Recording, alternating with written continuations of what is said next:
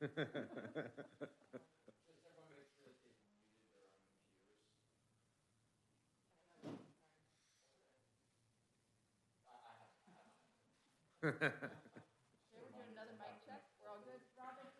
way too early for this.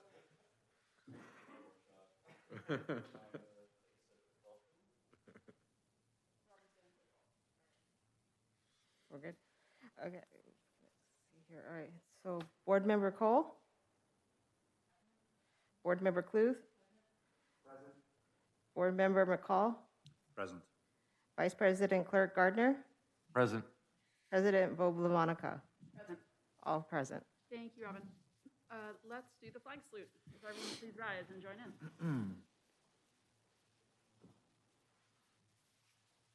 I pledge allegiance to the flag of the United States of America and to the republic for which it stands, one nation, under God, indivisible, with liberty and justice for all. Thank you, everyone. Moving on to approval of today's agenda, is there a motion? So moved. Thank you, sir. Is there a second? Second. Thank you, Jen. All in favor? Aye. Robin. Okay. All right, thank you.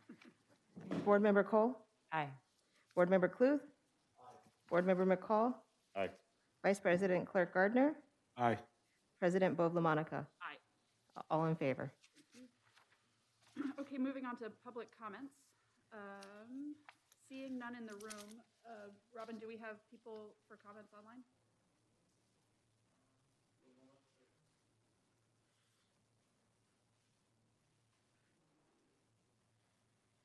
We do not have anyone in the waiting room for public comment. Excellent. Seeing no public comment, I will close and we will move on to the start of the agenda. Superintendent Johnson.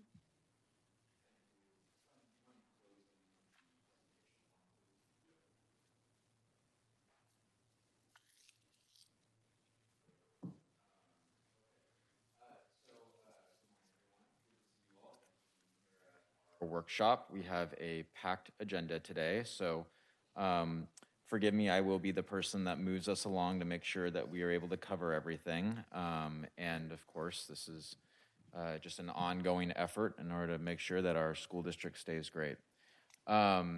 This morning, we have a very special guest.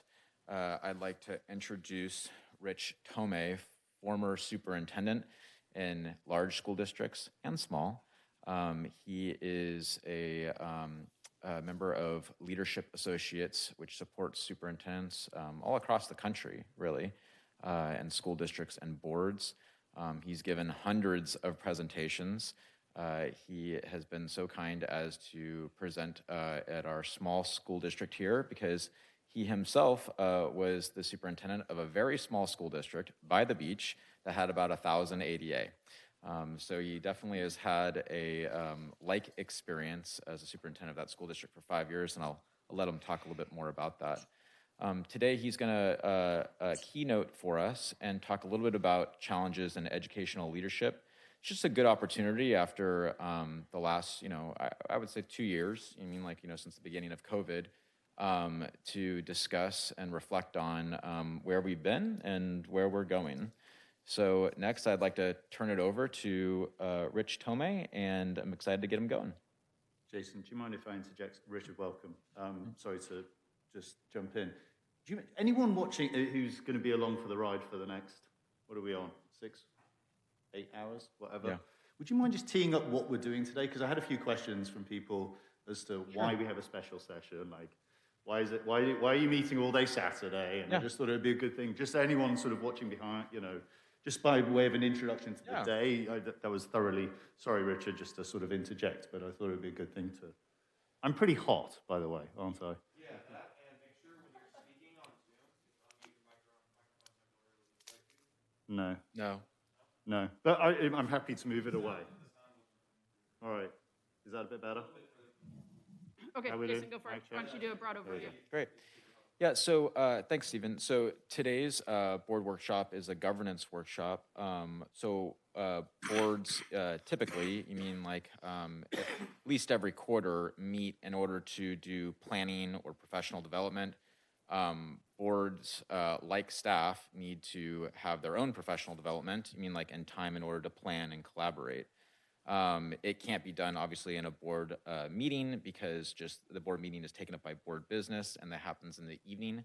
So they are typically on Saturdays, and it's an opportunity in order to do a few things. One, for this meeting, plan for governance. You mean like two is to do a governance review just to see, you mean like, if how the Board of Education is supervising over the school district is working and any changes that need to be made.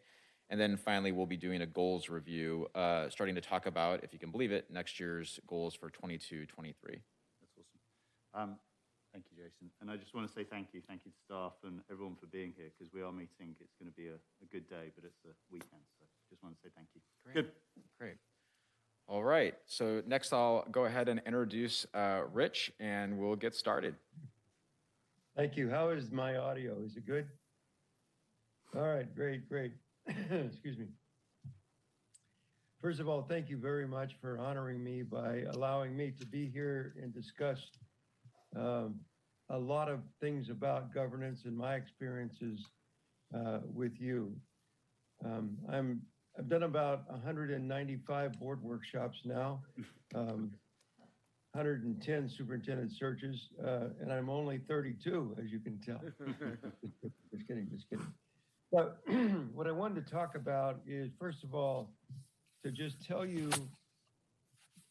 and it sounds like this was a setup, but it's not, how wonderful it is that you're taking your time for no money virtually to spend time planning for the future of the education of these children and the current education of the children. It's a noble venture, and you've entered into it, and you are just, to be thanked for that. And it's not like being a member of Congress where, you're always fighting about large political issues, but you have political issues, and you also have issues around education. That being said, just thank you for your service, because board members are among the holy grail, in my opinion. So to begin with, I'd like to talk a little bit about being in a small school district. And by the way, please stop me at any time to ask questions. The whole idea was just to be interactive. And ask questions. I was superintendent in several districts, but one of them was Cardiff School District down in San Diego County. Fortunate to be right by the beach like you are, and fortunate to have a small enough district where it was, you could know everyone, all the teachers, all the parents, all the PTA leaders, everyone. In my district, I had an interesting polarization of long-standing old Cardiff residents who had formed a quote-unquote town council, unofficial, and a whole new breed of people who bought their homes at a higher price and wanted to see kind of a modern, moving forward school system. The issues there were highly political because of the old versus the new. It was always a big challenge. And for me, the wonderfulness of being in a small district is you can know everyone. And the other side of it is that you're like in a fishbowl, because you have such a small school district that everybody knows who you are. These things you already know. So in this morning's hour or so that we have, I'd like to talk a little bit about my experience, a little bit about board members, and answer all of your questions, if you have any, about Brown Act, about Robert's Rules of Order, about conflict resolution, about all of the things that are important so that you maintain your quote-unquote teamness. Because, as you know, any one of you individually has no power in your district, but collectively, you have a lot of power. So you can move mountains. You can say, we're just going to do art education and that's it. Right? You can do whatever you want, really, as a school board, and Jason and his crew have to follow that. Excuse me, I caught a cold a couple days ago. It's not COVID, thank God. Anyway, I don't think it's transmittable over the internet, let's hope. So I already had COVID twice. I had it in March of 2020, and I had it about 3 months ago. No fun, no fun. And it kind of stays with your chest. It's an interesting thing, as people have told you. So the first thing I'd like to say is that when you're in a position like Jason's, in the position I was in, you find out early on that you have to be careful where you spend your alliance, right? Obviously, the board is the boss of Jason, the one person, and Jason is the boss of the other people. Although you approve employment agreements and, unfortunately, termination, all of the things that have to do with employees, but he is the boss of those employees. So it is so critical, so very critical, that you talk often, like you are today, about being a team, about your protocols, about how you agree to disagree on matters, because if you all had the same opinion, you wouldn't have to have a board. Just go ahead and let Jason run the place, right? But the idea of a governance team is that you bring your experience, your knowledge of the community, your educational background, your intelligence, and all that is critically important to a school district. You bring that to your leadership forum, if you will. And the other thing that I always mention to boards is that you're kind of like the Supreme Court, and that you don't want to weigh in on matters that are ultimately going to end up with you as an appellate body. So quite often I've seen with boards where they will get involved in a minor issue. Ultimately, it turns into a lawsuit. Ultimately, it turns into something more major. And then it ends up with you making the final decision. So you are like the Supreme Court in that regard. You make the final decisions. You make the final decisions about Jason's recommendations. So what's absolutely critical is that that governance body stays together. I don't know if you have polarized, and I assume you do, some interest groups that will, got to answer something really quickly. All right.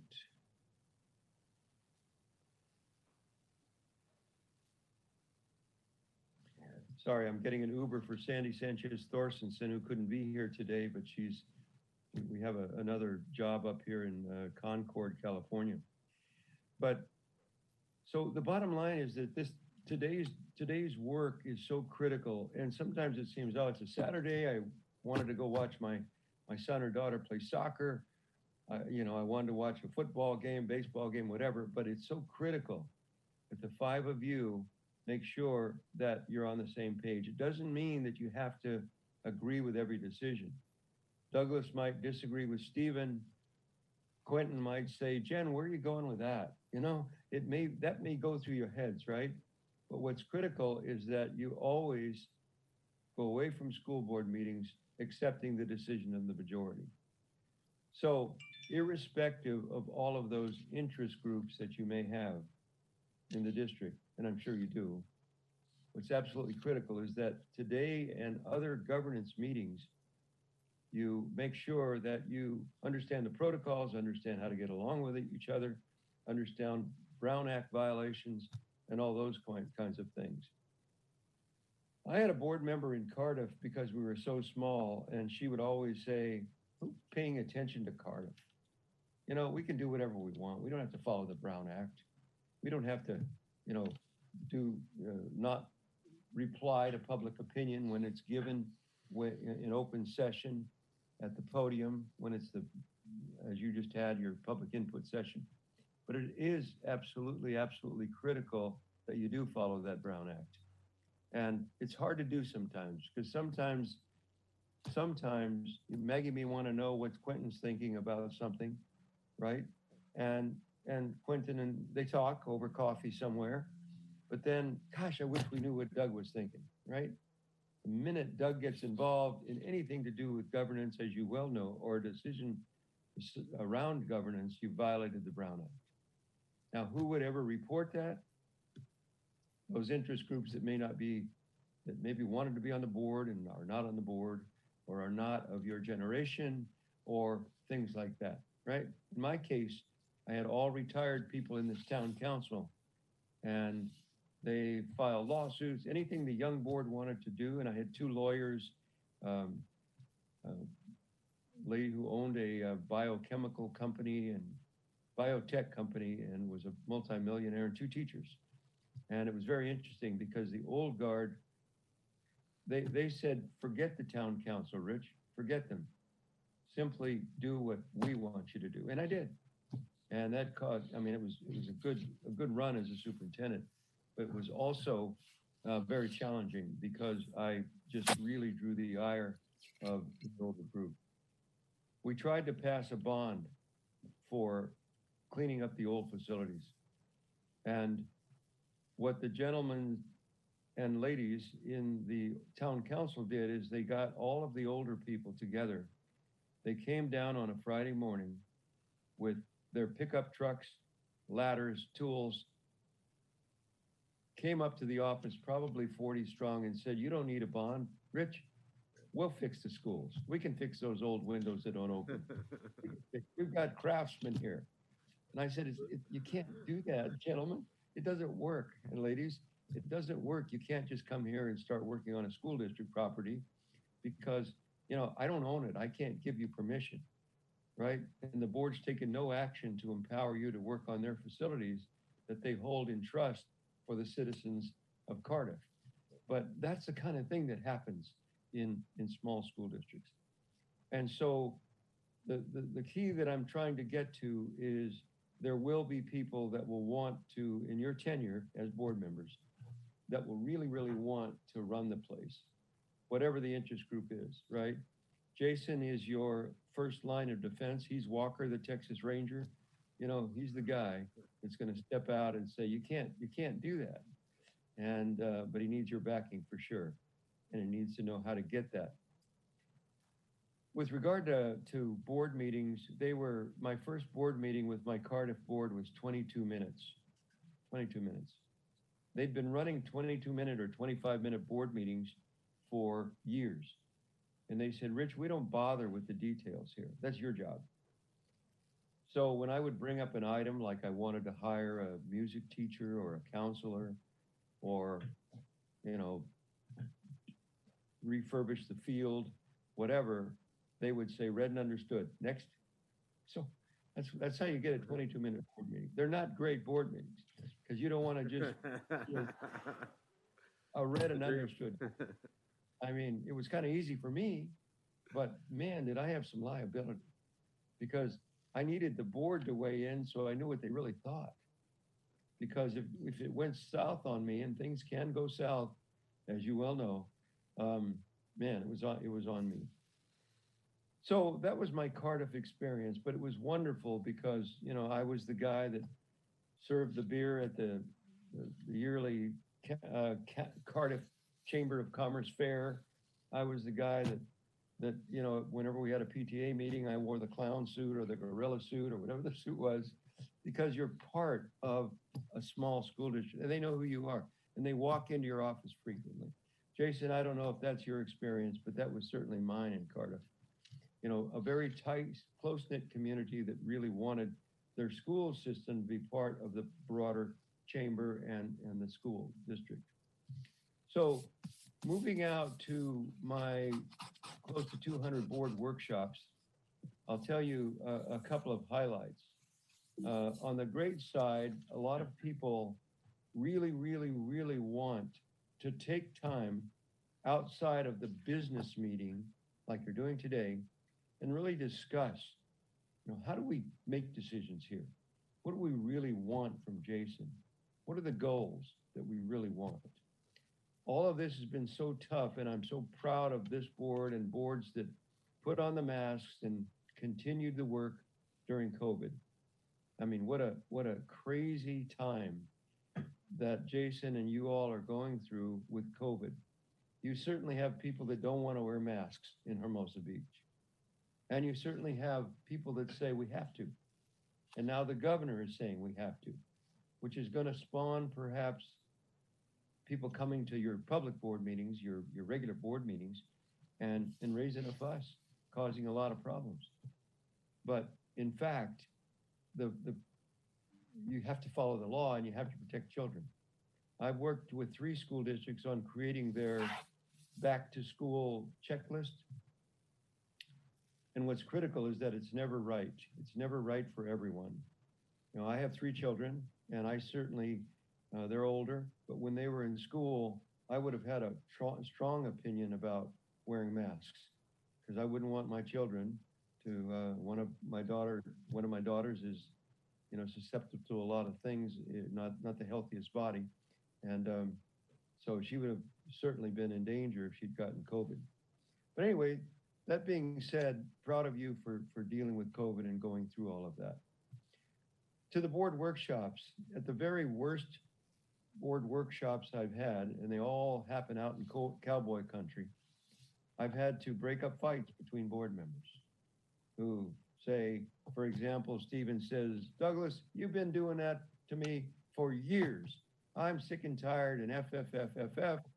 And then Douglas gets up and says, let's take this baby outside.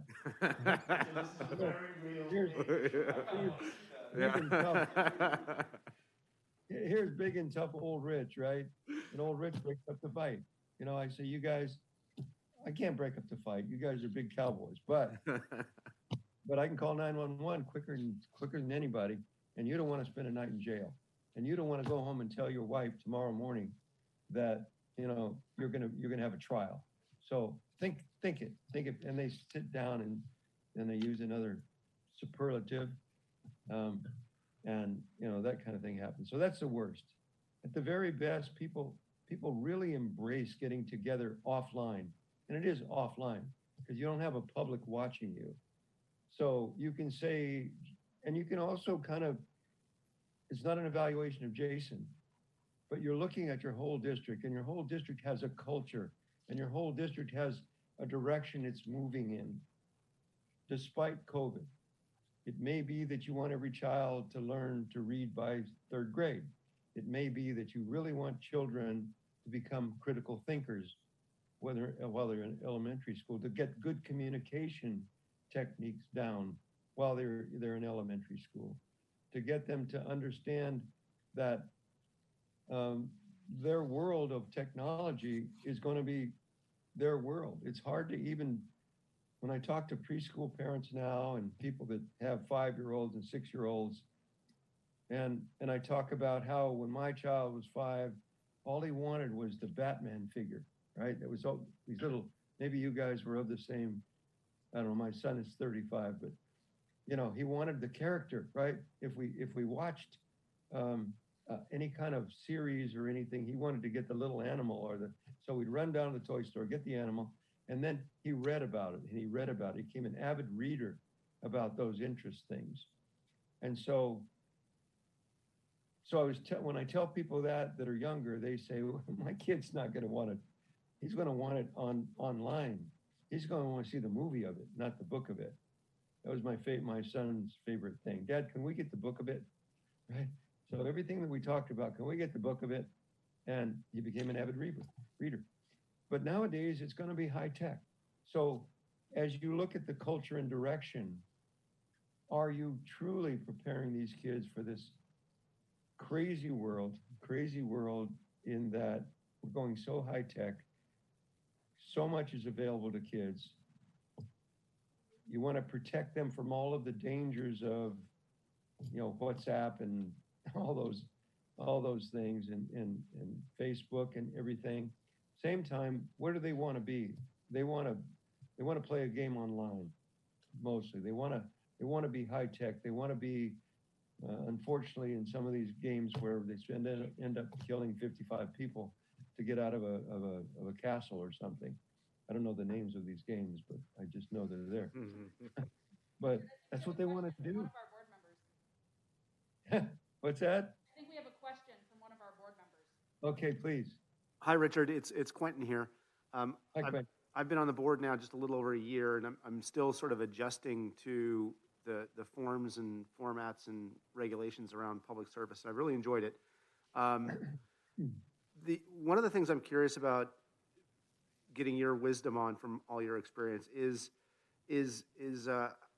whether you have advice or thoughts on kind of forms and formats of interacting. So in my life as a student, prior to working and then in a working career, it seems to me like it's very effective and useful to have different forms and formats of interacting. One-on-one conversations, small group conversations, large group conversations, sequencing those things differently depending on the outcomes you're trying to achieve. Whereas, the Brown Act constrains us to one form, one format. These board members that I work with here, I feel like I probably had more interaction with them before I was a board member than I do now because, I think at least as far as I know, everybody here is very respectful of the Brown Act and we're very careful about interacting outside of the public forums. But I do find that is constraining, and I understand the public interest in public communications and all that, but I'm just wondering if you have advice as an experienced super and longtime education person in, what advice would you give somebody who's used to having a lot more freedom in terms of how they interact with people, how they brainstorm, how they problem solve, as opposed to this environment where there's only one time, place, way, and forum to do that? Well, I'll tell you, that's the number one complaint of every board I've ever worked with, that it's so restricting. And my solution, I mean, obviously you may have ongoing 2x2s, which is fine, right? So two of you can meet at any time. You can meet with the superintendent. You can't use the superintendent as a conduit to get opinions about other people, from other people. But the 2x2s work. The other thing that I did a ton of was quick ad hoc meetings with key communicators on the board who could then either call a special board meeting about the issues or somehow allow Jason to put it in a newsletter or communicate what the issues are so people could weigh in. But that is a problem because three of you can't talk. And three of you could go down to Starbucks or whatever your coffee house is in Hermosa and talk about things before, right? Before you were board members, and now you can't. But don't let it limit you to not talk to each other. And there's a phrase in the Brown Act that says that what you cannot do is come to a collective decision as a threesome. And it's a big thing. I mean, the point being that if you don't come to some collective agreement on what you're going to do as a board, you're technically not violating the Brown Act, right? So what I know boards do, especially in small school districts, is they do talk.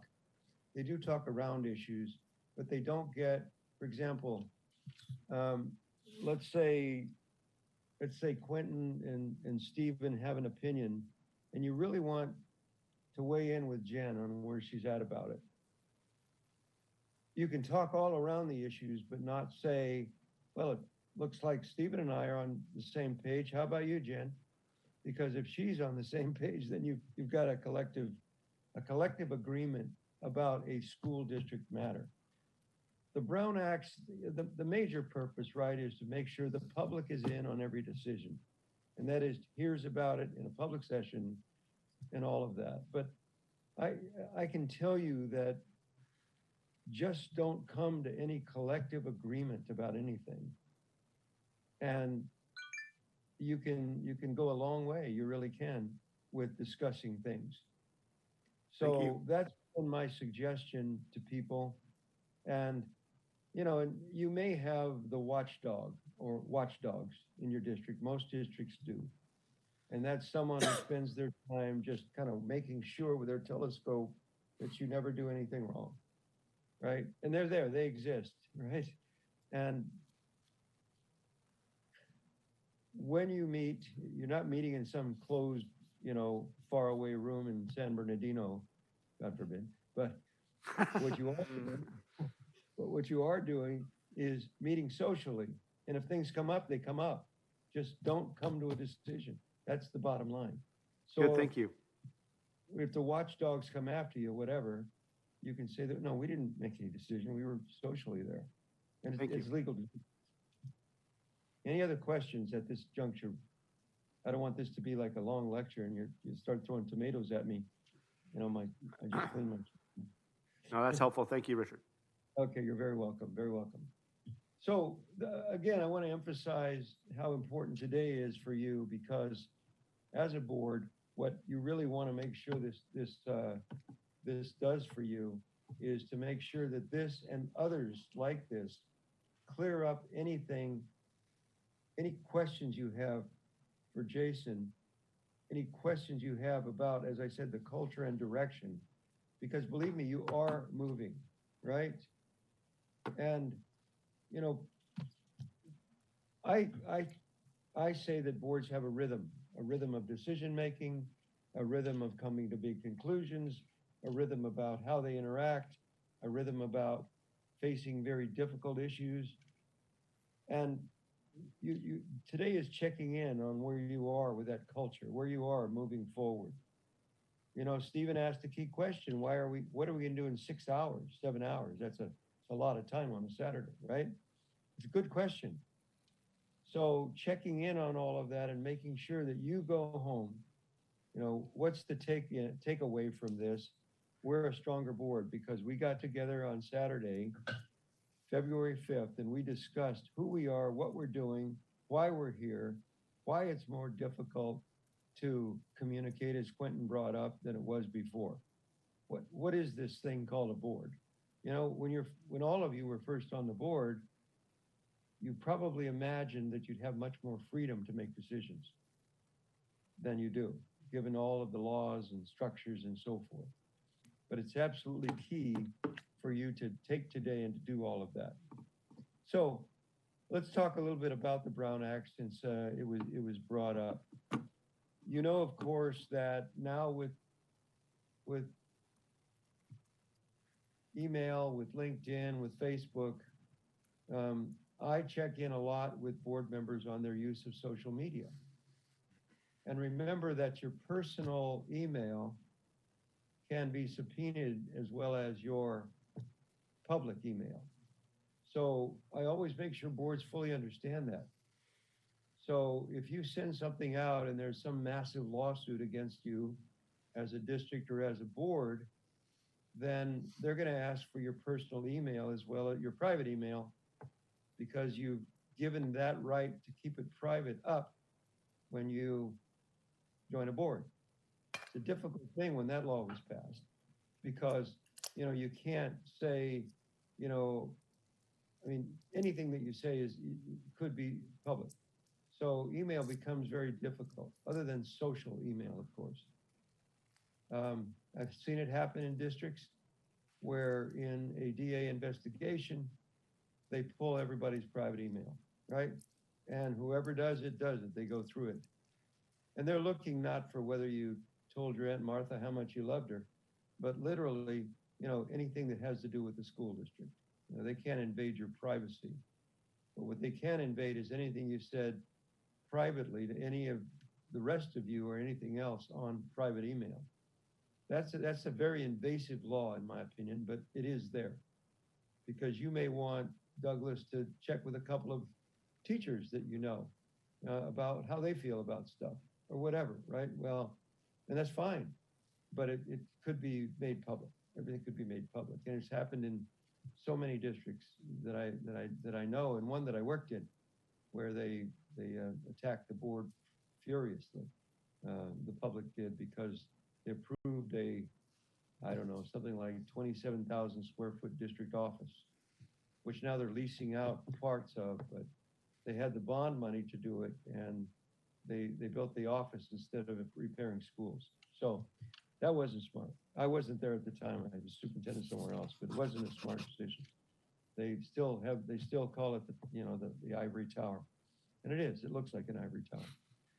I won't mention the district to protect the names and the reputations of those individuals. But point being about today again, check in with that rhythm, check in with all of that. And back to the Brown Act, check in with how you do the Brown Act. What you can and can't do, how far you can go, right? Because, the violations, when they do occur, do something as kind of a first step, very critical. They record your closed sessions. So imagine talking about how you really feel about a teacher not doing his or her job, and you're being recorded, right?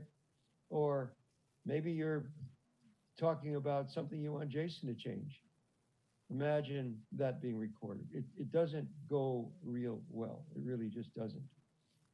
And so, the Brown Act is pretty simple.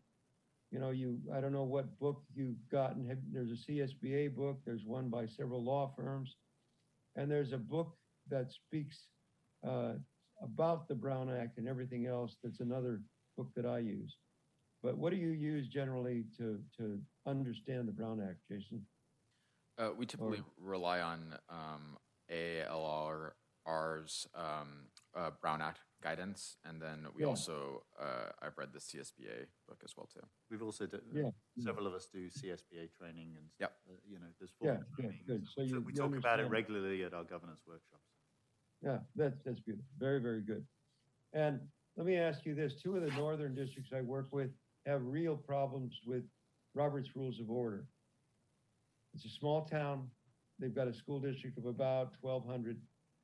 And what happens is, this is their neighbor that comes up to the podium, right? This is a friend, a fellow farmer, somebody they've done business with. Come up to the podium and say, I want to ask you board members in public session, non-agendized item. I want to ask you board members, how you really feel about us thinking about a new school, because it's going to cost us a lot of money. We really don't need a 300 student middle school. Why are we doing that, right? And let's say it's somebody that Jen knows really well, and he points to Jen and says, Jen, you and I exercise together. We go to bar, whatever you do, or Pilates, or we same cooking club, whatever you do, right? So I'm going to ask you to just be open, and you have to say, I can't comment. I mean, does that hurt when you're talking to a friend? It does. But that's what you have to do. A big mistake people do is speaking from the podium in that public input session, speaking about addressing an item, because the big rule there is that you don't have the other person's opinion. I have a question. You don't need to mute John. Go ahead, Jen. You're good, yeah. Did you have a question, Jen? When you're, what's your experience in how you... I can't. I think she's muted. Come a little closer to your microphone. Yeah, Jen, you're muted also on your computer. Can you hear me now? Yes, that's good. Okay, so what's your experience in how you kind of help the public understand that Robert's Rules of Order are in... I know we announce it every time before people come in to speak at a board meeting, but still, when the public comes, because people don't come as frequent, they don't come every single board meeting, so they don't get in the rhythm of what's a normal board meeting procedure. And I find that they often don't understand that the board can't respond, or that just how that this is like a board meeting, not a public interaction meeting. So. Yeah.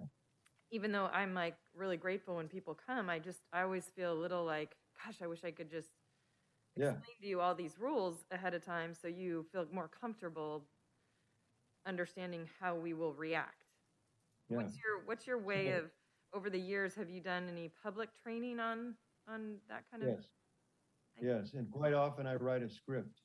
And remember that the board president can repeat that many times throughout the meeting, right? And you will do that for sure when there's a really contentious item on the agenda.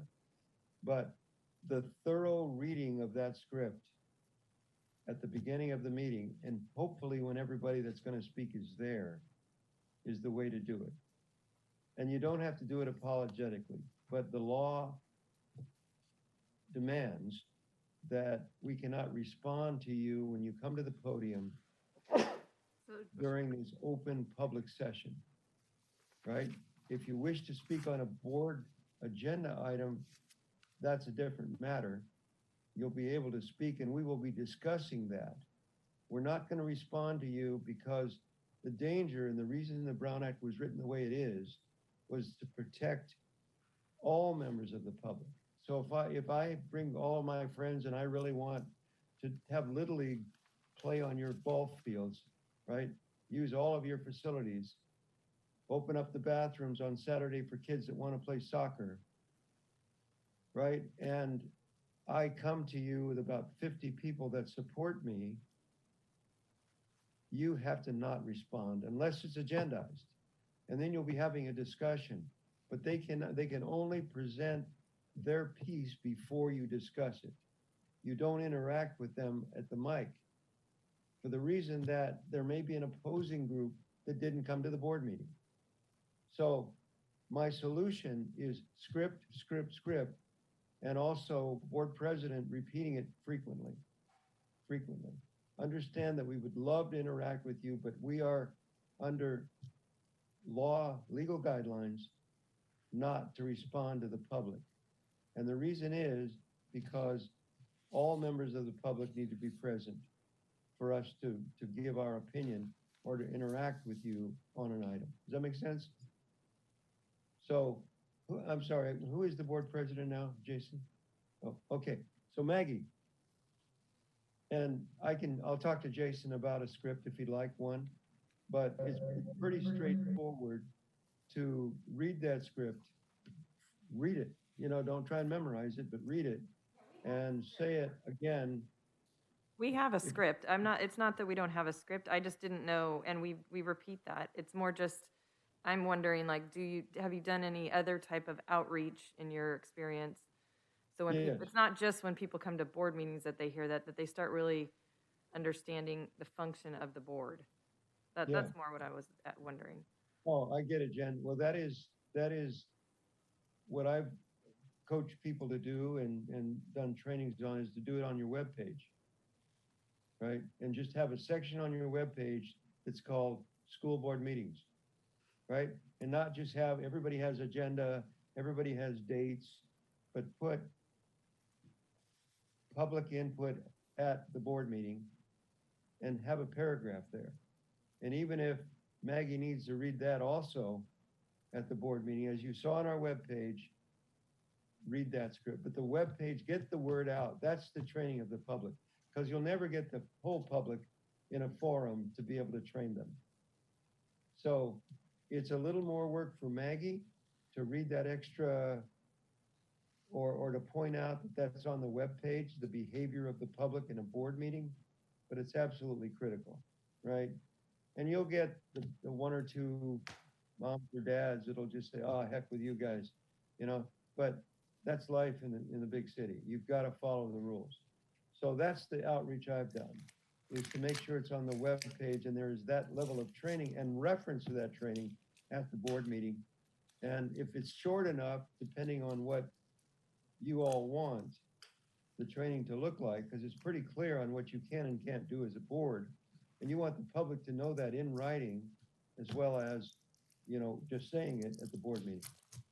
Because they don't know, father's been working, 80 hours a week. He wants to go down because his wife or vice versa is saying, you got to get down to that school board meeting and tell them they can't do that anymore. They can't demand this anymore. So he gets up to the podium. He doesn't know what you can and can't answer. So he's going to confront you and say, Maggie, can you tell the board to tell me what they think, please? all I want to know is how they feel about this issue of the dress code.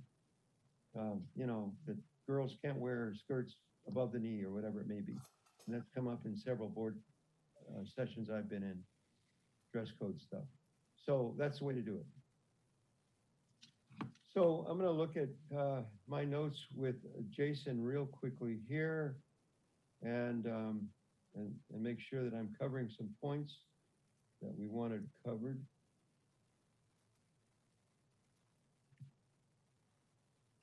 Yeah, the next one is, you know, you happen to get on the board at the craziest time in the world, right? And most boards didn't deal with COVID over time, right? Most boards didn't deal with declining enrollment. Most boards didn't deal with having to reframe the budget all the time because of the number of kids coming to school. To deal with all this surplus money from the federal government, what do we do with it? Do we put it away and have a larger contingency fund? Or do we hire more teachers? Or do we buy more technology? Most boards never had to deal with it. So now, you know, here comes this avalanche of money. It's not an avalanche in Hermosa Beach, but all this money. And then there's going to be a cliff in 2 years, as I'm sure you're aware, because the federal money won't be there.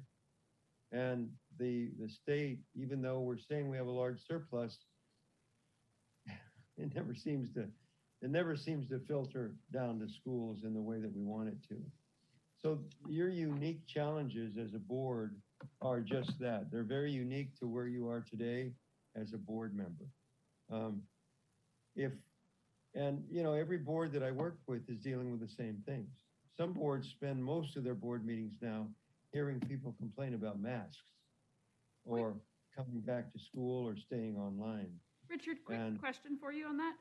Have you seen a best practice on respecting the public's right to participate and respecting the board's allocated time to do meetings, on putting set timeframes of, you know, we're doing 30 minutes or 45 minutes in public comment, and then at that point we're closing public comment? Have you seen that be a good practice, or is that excellent practice? Do you have a clock, a big clock that they can see? We time public comments, like people have an allocated time to speak, but on the overall agenda setting, we don't normally put time limits on things. And so I'm curious if allocating time limits off of agenda items would be a good practice. Yeah, I've seen some great practices, and you want to make sure that the public understands that. And for yourselves, you know, I really advocate having a clock right there in front of the board president, right? Maybe one that's as big as a laptop that they can see from the audience. And, you know, it's a one where if you have 3 minutes per public speaker and 20 minutes for the item, you hit the clock. And then they get the message. They get the message that you're timing them. If it's unofficial, you know, if you tell me, Rich, you have 2 minutes to answer this question, and I don't have a clock, I'm going to kind of guess. Right? And the guesses are always longer than you want them to speak. So I think that's one way to do it. And it's really the board president that needs to enforce that. Or who is the clerk this year on the board? Douglas. Good. Yeah, so then Douglas needs to be the enforcer and say, thank you, your time is up. I mean, I have to do that when we're doing interviews all the time. We limit people to 5 minutes per question, and I have to say, you know, thank you, Dr. Smith, but your 5 minutes on that question is up. It's not rude when they realize that's the way the game is played. I see Stephen has his hand up. Stephen, did you want to make a comment? I was just going to make a comment, and Jason, keep me straight on this one, because our board policy is actually 20 minutes per subject, which is only which is just over 6, you know, 6 or 7, whatever the math. Now, on our last meeting, we had far more than that. You know, but we didn't enforce it. We didn't sort of restrict it.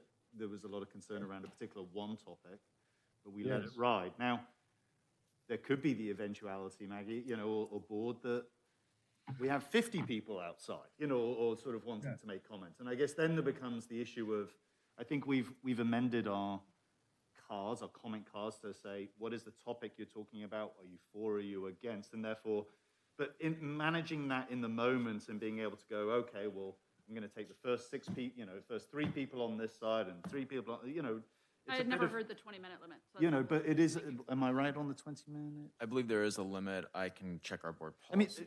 technically in our board policies, but Yeah, no, I we guess got my it. point is we've not enforced that as a board. We've always just let it run and go. But I think it does, it does call into question, should there be an eventuality where things are extreme in the public comment? How do we manage that and be judicious, or do we listen to it all? I mean, there's certainly, I'm aware of other boards that have, sat through the night in order to listen to every public comment. So but I just wanted to mention that in terms of our board policies. Well, I think that's absolutely critical, Stephen, and my suggestion would be that, first of all, you realize, and every board needs to realize, this is not a public board meeting, it's a meeting of the board in public. And if you had a corporate, whatever you do for a living, and you have a topic, and you say, on the budget, we're gonna spend 20 minutes on the budget, 15 minutes on new personnel, sales, 30 minutes, whatever it may be, right? You hold to that mostly. In a public board meeting, it's really important that you realize that you're giving them the privilege of participating. You set the guidelines. So Maggie should say on public session, we'll be allowing input on this subject for 20 minutes. Each speaker is limited to 3 minutes, or whatever you allow, let's say 3. And we want to let you know that if you have something that's already been said, please just let us know. Raise your hand from wherever you are when your name is called and say, Joe has already said what I was going to say, or whatever. Because quite often they're repetitive. As Stephen said, they're the yes or the no. I want Little League to play on the fields, or I don't want Little League to mess up our fields so they're good for the kids in school. And so that alleviates the repetitiveness. But, it's like with children. If you say you do that one more time and you're going to your room, and little Mickey does it one more time and nobody sends him to his room, what does Mickey learn? It's not really a rule. He doesn't enforce it. So anything that you don't enforce becomes, it's either, if it's not mandatory, it's optional, right? So I have a question about that. Please. You Am I just muted? leave them on. No, Hello? just leave your, Is it on? you just leave your mic on. Yeah, it's just I'd probably have to look at more data on this, but I am not sure I agree with that rule, the 20-minute rule. Yeah. I'm just not sure that's how I'd like to govern. So I appreciate what you're saying, and I understand that is potentially our board bylaw, but I'm just not sure I agree with it, so. Yeah. What would you suggest, if I may, instead? Jen? I just think that it becomes, this is just personally how I interact, is that people come, it's such a big deal to even come and sit and speak in front of a board in our Yeah. community, that I just want to honor that they come, and I want to hear it. So Yeah. I'm not interested in shutting them down. I think people want to get something off their chest, and I think if you shut them down, it brews and the problem becomes bigger, and I think that's systemic in our government, personally, like at a larger scale. So I'm not sure I'm interested in that. Well, Yeah. just to clarify, the board has never, in my time on the board, we've never enforced it. I'm just saying it's a policy, so I'm just I saying. agree. I'm just like, I'm not sure I want to exactly. starting enforcing it No, now. So that's why I'm just like, I agree. I'm just encouraging Richard to know, like, that may be something we as a board may not want to do, but I understand what his point is, but I'm not wanting to Yeah. dwell on Yeah. that subject today. It's really the board's decision. I'm just saying, if you're going to do it, enforce it. Got it. If you're not going to do it, let it go. Got it. I really think that if board members need to be making key decisions at 11 p.m. Or 11:30, it gets really discouraging for board members, and that's why people typically have that 20-minute rule that's in your bylaws. Yep. But yeah, you can. I would suggest you change your bylaws whenever you can, maybe you'll discuss it later when I'm not here, but you know, you don't have to do that. But if you do that, just, you know, make sure that you limit it. You know, there are people that are going for 3 hours now on masks. 3 hours on wearing masks or not wearing masks. You know, I know that you are a tightly knit, strong board. You've done great work. You know, your reputation is awesome. You know, I know folks from that region and the former superintendents, 2 of them, and they really respect and appreciate this governance team. And you're going to get a lot done because you tend to be cohesive and make these decisions. So on this one, excuse me, I encourage you to do whatever feels comfortable. Just make sure that you're all in agreement so that if it goes 2 hours, everybody's cool with that. That's all I'm saying. Good. So let me ask you, let me open it up now. We've been an hour here to any other questions that you may have at this time. Anything about governance, anything about conflict resolution, anything like that? Yes, please, Stephen. Well, Richard, first of all, thank you. I really appreciate it. It's an interesting one. When you come onto the, you know, we say this as we have a tagline, the best little beach city, but we also we have a very uniqueness to our city and our community. And whenever you go to CSBA or you go to sort of places, and you're always going, well, who are my like-minded leaders and administrators who I can sort of bounce ideas off or get input from? And it's sort of, it's thank you, Jason, for finding Richard, and sort of, it's great to know that you've got sort of very similar in terms of a small elementary-based school district. So that's first of all great. Just to pick you up on 2 things in case anyone's watching and clarifying. You mentioned no money virtually. I just want you to know that as a board, no money absolutely. That's one thing. I just to be clear. And also budget. I just want you to be mindful that there has been no avalanche of money. The way that LCFF funding is working, and as one of the lowest funded and absolute lowest in LA district.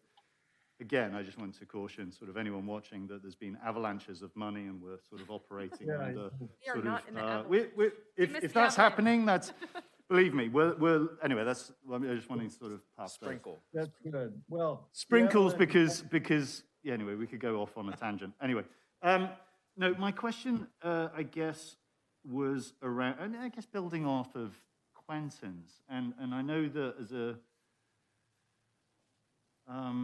you know, engaging our community, particularly a small community and one in modern times, I think I just always refer back to that there's probably a great part of our community that are just super busy.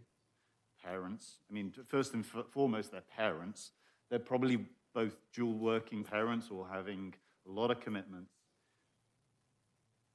There's a lot of stresses to living, you know, in today's modern world, let alone everything else we've had to deal with, both with distance learning and COVID and all the rest of it. There's just a lot of stresses. We as a district have had a lot of, you know, there's been changes and sort of things have happened just because going through the last couple of years. And it's been hard. And I think that, you know, we'll even as a board be picking up on this later today. We survey our parents and our stakeholders, and we ask them, you know, what are the things you like about our district? What are the things that you think we could improve or talk about? And one of the things we'll sort of pick up on is a survey where our stakeholders were saying, hey, I'm kind of overwhelmed. Like the communication isn't always, you know, like I get a newsletter from the PTO, I get an email from the, you know, the district, I get this administration, my teachers, like, it's hard. It's hard being a parent, but there's also stakeholders and managing the message to our respective community. Okay, that was a long preamble to how do you think in a small beach community are effective ways to communicate and engage, particularly with so much going on? Well, I think you hit the right points there, and critically for the parents, your real stakeholders that take their children to school every day, right? Or put them on the bus if you have busing. I'm not sure about that, but they have to be communicated with frequently and look to one form of communication. Many districts use Parent Square. I don't know if you have that, but it's an online program, and you may have an online program. So if I had children in school, I would look to that to get frequent and informative bulletins about what's going on, so that I'm not a mystery. So I don't have, have to call the school and say, is school open or not open? Are we virtually, or are we coming to school with masks? What's the story? And so I think it is that communication, and the big thing to me, successful boards and superintendents communicate, and communicate more, because you're running a school as a principal, you're running a school system as a superintendent, but you can never forget that your clients are the ones that make your system run. So private schools, in most cases, do it very well. Private schools communicate, and communicate more. Public schools, and I'm sure you're not like that, but tend to be so mired in state requirements. Teachers have to teach the standards of the state. Your budgeting is from the state, all of those kinds of things. The challenge becomes that parents are kind of left out of the communication loop. So that's number one. So my recommendation is to have an ongoing communique of some type to parents, that parents know it's there daily or every couple of days. They can look at it, and not wait for the principal's newsletter every couple of weeks. It really be up to speed with what's going on. Now, obviously the web page, if you get everybody on the web page and open up the Hermosa Beach web page every day, you could just post things there, which would be excellent. But not everybody, as you said, they're getting up, they're having their breakfast, getting in the car and going to work. And you don't have time to sit and start up your computer, go to the web page and all that. But if you target a communique that they know is there every day, that's the best possible way I've seen. Districts are very happy with this Parent Square. Doesn't have to be Parent Square, that's a company. But the idea that there's a newsletter and everything you need to tell people gets into that newsletter is clearly the way to do it. In terms of communication with teachers, sometimes we forget about them, we leave them out. Everything needs to be CC'd to the teachers so they understand what's going on. Embarrassing as heck if a parent walks in and says, hey, I saw in the newsletter that tomorrow we're going to have Piñata Day or something, right? And the parent tells the teacher, because they assume that everybody in the company, if you will, in the district knows what's going on. So do you have that now, or what do you have now? Yes, we have several modes of communication between the district and stakeholders. We have newsletters by principals, we have newsletters by the superintendent, and an updated website in addition to text and call-out features as well. But just to layer on that, we'll get into this later, I guess. Then you've got PTO, but with a surf report, you have HBF with a newsletter, you have, so it's just, there's a lot. That's maybe a factor of there's a lot going on. And also I credit, Maggie, is opening up, just a forum to be able to chat in a park and sort of reach out and sort of in person, wherever else on a sort of, as a president reaching out to the community and sort of meeting sort of offline, as it were. So, I think we do our very best. I know superintendent sort of offers video updates. We do, we sort of put out our communication in as succinct a forum, I think, about our board meetings and key topics and, all these things. So I guess there's just a lot going on in the world. And, I think it was just, how you sort of do this, but then also manage the message. I think that one of the challenges has been, too, is that in the month of January, there was a deluge of communication related to COVID, which included testing and the positive COVID cases, which were going out regularly, which we did actually end up slowing down just because of the number of cases. So it has been a heavy communication month as well. I echo, though, what Stephen is saying. I mean, when I wear my parent hat, I feel like between the room moms, PTO, HBEF, the principals, the teachers, the administration, the board, it's really hard to keep up with it all, and it feels like an avalanche. I generally, in principle, agree with the idea of sort of, more communication is better, but I think there is actually a point where more communication is too much, and we need to think about that. I'm not sure we're in that state. I'm just saying, I think in theory it's possible to get to too much communication, and sometimes I feel like I'm already there. Yeah. But if I could flip it around for a second from outbound communication to inbound communication, I'm curious, Richard, for your thoughts on on how and if a district ought to be trying to manage the inbound communication at all. Because as a parent, I hear a lot of things, whether I'm walking my kids to school or talking on the cul-de-sac with my neighbors. There's Facebook forums, and then there's public comment. And I find, depending on which of those forums you're in, you get a very, very different perspective on where the community is at. And I've been concerned of late, I've been concerned of late that the public communications at our board meetings is a very particular and not very representative slice of the community. And I worry that could, influence public perceptions about what matters and what the school district is doing or what the school district is worried about. I worry it could even, through repetition, influence board members into being, more sensitive to or more reactive to, loud minorities than to sort of a quieter majority. And I'm wondering whether you think there's any value or mechanisms for a board and a district to ensure a more representative slice of input to be coming in, whether it's at public comments or through other forums.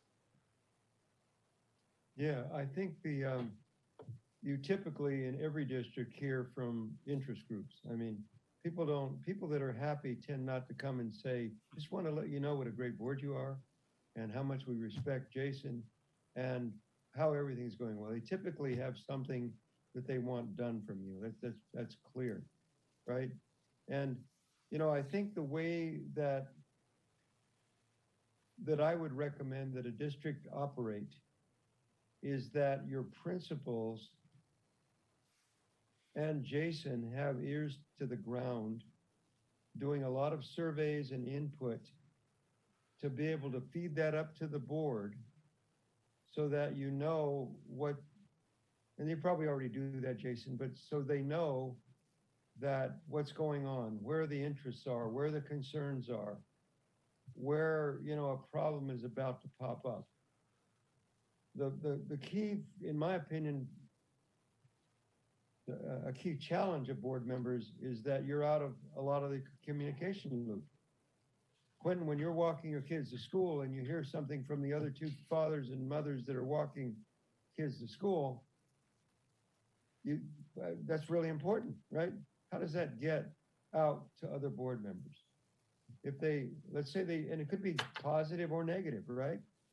So the key is that each principal in his or her own little community, and Jason generally, and this is what I had to do. I met with my principals every day just to make sure I knew what was going on, where the concerns were, whether they felt one teacher was getting too close to students, whether they thought one teacher was disciplining too hard, whatever it was, those principals told me we all met at the district office before they went to work every day. I'm not suggesting that, Jason, but certainly now with this kind of communication level, maybe a Zoom, not every day maybe, but what's going on out there at the school? What are you hearing? What is the PTA president walking in and telling you? So then the board, and then you communicate that with the board, because you can communicate anything. They don't have to have any collective agreement on it. It's informational. And then they stay in the loop that way, right? Because there are things that go on, and, you know, one or two people getting together and saying, don't you wish Hermosa did what Santa Monica Malibu's doing with regard to X, right? Then that spreads to a third person, then a fourth, then a fifth. And then people start to say, yeah, we got a real problem here. We're lacking something that Santa Monica Malibu has. We need it. But if the principal says, hey, talk on the street here, is that, you know, we need more crossing guards, or we need to make sure that teachers don't walk out in the street and try to direct traffic, whatever it may be, those issues come up in a small. And those issues that, excuse me, that come up for those parents need to be communicated with the board. I'll tell you, in Cardiff, my biggest issue, we got all these homes on the hillside, right? And we had tall trees. Biggest issue was, you're blocking our view. I told Jason the whole story, but I had more inputs about, well, the bond was a major challenge, right? And, you know, the headline said, Thome wants a blank check, because the press was owned by the older people, and the young people. The board was so offended by that, because, yeah, they wanted a bond, but not for a blank check. We want to improve facilities. But the biggest challenge was the trees. And I let the board know every time I got a complaint. I said, another complaint came from X neighborhood that we're blocking their view, right? We've already, whatever you call it, lacing the trees. Their view's enhanced, but they're too tall. They want the trees gone, because they paid X amount of dollars for their home, and they want the view that they bought, and the trees are covering it up. So the idea that that talk should get to the board is really, really important. So I'll say that the best means I can think of, and I've seen happen, is that even it may not seem important enough for the board to consider, it's informational for you. I've got a small group that's building a coalition to come to the board meeting around crossing guards, around discipline at the school, around school lunches, whatever the issues may be. Then you're aware, when it comes to the board, you're kind of getting the talk from the sidewalk that Quentin's getting, that you need to get. That would be my, and, you know, back to communication. Sometimes there is too much communication, right? Sometimes, I mean, let's face it, as a parent, you may get communication from the teacher, from the principal, from the district office. You got to read the newsletter of the principal. You're looking at anything from Jason, and you're reading the newspaper about what's going on. Last thing you want to know as a parent is that you had to read it in the newspaper, that you weren't apprised of it. Because one of your friends is going to say, you know, hey, Stephen, I heard that you guys are going to, because it was in the paper, and Stephen didn't know about it. I heard that a group of parents are going to storm the district office around X teacher, who they think is looking at kids the wrong way, whatever it may be. But that needs to be, you need to know that small talk as well as the big talk. I call it small talk and big talk. It's all big talk. Thanks, Richard. For our team here, I think we have time for one more question before our time with Richard is up, unless there's another agenda item, Richard, that you want to hit on. No, that's great. I just want to ask you, you know, make sure that in today's session, you think about what you wanted to accomplish when you got on the board. In other words, I'm, you know, CBS, it's a newscast, and I come up to Douglas. Douglas, can you tell us why you got on the school board? And Douglas says, I got on the board because I wanted to improve reading. I got on the board because I wanted more parent input. So would you please discuss that among each other, why you got on the board, and then now that you're on the board, whether you're getting to do any of that, any of what you got on the board for, right? I want to improve, you know, open, like Jen mentioned, openness to the public, to make sure that the board knows, that the community knows that we really want to hear what they have to say in detail, right? And is that happening? And as she said, she doesn't want to limit public input because one of the things she wanted to do was to allow the public to participate. Is that correct, Jen? Somewhat. Anyway, one of the things you wanted to get done.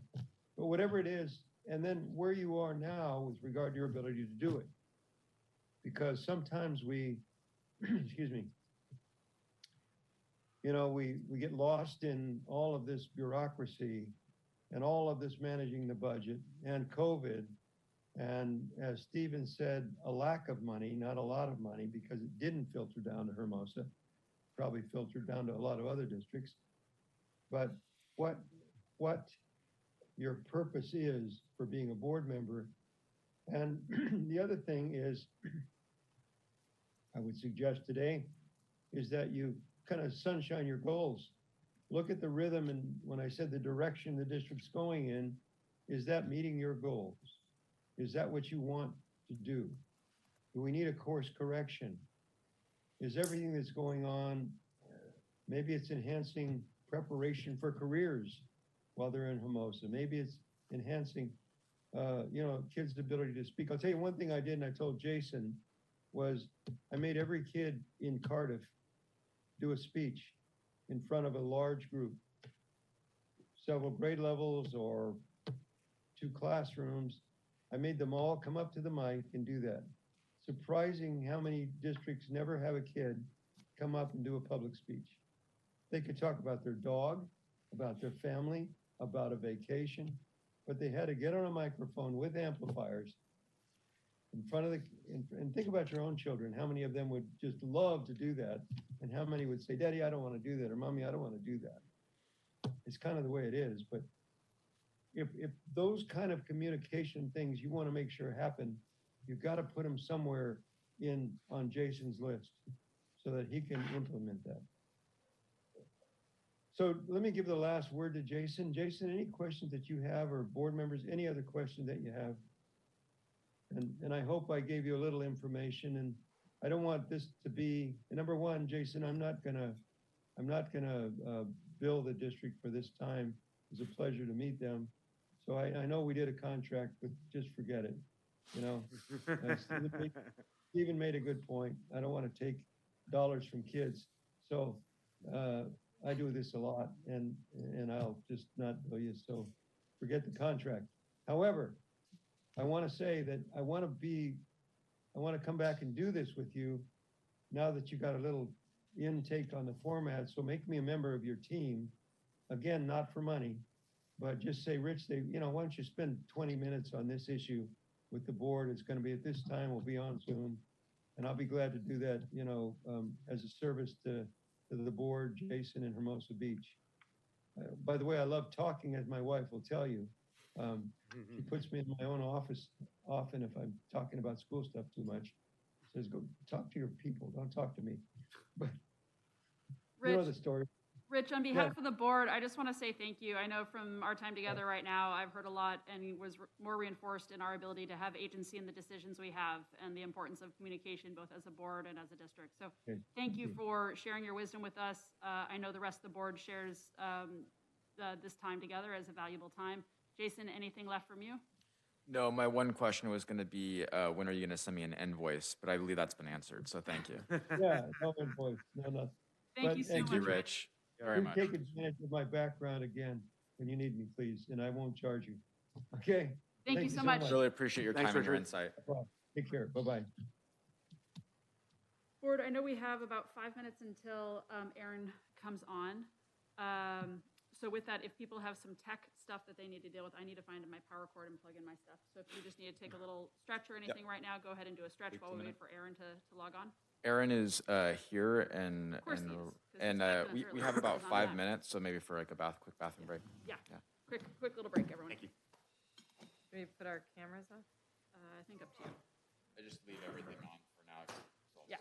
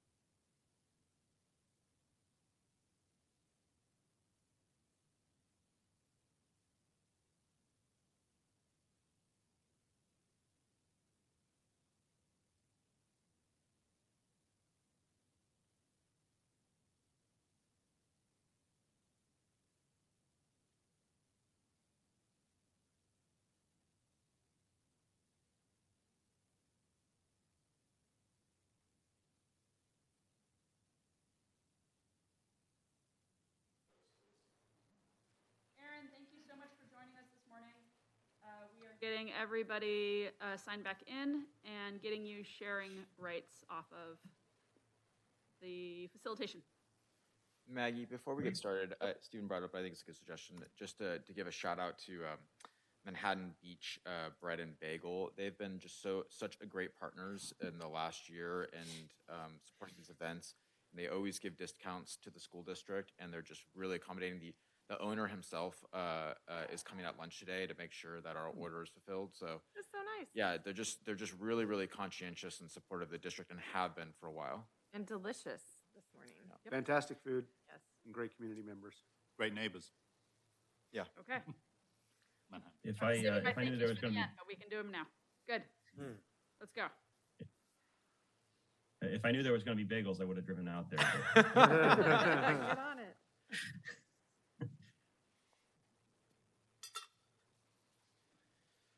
All right. So next up, we have the great Aaron O'Donnell. He is one of our attorneys through AALRR. Aaron joined us at our last workshop in order to discuss governance, and he's here back again in order to discuss legal relationships between the board and various other stakeholders, including the superintendent and the public. I'm now going to turn it over to Aaron. And Aaron, thanks again for being with us here on a Saturday. Okay, great. Thanks very much, Jason. Good morning to all of the board members. And thank you very much for the invitation to be here with you this morning. In thinking a little bit about, what we might cover this morning, Jason and I talked a little bit, and what I would propose is sort of a, perhaps more of a free-form discussion. I'm not going to, put a bunch of slides up and try to get through a bunch of slides today. I think perhaps, in this kind of an informal setting where there, Jason, where there isn't, an immediate legal issue sort of, breathing down our necks, so to speak, it provides an opportunity just to kind of talk more, in a more open-ended manner about some just sort of themes that I think might be of interest. And certainly, just to, I can take any questions as well. There are a few different areas that Jason asked me to touch on, and we can certainly touch on any other areas as well, depending on board member questions. Jason, I can certainly kind of tee it up based on the points that you and I had discussed, or do you want to introduce particular themes or issues here? What's your preference? Great question. No, Aaron, just to share, just prior, we just had a governance session with Richard Tomei, who talked about, we talked about some public input at board meetings, as well as communication between public and the board, as well as communication between the board itself. So there was just so you have some context of the discussion the board just came out of, that helps to launch forward. But no, I think that you can go ahead and dive right in. The board's in a good place right now to hear this conversation. Okay, that's great. Well, I guess sort of, the general themes that I would touch on here are, the relationship between the board and the superintendent, and sort of, from a legal, and operational standpoint, what is the role of the board? What is the role of the superintendent? Also, specifically, I want to talk a little bit about the relationship between the board and legal counsel. That's a question that comes up sometimes. Sometimes, the question that we get from clients sometimes as well, who does the lawyer really represent? Does the lawyer represent, the superintendent, or does the lawyer represent, quote unquote, us?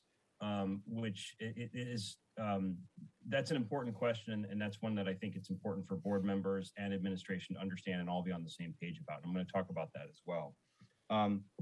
And also, and it sounds like, there's already been some discussion of this, but we can certainly, talk about any related issues, from a legal standpoint, or just kind of continue the discussion. The relationship between the board and the public when it comes to, public input, public transparency, and the like. That's, of course, a very important aspect of the board's relationship with the community. When it comes to, just to go back to the first point, the relationship between the board and the superintendent. Of course, I think the basic concept here is one that's pretty familiar, and it's pretty well. It's pretty fundamental to our system of government generally. Like the board is in an oversight role. The superintendent is in essentially an executive capacity. I mean, it's not unlike the separation of powers principles that we see in other parts of our government. But as a general proposition, I think it's fair to say that the role of the board is to set policy, to exercise oversight, to set the general direction of the district, and of course to represent the public as well. You are all elected officials. You all represent the community. The community looks to you to be responsive to its concerns and its needs. And of course, that's what all of you do.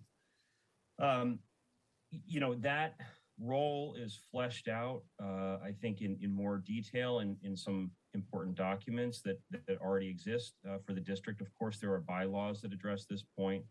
You have some pretty thorough bylaws, a lot of which follow the typical CSBA bylaws on the role of the board and the role of in representing the community and setting the direction of the district. And there are also bylaws regarding the role and the authority of the superintendent.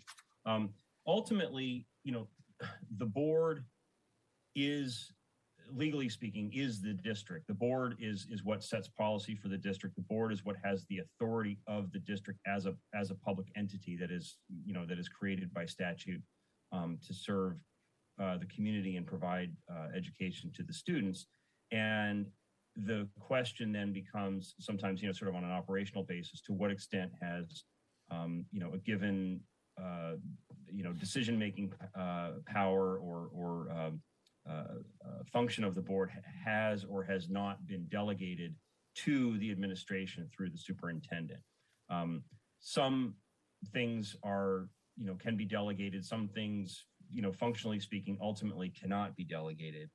For example, approval of contracts.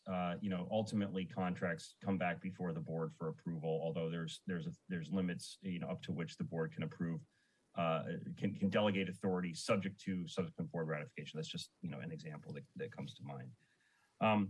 I think, from a general, standpoint, the responsibility of the board is, as I said, to represent the constituency, to represent the community.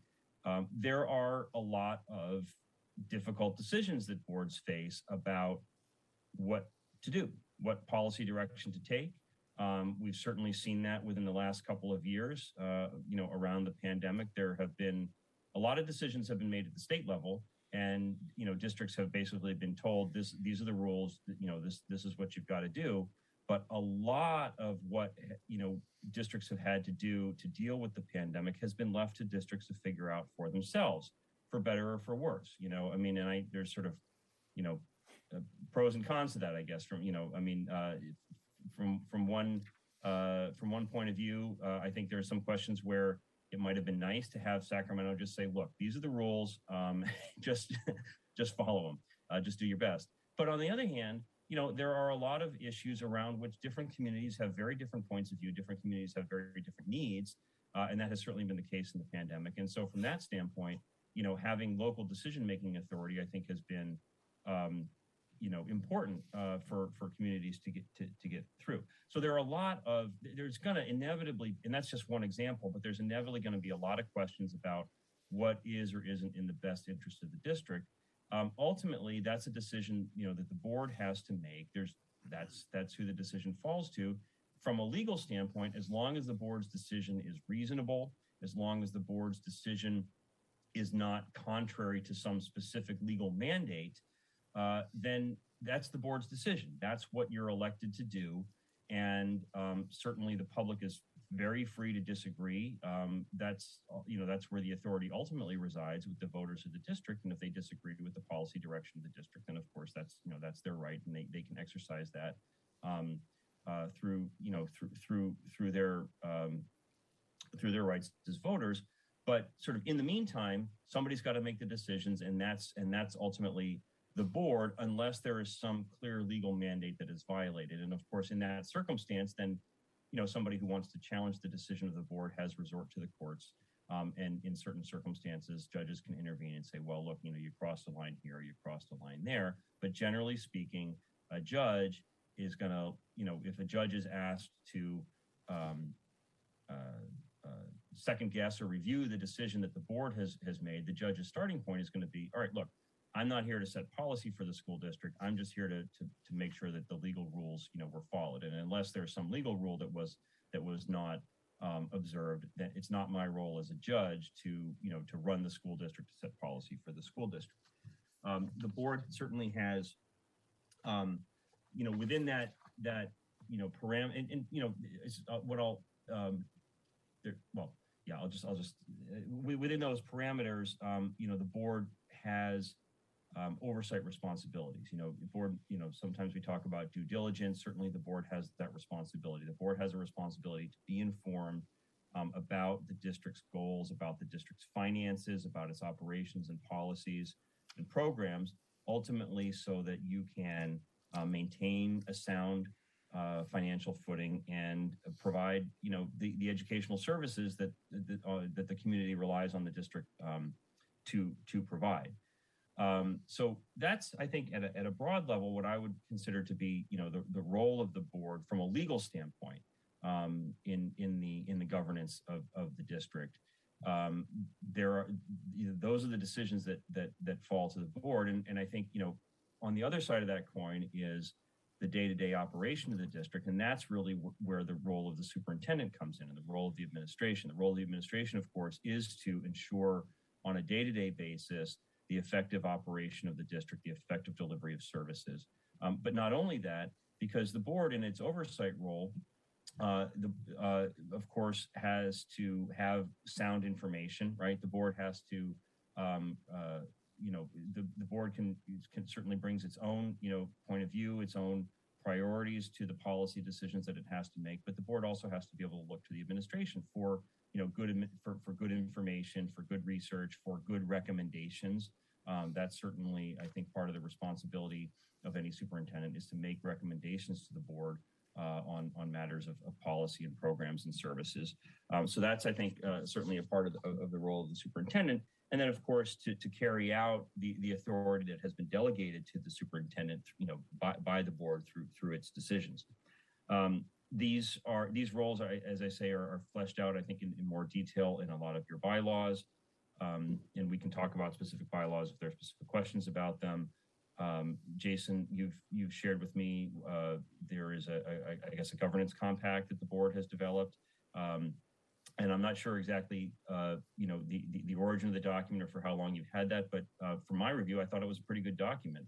I thought it was a pretty good description of, kind of what the role of the board is, vis-a-vis one another and vis-a-vis the superintendent.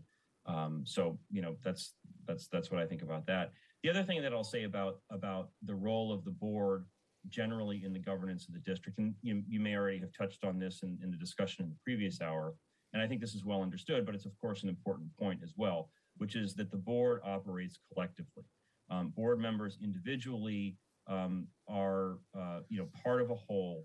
Board members individually don't have authority to make decisions for the district or authority to give direction to district staff. The board exercises that function collectively as a deliberative body. The board can decide to delegate certain authority.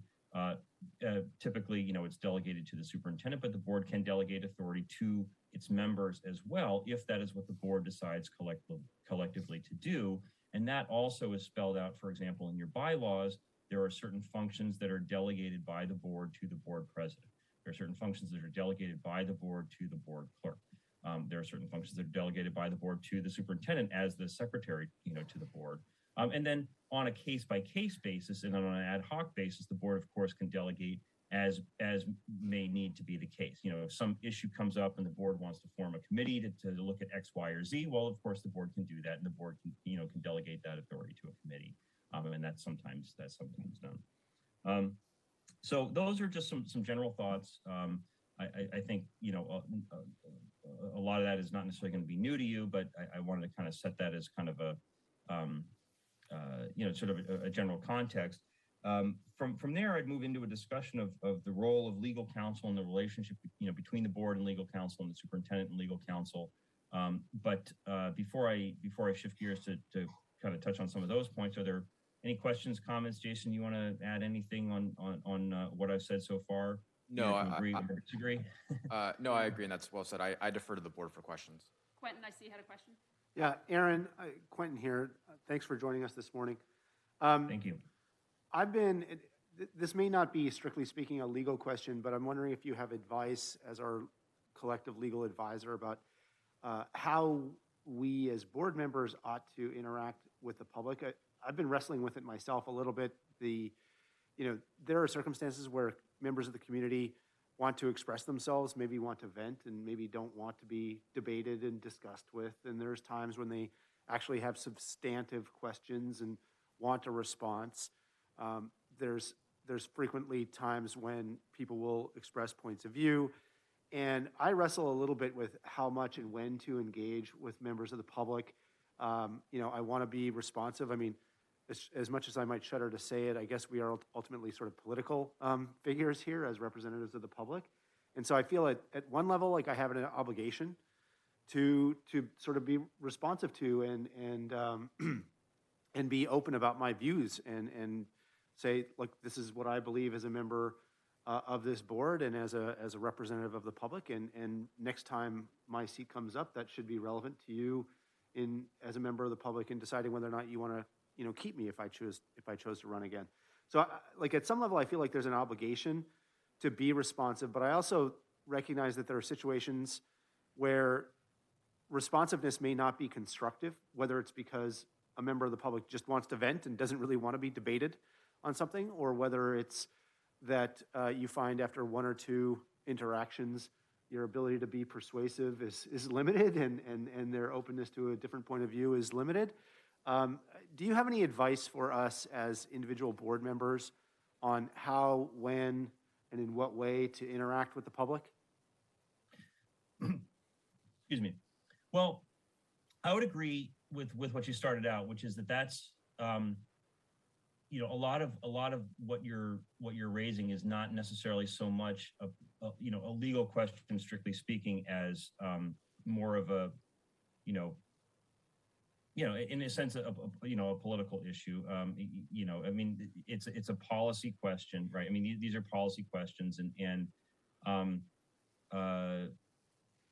there is certainly a political aspect to being a board member, because ultimately the board sets policy, and the public, may disagree about policy. In terms of, engaging,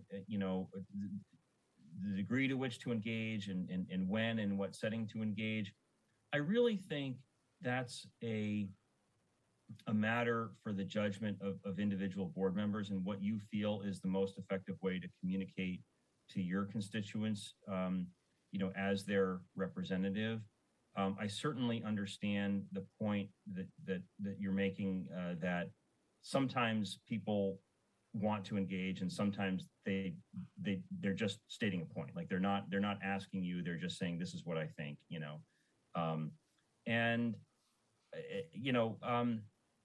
I really think, I guess, it seems to me that's really kind of a judgment to make in the specific context of whatever it is that's being brought up and how it's being raised.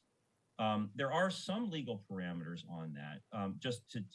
For one example, and this kind of anticipates some other points that we may get into a little bit later on, but in a board meeting, right, the public, of course, has the right of comment, and that's a fundamental right, and it's well understood, and it's in the Brown Act, and it's in the board's bylaws, and every meeting has an opportunity for public comment, and the public may come and speak on things that are on the agenda, that the board is planning to talk about, but the public, of course, may come and speak on things that are not on the agenda and that the board wasn't necessarily planning on talking about. Insofar as the public comes and comments and wants to engage or wants to hear from, wants a response from the board of what is your position on X, Y, or Z, if it's on the agenda, you're free to respond. I mean, that's an item of business that's on the agenda. As I think board members probably already understand, but I think it is relevant to this point. If it's not on the agenda, then you are limited in your ability to respond. What the Brown Act says in that situation is that you can offer essentially, a brief comment in response, but you can't. The idea is that public comment should not slide into a debate or a discussion of a topic or an item of business not on the agenda, and that rule exists to protect the right of the public to be present for, to know and then to be present when that particular matter comes up for Aaron, debate. can I pause you right there just to ask for a point of clarification? So let's just play that out. We have our public comment that happens. A person makes a comment that is pertaining to a specific board action item. Although we could respond at that point, the public is still limited to 3 minutes of talk. So, it is my understanding, it isn't good to have a back and forth because the public it's not a discussion forum. Is that correct? Yeah, I would agree. It is not a debate forum. That's right. So it is not it's an open forum in the sense that the public, of course, they're free to say whatever they want, and that's important input from the public. But board members are not under an obligation to respond at that particular time. They may, as long as it doesn't sort of slide into a discussion, but they're not under an obligation. It's not a Q&A, right? So it's not, so sometimes on the radio, you hear, what do they call it in England? Prime Minister's question time. I don't know if you guys ever heard that. It's outrageous. It's quite a different style, from what we have here. And every time I hear a clip from it, I find it quite entertaining. But that's not the model of a school board meeting under the Brown Act. So you're free to respond, but you're not under an obligation. Those time limits are important. They exist not to limit participation. They exist to actually promote public participation, in my view, because there's only 24 hours in a day, and everybody needs to have their turn to speak. And those limits exist so that everybody can have their turn, but business also can get done. It is important to make those time limits known in advance and to apply them even-handedly, because otherwise people, I think, justifiably may feel, well, how come so-and-so got more time than I did? Is it because of their point of view? And of course, we should never apply those rules differently based on the point of view of the speaker. If there is a matter that is of great public interest, there's a lot of people want to talk on a topic. The board is always free to modify the time limits, and the bylaws state this. The board can say, look, normally we would reserve 20 minutes, but we got a lot of people here tonight, so we're gonna set an hour, and whatever. But that is a decision for the board to make, again, as a board, to decide to modify the time limits. And if there is a modification, then that should, again, of course, be even-handedly. Thank you. Yeah. Oh, looks like there's a couple of other comments. I know Stephen had a question, and then Doug. And I have a question. And Jen, you had your hand up. I did. We actually just curious, as we're talking about governance more broadly, but we have a compact review at 10:45. Maybe this is a question to Jason. Is Aaron staying for that, or if we have questions? No. Okay, so he's more on this. Let's hold off on compact review. We can cycle to the end of that. No, yeah, Okay. absolutely. But Yeah. there's elements within the compact review that I Yes, think will I'm come saying up that are specific Yes. to Aaron. So I just wanted to know if I was asking him directly now or later. That was the point of clarification. Okay, so in terms of your role, as we're a small school district, administration, etc., could you clarify there may be circumstances where we need to pull in you as sort of, to advise or consult if there's other circumstances? I'm just curious if there's been clarifications around that. I think we have a board bylaw of 9124 or something like that. So I was just curious, we've had instances, where it might be personnel or whatever else, where if we need to pull you in, what is the clarification around that? Sure. Yeah. And as you point out, there is a bylaw specifically on this. It is 9124. And so this is really like a segue, I guess, into the other, just kind of the next topic that I want to get into, which is the relationship between the board and legal counsel. So here's how I would start on that. I would say that any legal counsel that's engaged by the district, that's engaged by the board, that legal counsel represents the district. The district, of course, that's a legal construct, just like a corporation is a legal construct. The question is, who are the people who, whose decisions constitute the decisions of quote unquote the district? Well, ultimately, again, that is the board. On a day-to-day basis, typically, it is administration that works with legal counsel in any district, because the most of the issues that come up, at least in my experience, they tend to be sort of day-to-day operational issues. We have a question about a piece of real estate. We have a question about a personnel issue. We have a question about the Brown Act, whatever that might be. It is administration that's responsible for the day-to-day operation of the district. Now, the board certainly has a right and an obligation to be informed, including about legal matters that may affect, the district at a board level. Just as with other aspects of district operations, individual board members really, I think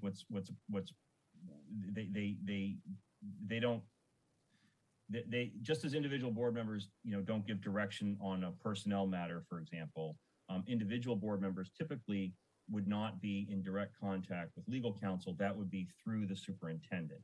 And that exists for a couple of reasons. One, so that there's, I think a clear line of communication. It's important for the superintendent to be involved in those communications so that the superintendent, as the CEO, if you will, of the district, knows what's going on in terms of communications between the board and legal counsel. It's also just, as a matter of individual, board member, authority and responsibility. Again, back to the principle that board members, as a general proposition, the board acts as a collective body. And that way it's important also so that all board members have the same information, right? If individual board members are going to legal counsel, then we have the situation where maybe, different board members don't have the same information about, the legal affairs of the district. And that's generally speaking a situation, I think, or a circumstance to be avoided. Now, there can be some situations in which it is appropriate and perfectly normal for the board to be dealing directly with legal counsel. The most common, in my experience, are number one, if there's sort of like a board governance issue, for example, a Brown Act issue, questions about conduct of public meetings. Those are the kinds of situations that most often where I would end up speaking with the superintendent and the board president about, okay, what's the issue? How do we want to deal with this question that's arisen under the Brown Act? Some issue of meeting conduct, that sort of thing. In most 95 to 99% of the circumstances that we deal with on a day-to-day basis with our clients, the interests of the administration, the interests of the superintendent, and the interests of the board are aligned. And so we just, typically operate with administration, making sure to keep the board informed as appropriate, either administration, the superintendent reporting to the board, or us reporting to the board via the superintendent. Sometimes we would do that via written correspondence. Sometimes we might do that in a closed session, depending on the circumstance. The most typical scenario where I might end up dealing directly with typically the board president would be if the board is negotiating the superintendent's contract, right? So in that situation, the board is the employer, obviously, of the superintendent. It would be appropriate in that circumstance for legal counsel to work directly with the board president as the representative of the board to say, okay, what does the board want to do about the contract? And then to, go back to work through that with the board president, and then to go back to the superintendent and say, here's what the board wants to do. Or a lot of times the board president will do that directly. In fact, that's more typical in my experience, So that's one situation in which it's more likely that we would be involved directly with the board. But more typically, the day-to-day contact is between legal counsel and the superintendent. Does that does that address the question? It does. I'd also give you a hypothetical of if there's a personnel matter and, you know, if hypothetically members of the district were coming to the board in multiple. So like, you know, not only are they reaching out to the board president, but maybe they contact Stephen, they contact Jen, they contact Quentin. So suddenly you're getting sort of, hey, this escalation of an issue, which is a confidential matter because it's a personnel matter. I'm just curious how we could use, you know, is that a case for legal counsel? Is that a case for how board members should react? What should board member protocol be? Should it be to, hey, board president, I've received this issue. I believe it's a confidential matter. You know, how should I address it? Because this is something that I think is something that we want sort of clarity on as a hypothetical. Sure. Yeah. No, that's an important hypothetical, and that's a situation that is not uncommon. I do think it's important, you know, when it comes to personnel issues, to respect confidentiality for a few reasons. Number one, in fairness to the employee, or, you know, or if there's a student involved, you know, in fairness to the student as well, who may be affected by whatever the concern is. Number two, from a liability standpoint, if confidentiality is not observed, liabilities may attach to that, you know, depending on the circumstances. Thirdly, and I guess related to the first point about fairness, the concern that's being brought to the individual board member, somebody, you know, talks to you just out in the community or whatever on an informal basis, that concern ultimately may come back to the board in a more formal manner as a decision to make about a personnel issue. And that could come in a few different ways. The board might be asked to make a decision whether to initiate disciplinary action against an employee, for example. And depending on the nature of the employment, the ultimate decision might or might not be the board. So, for example, in the case of a permanent teacher, ultimately the board can make a decision to initiate discipline, but the ultimate decision whether a teacher should be dismissed falls to what is called a Commission on Professional Conduct. Nevertheless, you know, that initial decision should be made fairly and you know, with adequate due process. And so, if in that situation, you know, a board member is, I guess, you know, addresses the concern that's being brought forward, let's say by a community member, in a way that could be used, you know, or characterized as prejudging the matter, then that runs the risk that the board's ultimate decision on the matter might be questioned as unfair, or, you know, based on or outside the bounds of due process, if you will. So, you know, for that reason in particular, and sometimes, you know, a community member may come forward with a very significant concern, but I think in that situation, it's important for board members to understand, and I think it's important for board members to be able to explain to the community member that, you know, I can listen to your concern, I can take it back to the superintendent so that we can look into this issue appropriately, but I can't give you an answer on your concern right now, and I certainly can't commit to a certain course of action because any decisions that are made, number one, we have to make the decisions, you know, with all appropriate information. And, you know, in a situation where there's a concern about, let's say, a personnel issue, let's say a parent has a complaint about a teacher, you know, just hypothetically, or a staff member, we should always get the employee side of the story before we make any decisions. I think that's an important principle. And secondly, you know, to the extent that the concern is a valid concern, if we don't handle it according to the proper process, that may actually, and in the end, tie the board's hands, and the board may be limited in its ability to effectively deal with the concern if it doesn't observe the correct process. And observing the correct process often will include, you know, the proper confidentiality and you know, waiting until the right time to make decisions after, you know, all information has been appropriately examined, if that makes sense. That makes sense. Thank you for explaining. And also just, but it's kind of a process and a protocol then that things are funneled through maybe the board president in order to do that, or what if it's being engaged with multiple members of the board? Like how the communication then to the superintendent, or like how would you advise sort of if it is a matter? Yeah. So what I would say from an initial standpoint is, so this brings up an interesting, issue under the Brown Act related, which is that, discussions among the board, of course, should occur in a board meeting, in a noticed board meeting at which the matter under discussion is on the agenda, right? And that's so that the public can be informed when a particular matter is going to be discussed. Now, when it comes to personnel issues, typically the agenda won't have a whole lot of information about the issue under discussion, and that's because of the confidentiality of personnel matters, at least sort of at the beginning stages. So typically, if there's a personnel issue to be discussed, the agenda might say nothing, might not say anything more than public employee discipline, dismissal, release. That's the Brown Act template language. Nevertheless, that's important for that to be on the agenda.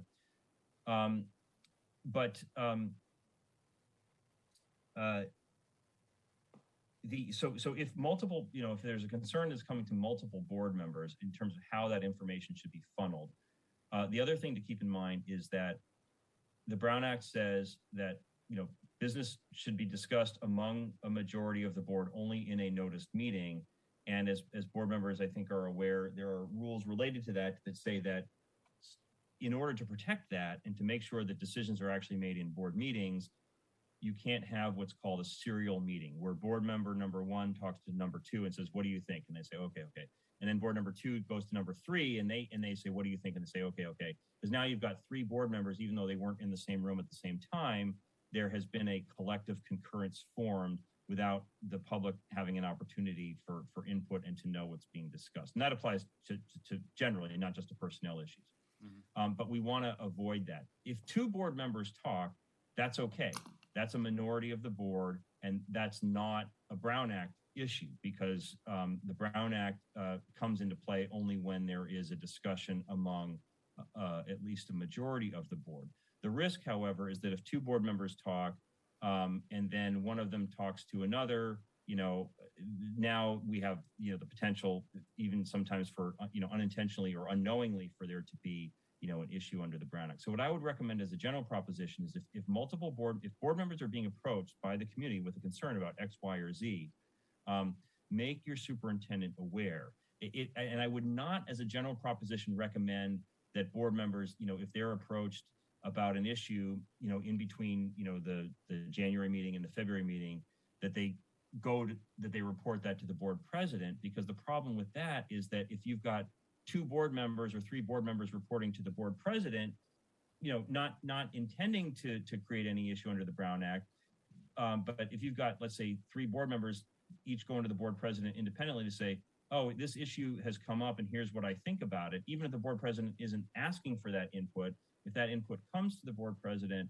now, we've got the potential for what could be characterized as a serial meeting because you've got multiple board members on a chain of discussions. So again, there's no absolute rule that 2 board members can't talk. That is not a Brown Act violation for 2 board members to talk. The question arises is what if one of them, even perhaps unknowingly has, talked to another board member about the same issue. And so the best way to avoid that is to reserve the discussion for the board meeting and to funnel the discussion through the superintendent. It is not a violation of the Brown Act for board members to convey to the superintendent, hey, this issue is brought to my attention. I want to make you aware so that we can bring this, because I think this is something we should discuss at the next board meeting. That is not a Brown Act violation, even if all 5 board members do that independently. The guardrail there is that the Brown Act says that while that it's not a violation for administration, for staff to provide information to the board, to respond to questions from the board in between board meetings, provided that the superintendent doesn't convey from one board member to another the position of another board member. That's the guardrail. So it's not only appropriate, but it's necessary for the superintendent to be able to respond to questions from board members and to give board members information in between board meetings and in advance of board meetings so that they can be informed when the board meeting comes around. you've got to have the backup information so that you can make an informed decision when the board meeting comes. Again, the boundary line on that is that we should not be through a series of communications conveying, well, this is what so-and-so thinks and this is what so-and-so thinks. That's what the Brown Act says we should avoid. Aaron, we have two other board members with questions, and I want to reserve some time to ask some broad questions about the compact. So, Doug, do you have a question? No, No, you're good. Jen? Yeah. Hi, Aaron. Thanks for being here today. Good morning. Good morning. My question is just looking a bit ahead of the next year or a couple of years, do you see any legal cases or legal things that as a board we should keep on our radar that are coming from other districts or from like the government or things that you're like, oh, that might be a hot button?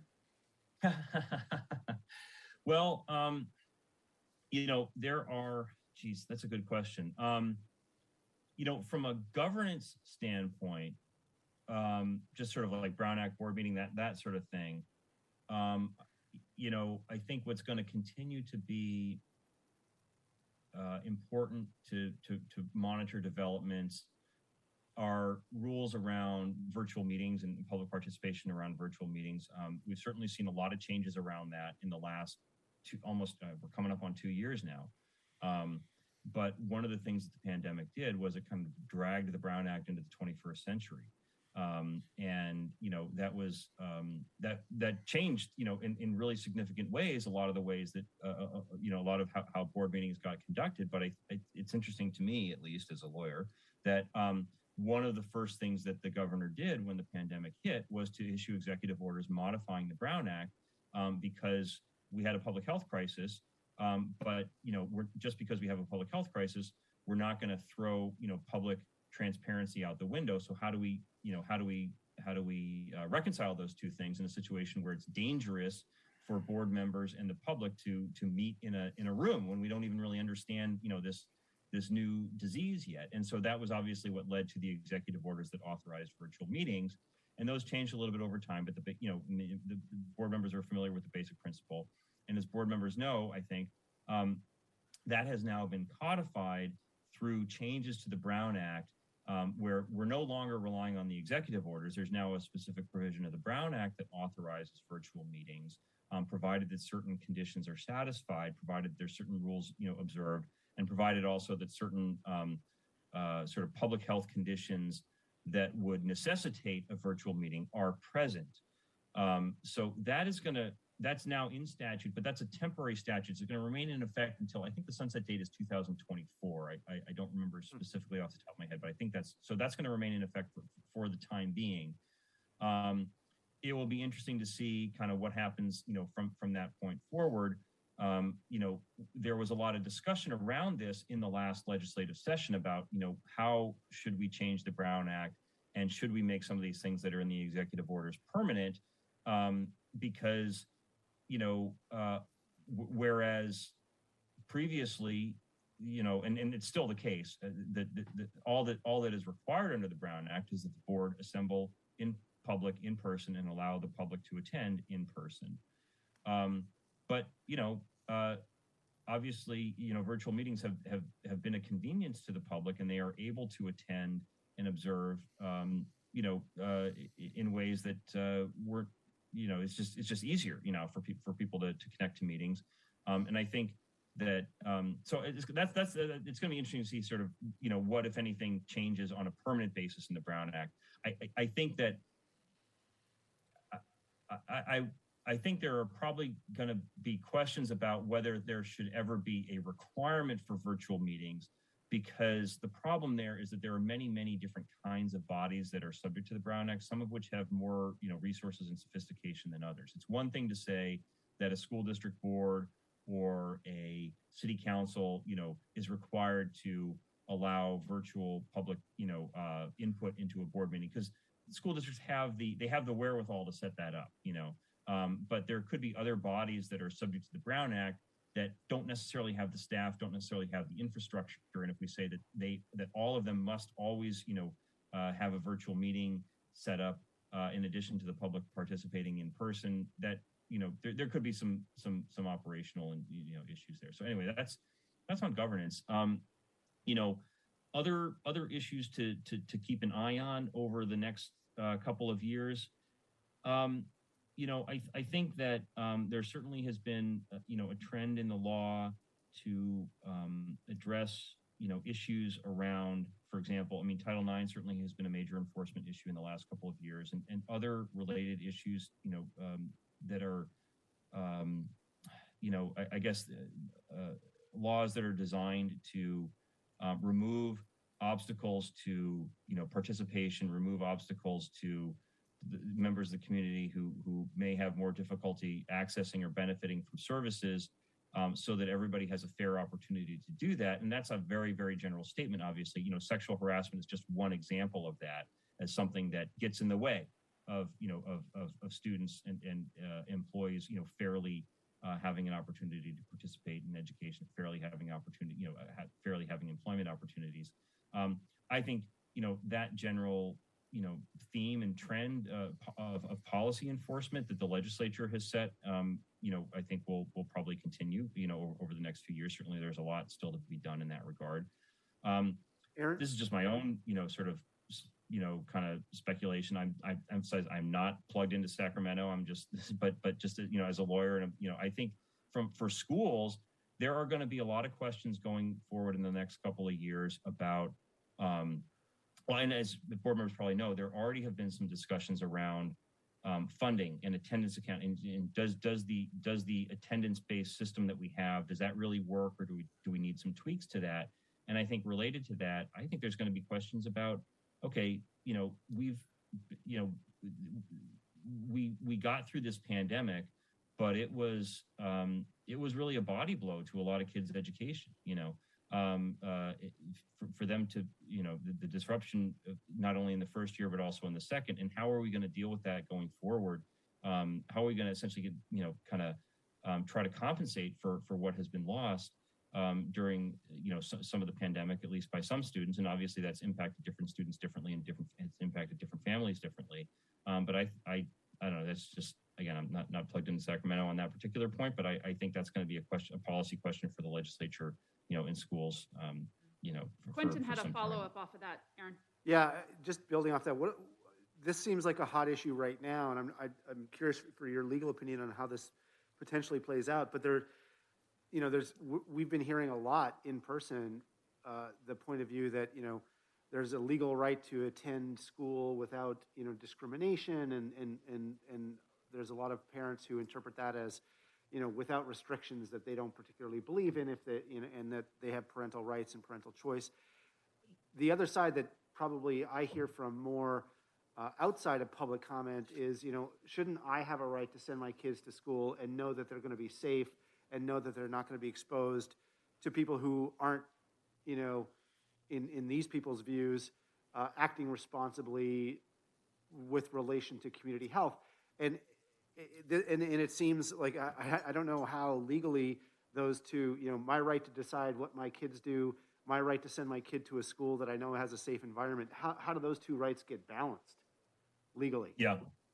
Well, you know what, and back to to Jen's question of what are going to be the issues going forward. This is going to continue to be an issue, right? Because pandemic's not over, and it's not going to be over next week. It's not going to be over in June. So this is going to continue to be an issue, and this has been obviously a major policy, issue in many communities. What I would say is that it is certainly the case that schools are required to provide education without discrimination, but the legal definition of discrimination is discrimination because of race, because of gender, because of religion. When there are disagreements about, and I think what you're getting at is disagreements about, masks, disagreements about quarantine, disagreements about vaccines.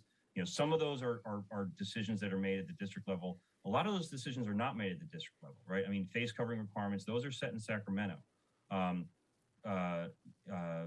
Quarantine requirements, those are set, by LA County Public Health. And there are conflicts between important and fundamental public principles here. Yes, parents have the right to decide on the education of their children. Parents have the right to decide, what they do and don't want for their children.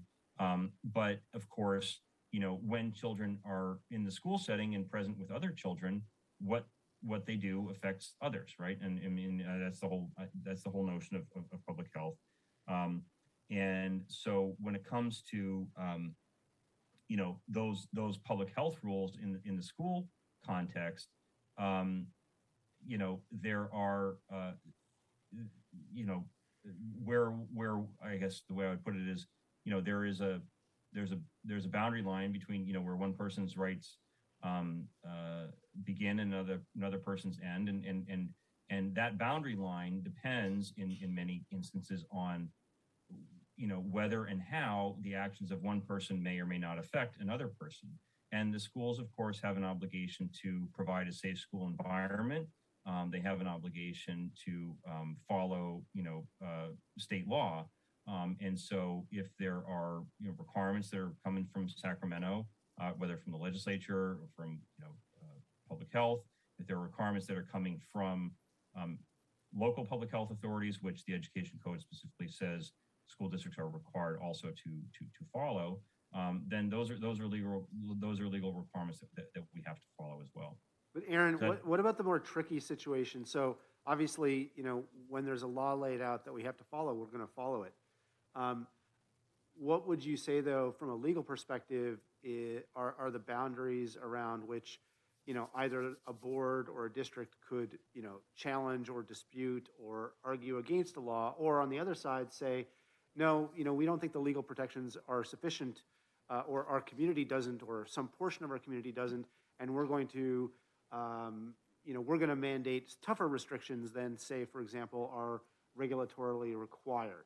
Like, under what kinds of circumstances would that be advisable or inadvisable in either direction?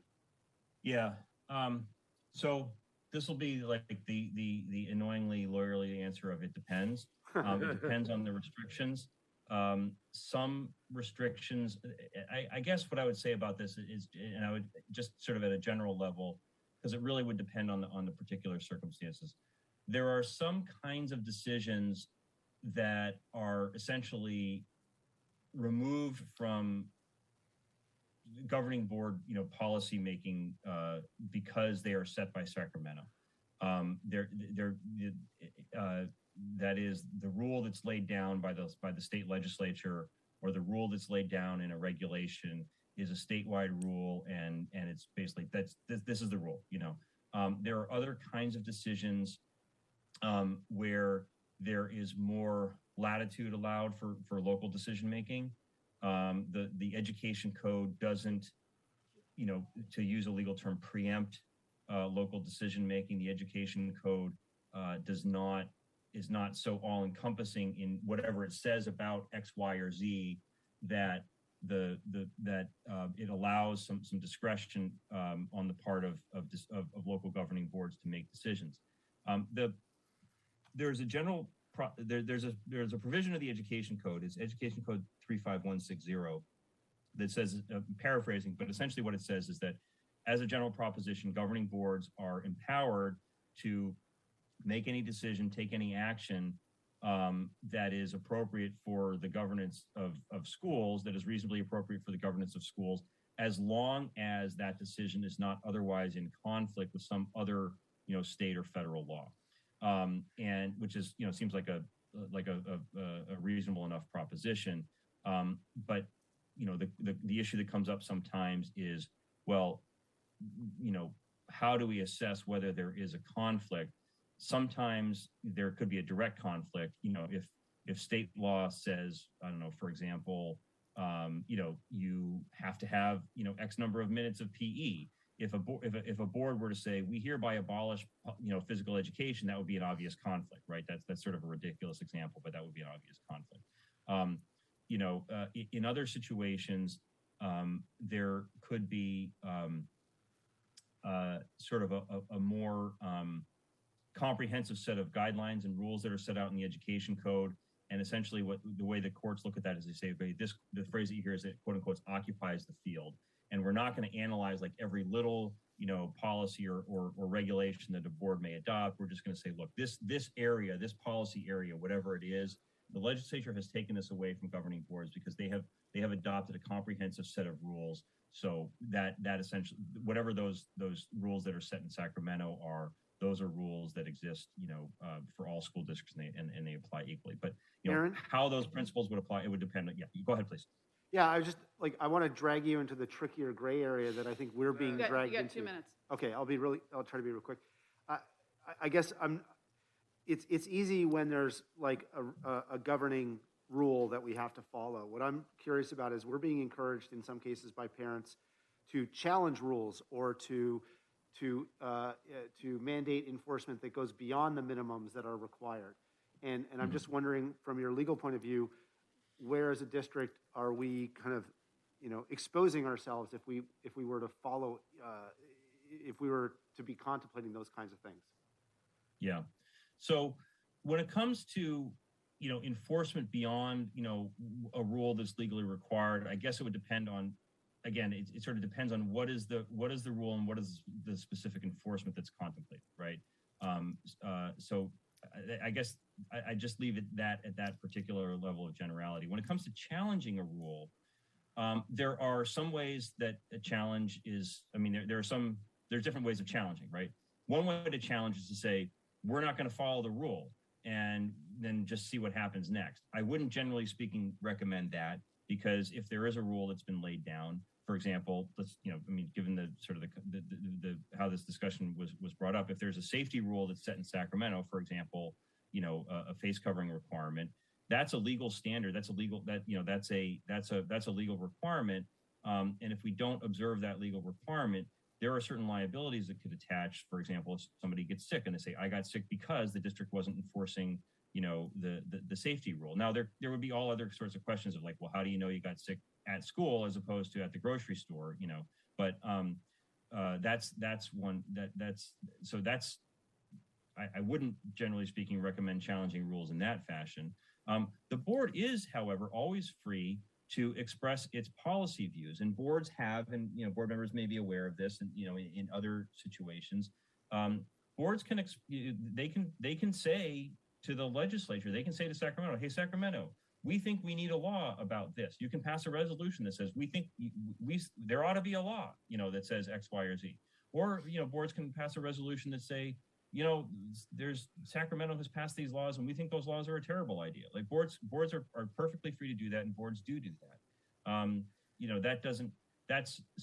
That doesn't change the law. It's just an expression of the board's point of view. But that is something that boards can do, and that some boards do. Some do, some don't.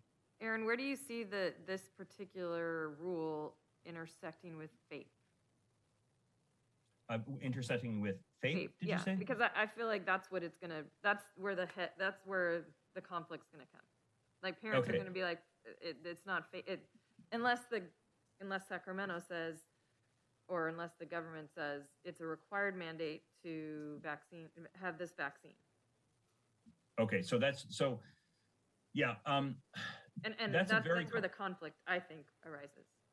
Right, and that's a very complicated question because it involves, both, issues at both the federal and the state level.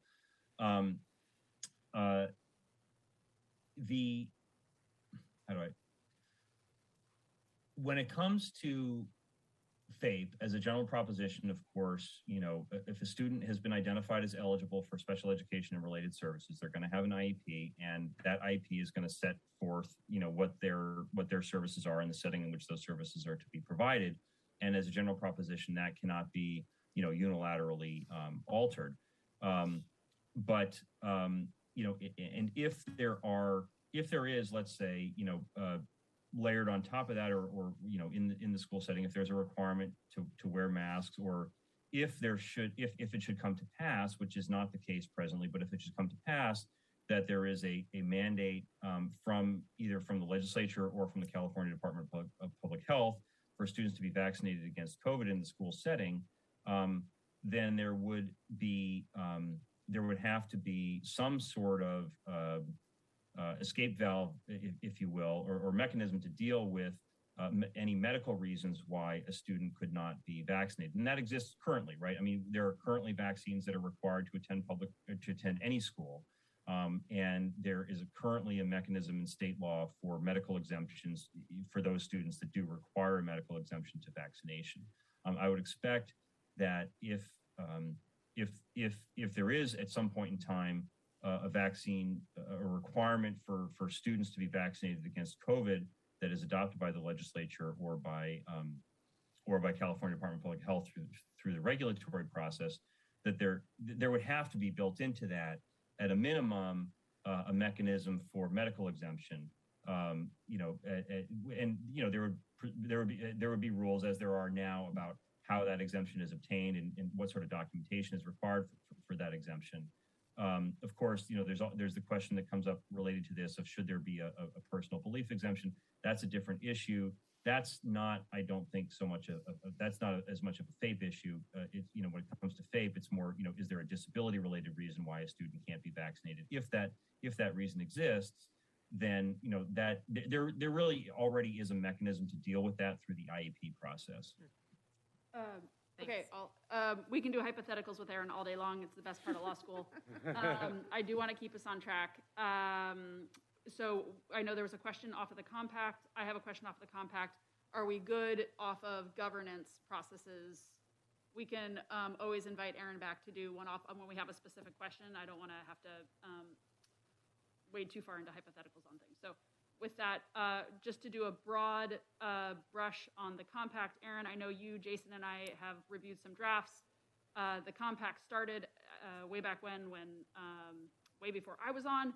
The modern interpretation we have now seen full circle with myself tackling it, Doug tackling it, Stephen tackling it, Jen tackling it, and now it's back on my plate. And it looks beautiful at this point. But I know we always have a chance to revise and make it better, and so you had some legal suggestions off of the wording. Stephen, did you have specific questions off of those legal things, or did you want to tackle a different topic off of the compact? No, I'm good. The legal. I think he's covered the points. I think, yeah.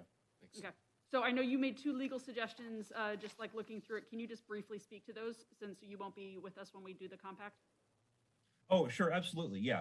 I did have just two suggestions, and as I said, I think it's a good document. One is the section under the board's job description, and I kind of covered this also in some of the comments that I made earlier. The section that where that is stated, the board's job description, I think it's a good statement. I think it's fine as far as it goes. What it seemed to me as I reviewed it was that it was focused. It seemed focused more on financial responsibility and oversight as opposed to other matters that are also, for which I think the board is also responsible. So I had given Jason some language, and I'm sorry, I don't have the language in front of me at the moment, but it's We sort of have it in a similar to PowerPoint. That's okay. We have it. Yeah, but it's similar to what I was mentioning earlier, because I took the language from a slide of some other presentations that I've given. And that is just to broaden the language so that it's clear that the board's responsibility is not only fiscal oversight, which is of course essential, but also oversight over programs and compliance and making sure the board has adequate information to exercise that oversight. So that was point number 1. Point number 2 was much more limited and just more technical. There is in the compact also a statement about, and I forget which section it's Refuse in. to discuss underneath code and ethics. The refuse to discuss Okay, yeah. personal So matters. yeah, it's about the setting in which the board discusses confidential matters.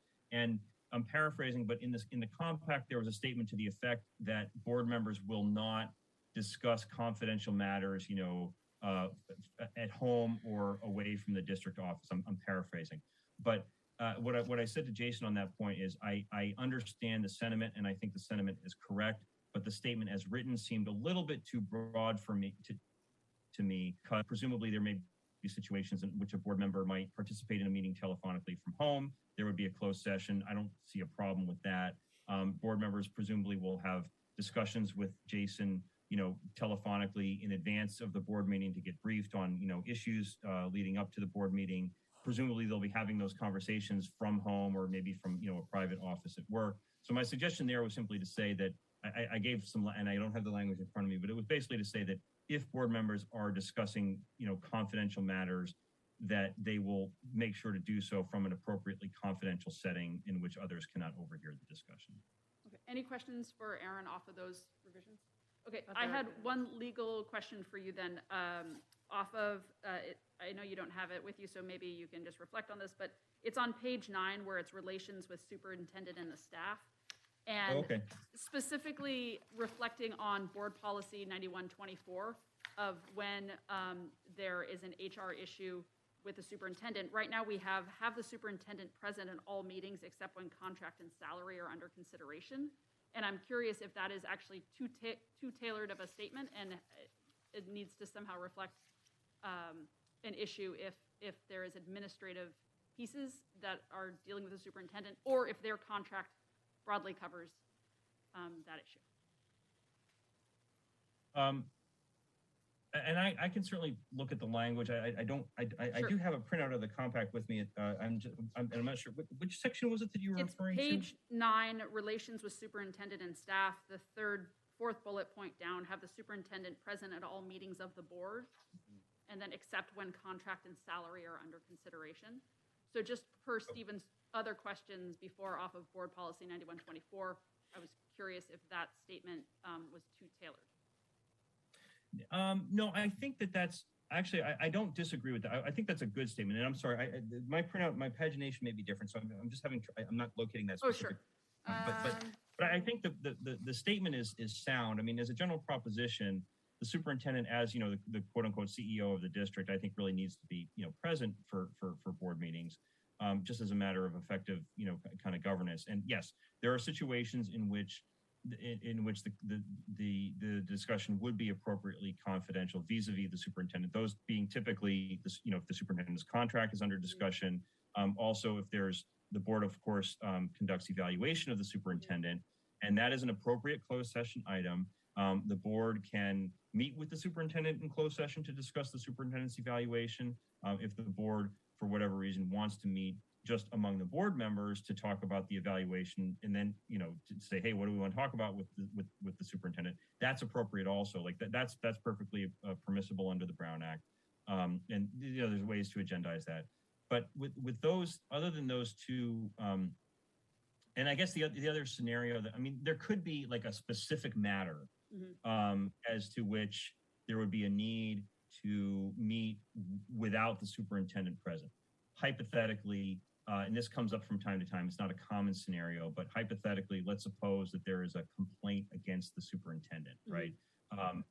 That the superintendent, of course, no employee can investigate a complaint against themselves. That nobody can do that. And so in that situation, hypothetically, there might be a basis or a need in the interest of a sound, complaint investigation process for the board to meet without that particular individual present, either with some other member of the administration and or with legal counsel, just, hypothetically speaking. But those are really the only three that come to mind, at least. I don't want to make the language more cumbersome than it needs to be. I wasn't sure if contract would also include any deviations from the if the word contract encompasses all of it, but I think it does. So just wanted to raise it up. Okay. Yeah. I'm good. Anyone else have any questions? Aaron, thank you so much for your time. Thank you for sharing your knowledge with us. We really appreciate the opportunity to have this conversation. Great. Well, thank you so much for the invitation. And I hope all of you have a good day and a good rest of your workshop. Thanks very much. Thank you. Thank you, Aaron. Okay. Bye. Take care.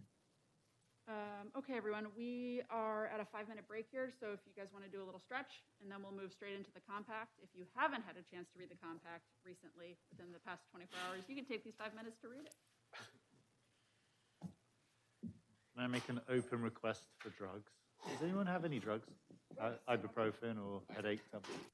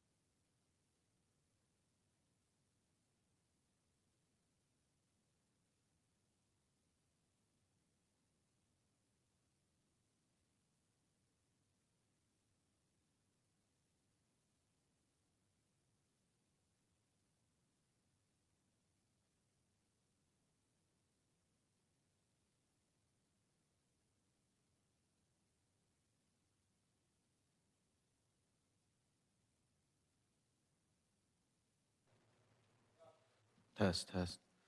Test, test. So, this document is our norms that we agreed to as a board.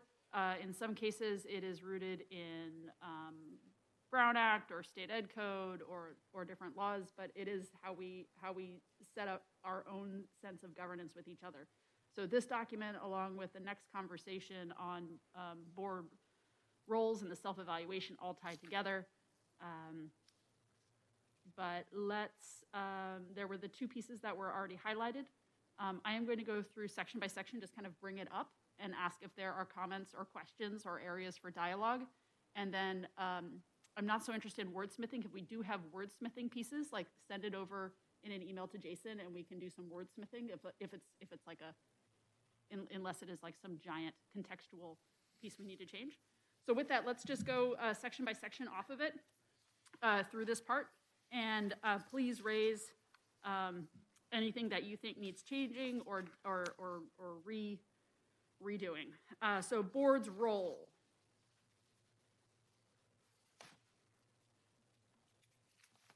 I did like the additions that Aaron suggested. Mm-hmm. Were other people okay with Aaron's suggestions in terms of broadening it so it's not so narrowly focused on financial fiscal responsibility, but also the general governance? Yes. I see Yes. nods. Stephen, you're good with that too? Okay. Sorry. We're not taking any votes on it right now, just knowing that we'll incorporate that in.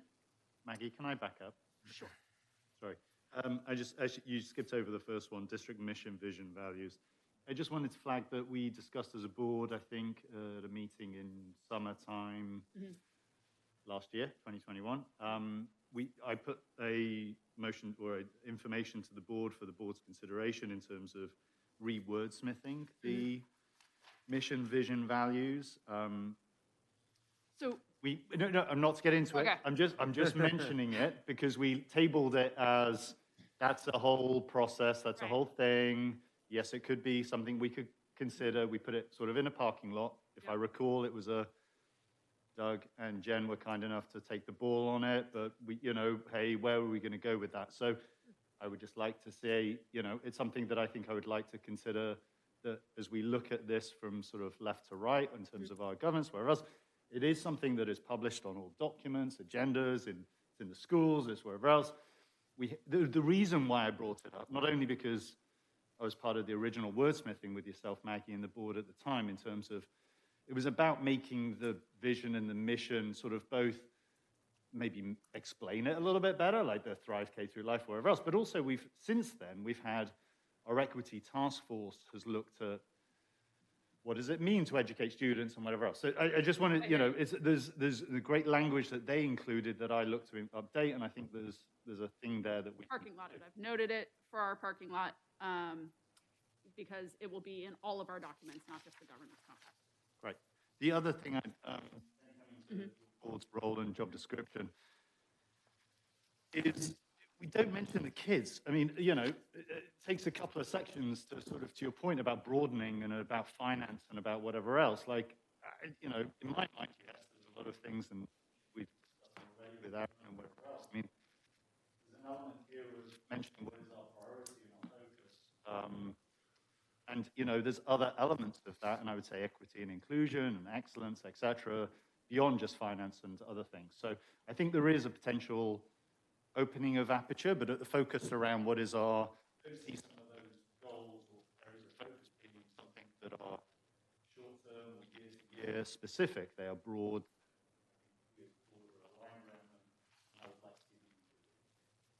So you're saying that the wordsmithing you would like to see in the board's role is adding in the district goals, which are on the previous page. Goals, just we're here to serve the kids. Like there's an element that we don't mention anything just foundational about what are we serving here. I see all learners. I think just identifying maybe with this potentially in the wordsmithing section could be like when you talk about entire community or community's educational aspirations, it's like stakeholders. Maybe it's just Thank you. I mean, something.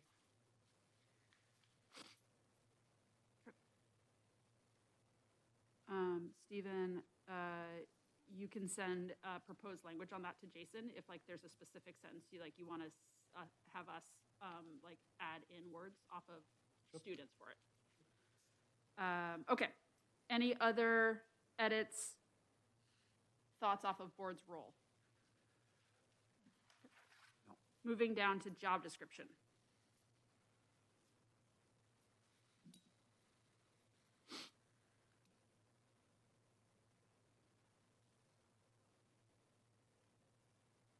I mean, again, I would add, it's keeping a focus on the kids and things like that. I mean, my comment was for both of these upfront sections that we don't mention that our first and foremost stakeholder that we're serving here are children, and for all, public school children. I don't know. I mean, it's just. So I think there's two ways to look at it, and so I'm going to give you my friend, because I'll go Yeah. back and forth on Yeah, on this. please. Like, I see this compact document in its entirety, and so when we lay out district mission, vision, values on the first page, which talks about providing relevant education, inclusive culture, and we have students empowered to thrive, like, for me, that is setting the vision of this whole document. Right. And so it's not section by section that I am looking to see those words in, because I am not taking it one by one. So like that's one way to look at it, or it's every section needs to have that same language in it, right? So I think there's just two approaches to the document. Yeah. Totally. So, but happy to, like, we can put in the discussion of student centeredness off of board description. When it comes to the job description, Maggie, I've got a question here, and this I still feel like a bit of a rookie here. When we get questions like in our, surveys and stuff like that about like, hey, is the board, micromanaging the superintendent and, getting involved in administration? Obviously, we don't want to do that. We want to be a governance body. But let me put out a not so hypothetical, like a message comes out from the district, right? And about an incident or about new COVID rules or about something like that. And all of a sudden, we as sort of community representatives get a lot of information back from community members going, hey, wait a minute, what does this mean? I didn't understand that. What's going on? Mm-hmm. And what I struggle with is, what is my responsibility as a board member to go back to the district and say, gosh, in paragraph 2, it said this, and I think it could have been better worded, or is that crossing the line into micromanaging? Mm-hmm. And if so, what is the appropriate time, place, if anything, to say, hey, here's the community feedback on how that communication went or didn't go? Please. Do you want an opinion? Yes, please. I think then to me, it would be like, I think when we get things ahead of time, I think a lot of times we get like, this is going to be sent out to the community ahead of time. Yep. Weigh in then. And then if you're getting feedback after you receive something, I tend to speak directly to Jason and just say, hey, I just wanted you to know this is one way it was interpreted. And then I think all he can do is build it off, go moving forward the next time. But I think it's great to give him the feedback each time. But I wouldn't say like, I think I would change these, I'd wordsmith it. I would just be like the general feedback. That's at least how I approach it. Because the struggle I'd have with that, Jen, is that like if, the general feedback is paragraph 2 sucked, if that was the general feedback or, some version of that, if I was in Jason's shoes, I'd really want well, what do you think we should have done? And that's where I feel like we're at risk of sort of crossing the line into, line editing things, which feels like not clear. Governance. I think just as a manager of people, like you probably could give some more specifics, but not to the point of micromanaging it. I think it's just how you, that's just. So giving specific guidance, giving more detailed feedback is not crossing the line? I'd bring Jason in on this. Jason, like, in terms of how you feel like I think there's the bigger rule of we have a board norm of like individual board members not giving direction to the superintendent. That being said, offering opinion on how something was delivered or received is valid. Sure, you're always welcome to provide feedback. Okay. Right. But does that feel right to you? Well, I guess I just see these two norms as potentially being in conflict quite frequently, to be honest. I would just say you're always welcome to provide feedback, and you also should recognize that that's your role. You provide feedback, and direction is given at a board meeting. Mm-hmm. So that feedback may not always come out the way you want it to look.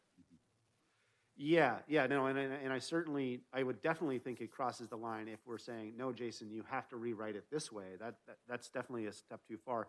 But even the feedback piece of it, I wonder, at what level is it? At what level is it not governance anymore, but micro? And that's what I struggle with. But I maybe mean, I think maybe that's never. Jason saying like, heard you. Yeah. Received. Yeah. Like, and then when you see out what the next communication comes, like. Yeah. Yeah, I mean, It was either a, I've definitely "Thank given you." I've definitely given feedback with like, hey, I heard from parents in my neighborhood. Yeah. This is their experience with when a COVID situation happened. I just want you to know that's what I heard. Yeah. So then he can take it and go, I hear you. Let me think about that and moving forward. That's just how I handle it with him. But that's how I'd recommend. From the south side of the room here, Doug, Stephen, any thoughts on? No, I agree with Jen. Like, it's a fine line, but I think, certainly to be the eyes and ears of what we're hearing around town, I found it's not necessary to pass everything along. Like, you have to filter because otherwise it could become too much. But, just giving that, here's the word on the street, I think he appreciates and is helpful. Yeah, I agree. Because he may be hearing it, he may not be hearing it. Yeah. Good. Okay, anything else off of job description? Because I think where your bigger question is off of like communication feedback, that does come in like a different area. Yeah, but it could be, I mean, the communication is just sort of one example of where we as board members might have opinions on how something was executed. It could relate to something that's going on in our kids' classrooms or something like that, right? And I'm constantly, not constantly, I am not infrequently sort of wrestling with, where do I talk to Jason as a governance person versus as a parent, and when is my feedback kind of crossing that line and not governance anymore? And I want to make sure I'm not crossing that line, and it feels to me it can be a little bit of a gray area. Yeah, I'll let you know. All right. But I mean, I think Pat always used to kind of pound all the time with like that you are part of the how and the why, and like I think that's how I try to filter it. Because I came from a real I was a principal, and so I was controlled things, and I was like, gosh, I really want to help control this message. And I think when I first started being a board member, there was a lot more prescriptiveness from me. Yeah. And now I've tried to think about more like, I'm just trying to give you the why and not the how. Okay. And I think that filter has helped. Okay. Or helps. Yeah, and I definitely appreciate that. I would also not describe myself as black and white. I think that may have been the experience. So that's where I do not feel that I'm being overly directed by the board. I feel like it's a balance, and I feel like that there are things that I take and act upon because that are just good messages, and then there are things that are just constraints, and a lot of times it's just me being able to provide you with the information of why it looked the way that it did. And my sensitivity, just to be clear, is not based on feedback from you or anything like that. It's more just, filling out these surveys and reading these documents. I go, Directive A and Directive B might come into conflict. How do I handle that? How do I think about that? I think that's fair. I would say job description number 1, you're linking the district with the community at large. Yeah, exactly. And then code of ethics, difference between policy making and administrative. Right? Those two pieces there. And I also just mentioned what was really helpful for me to remember all the time is you are always a board member. Yep. You are really not a parent. Okay. In this community, I feel like that is a real, because when you walk into a classroom, or Right. Stephen or Doug walks into a classroom in Hermosa, even if your child is in there, you are still a board member. And I think that remembering that is really important when you talk to teachers, the community, and Jason. And then if you really feel like you have a parent thing, either have another spouse talk to Jason, or take your really specifically be like, I'm taking that hat off right now, and I want to talk about something different. If only I had a spouse that could do that. Yeah. All three of you have wonderful people that. I just want to echo. I really concur with that, and I when I was trying to figure out how to do my job, I read a lot of books about it, and that is like one of the top things for board members is they recommend in these texts is that just you're always a board member. It just for me too that I've recognized is I'm always the superintendent. I never get to take that hat off. fair enough. Fair, Moving thank you. into ethics and approach. Kicking off with children first. Yeah, I want to just a second, Stephen, I want to, I kind of agree with Stephen's idea of maybe that is important for us to add into each, because it does really resonate when you see it first here.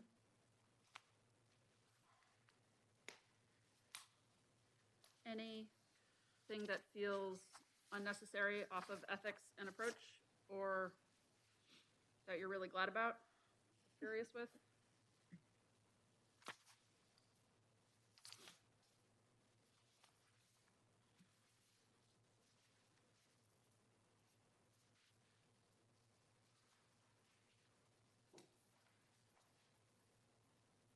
Okay. I mean, I'll just make one quick comment related to earlier conversation. I mean, this has sort of been dawning on me more recently, which is,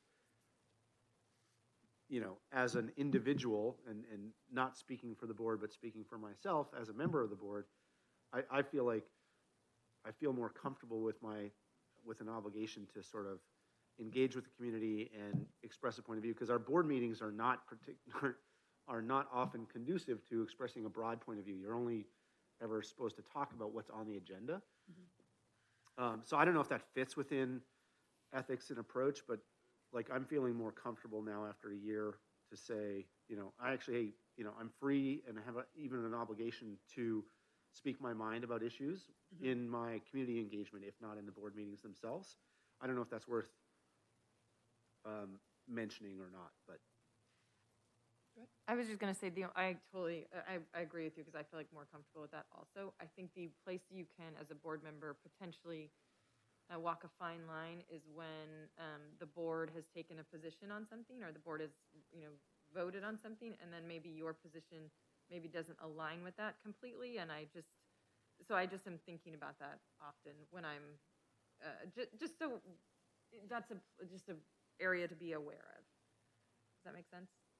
Yeah, I'm curious, and maybe this is where maybe it fits in the ethics section. Like, what if we talked about more explicitly political bodies, the fact that you're on the losing side of a vote doesn't mean that you're then obliged to suppress your opinion, right? Are we saying that? If I may Please. chime in, no, you're not.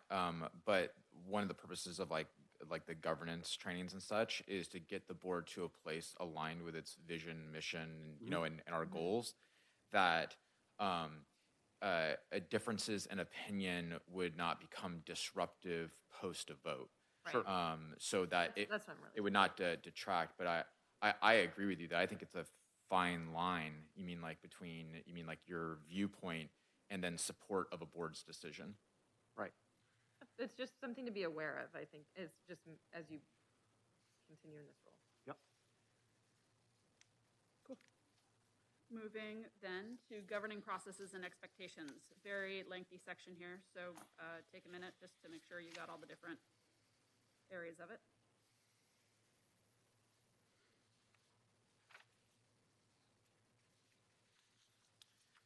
I'm just going to make a comment that this is building on years of input and crafting and a lot of really good stuff. So I just want to say thank you, because there was a lot of foundational stuff done. So I have no comments on this section, but I was just going to fill in with time that it's pretty brilliant all around. If there was one thing I would think about in terms of our fiscal role, that, again, I don't know if it necessitates a change to this compact, but within the structure section, I wonder sometimes about whether or not we can build our capacity to think beyond the next year. Thinking about the long-term direction, we want to adopt long-term goals that aren't going to change year to year. We've talked about that, I think, as a group.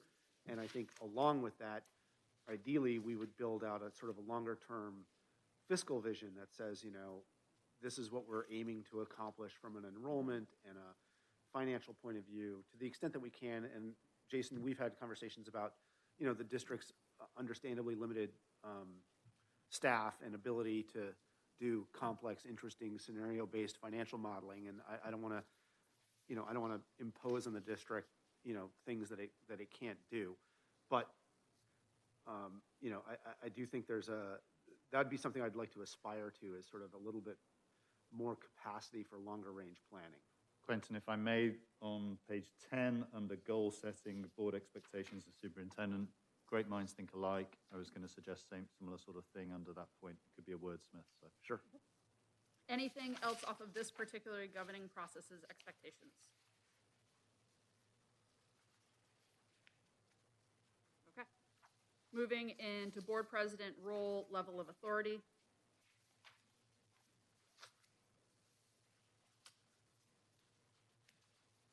Page 8.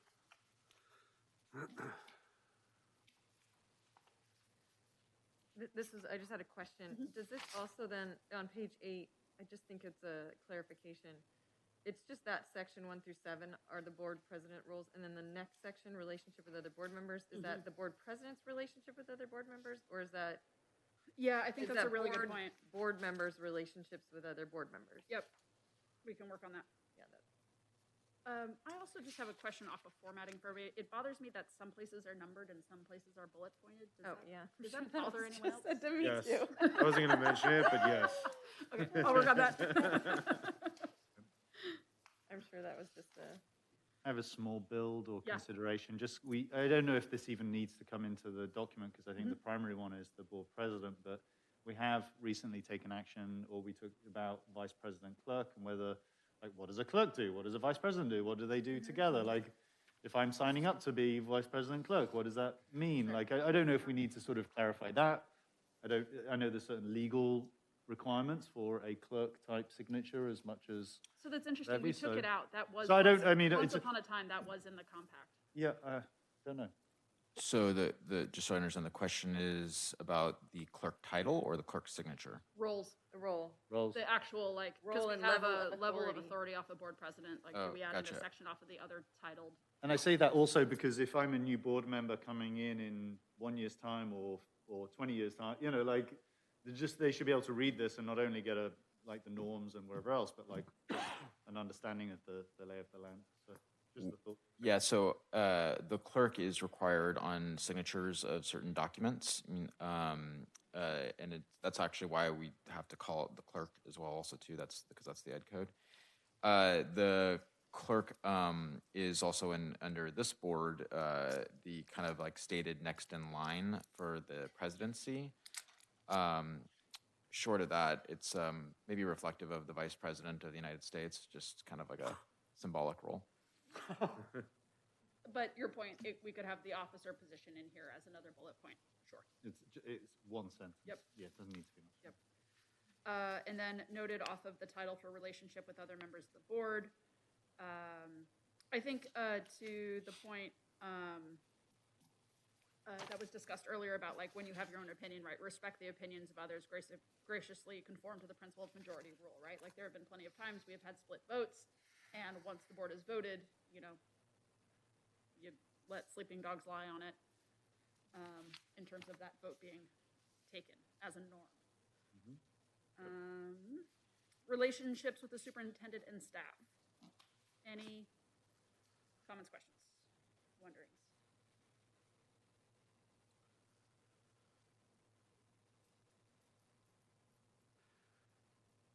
Quick question, the always having your board hat on, does that extend, so I try to be,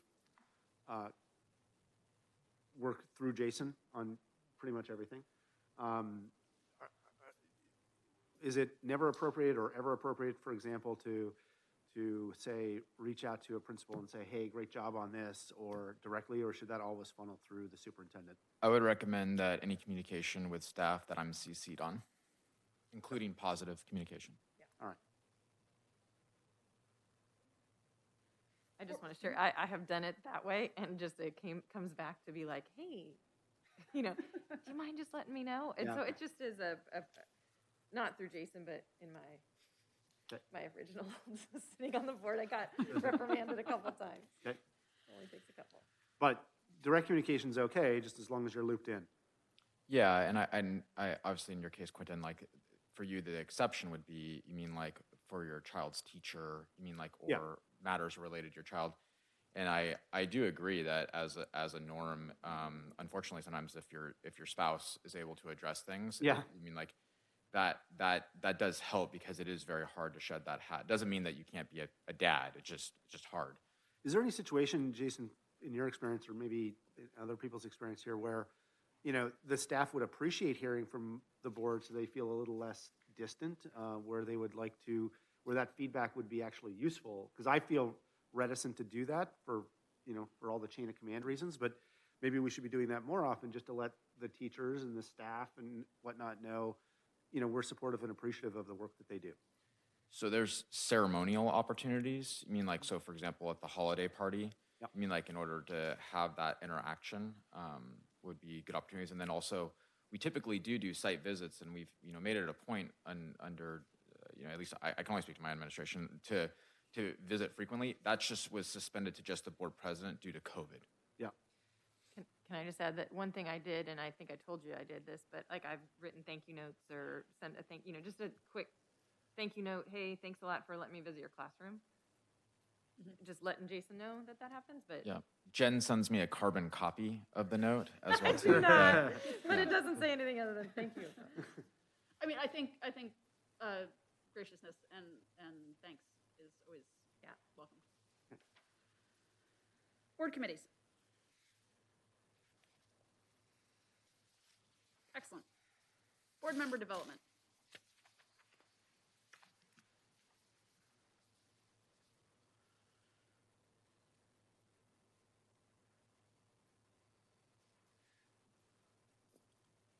We had a discussion around orientating new board members and consideration around that. And I know Jason did a great job, and Quentin obviously coming on board and wherever else. So like, but we talked about whether there's anything more normed around a new meeting, like more, or whether you park that and go, no, that's what these sessions are for. These special meetings where the board comes together and gets to know each other. You know, we heard from a member earlier today about like, why do I want to, like, what are my personal values and wanting to help on the board and whatever. So yeah. I just wondered if that was something we wanted to build on in the document. We talked about it in previous sessions. What would you add? Sorry? What would you add? Well, effectively orientate new members is a little bit open. So I guess, you know, it's whether you build any sort of more rigor around that. We had talked about, if memory serves me right, about designating like a meeting or the workshop to some strategies for the board. And or it's an agenda item in a regular meeting. But, you know, I don't know. I mean, we also said, well, we do a really good job, and we have sessions such as these. And so orientate is sort of probably a nice succinct way of saying all of that. But I just worry about putting anything in here that we can't, you know. Again, it just comes to if there's anyone who's new, right. What's my expectation as a new board member? Oh, right, that's what board president does. Oh, I'm going to get orientated, and this is what's going to happen. You know. So, just a thought. I would just be curious to hear from Quentin just about his experience being a new board member and just anything that he thinks could be improved upon. I mean, I thought I've done it once. Yeah, fair. You're an expert. I thought it was great. I thought you were very thorough and very accommodating, and there was a lot of time devoted to it. And some of you brought in staff and other people when appropriate. So I felt, you know, very well taken care of. I don't know if Stephen. If I may, that was a different under a superintendent, different superintendent, different times. And my point is what is the norm around this that we as a board expect any new members? Yeah, I think what Stephen is saying is, do we want to formalize it? What was your experience? I can only relate to bringing in Quentin. Just thrown in at the deep. No, it was great. I think that was fantastic as well. I think, you know, it's just a bit I think you had a lot of sessions, like you said, you had stuff. You probably sat down with your leadership team or whatever, you know, like we did, and I read it in a book as well, but we did individual meetings. We did individual meetings with various members of staff, including principals, leadership team, and then Quentin and I did every other month, so we kind of built it in. And I will say it is a major commitment on the board members' time as well, too. Yeah. And thank you for that. Well, also, like, we don't orientate, it assumes that you know the campuses. I mean, there's also like hey, you're going to do this. No, I don't know. I don't know how extensive, but I just think it is something to potentially think about as a norm so that it's thoroughly and publicly also orientated around the community knows, hey, we've got this new person coming in board. Obviously, they've been voted in, but there's an element of what are they looking to, drive? What are their values? What are their background? And publicly talk to that if that didn't happen in the process earlier. So. One recommendation, I think it's okay, whether it goes in the compact or not. Yes. But I think it's okay to discuss because that's what we're here for. Another recommendation that I do plan to do in the event that we have a new board members in the future is to vote a meeting or a workshop to where the board members meet together, and it's an opportunity for the board member to share why they wanted to be on the board and what their priorities are, and then for each of those board members to also share that are existing why they wanted to be on board and what their priorities are, and just to discuss that, because it kind of it gets out of the way those things arising within context of issues, so everyone kind of knows up front these are the priorities. So it's almost like a speed date in some respect. So historically, that's what this meeting has been. Yeah. It's a chance to reaffirm personal values, board values, piece. I think we've turned this session into much more of a working session of like what does effective governance look like. But sure, in the event of new board members, like having that chance to build team and culture and just perspective is super important. If I were making a list off of things, and this has been previously suggested, but to your point, Stephen, like it could encompass a facilities tour. It would be a sit down with a budget manager, and it would probably include a governance binder that has the calendar, the LCAP, the committee structure, and our norms. Like if you were trying to knock it out of the park of what it looks like to orient.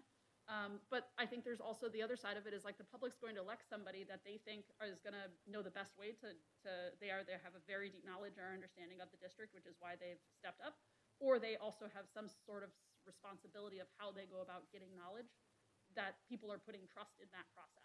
So I think it's a both and. Yes, but Mag, there's been instances where people they haven't been challenged in elections, or they're appointed by the board. So there's different ways to serve on the board. Yes, it's through a fair and a public process, but it's just, again, it's not on our agenda today to talk about our values and other things. And like that's, I'm sure it will come through as part of the discussion around goals and other things later on. But I think it is just about making sure that it's sort of clear and upfront and everyone's on a level setting. Maggie, if I may, I'm just watching our time. We're about 5 minutes over on this session. No lunch. Okay. Okay. Board and superintendent relationship.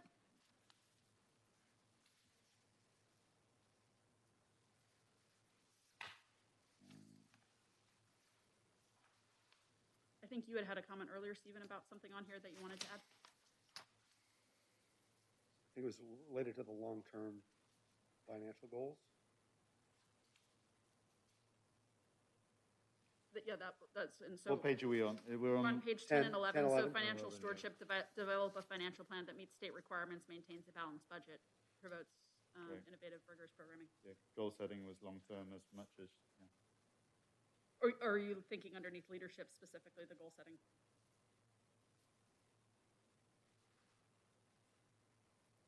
I was thinking under goal setting, but it's open.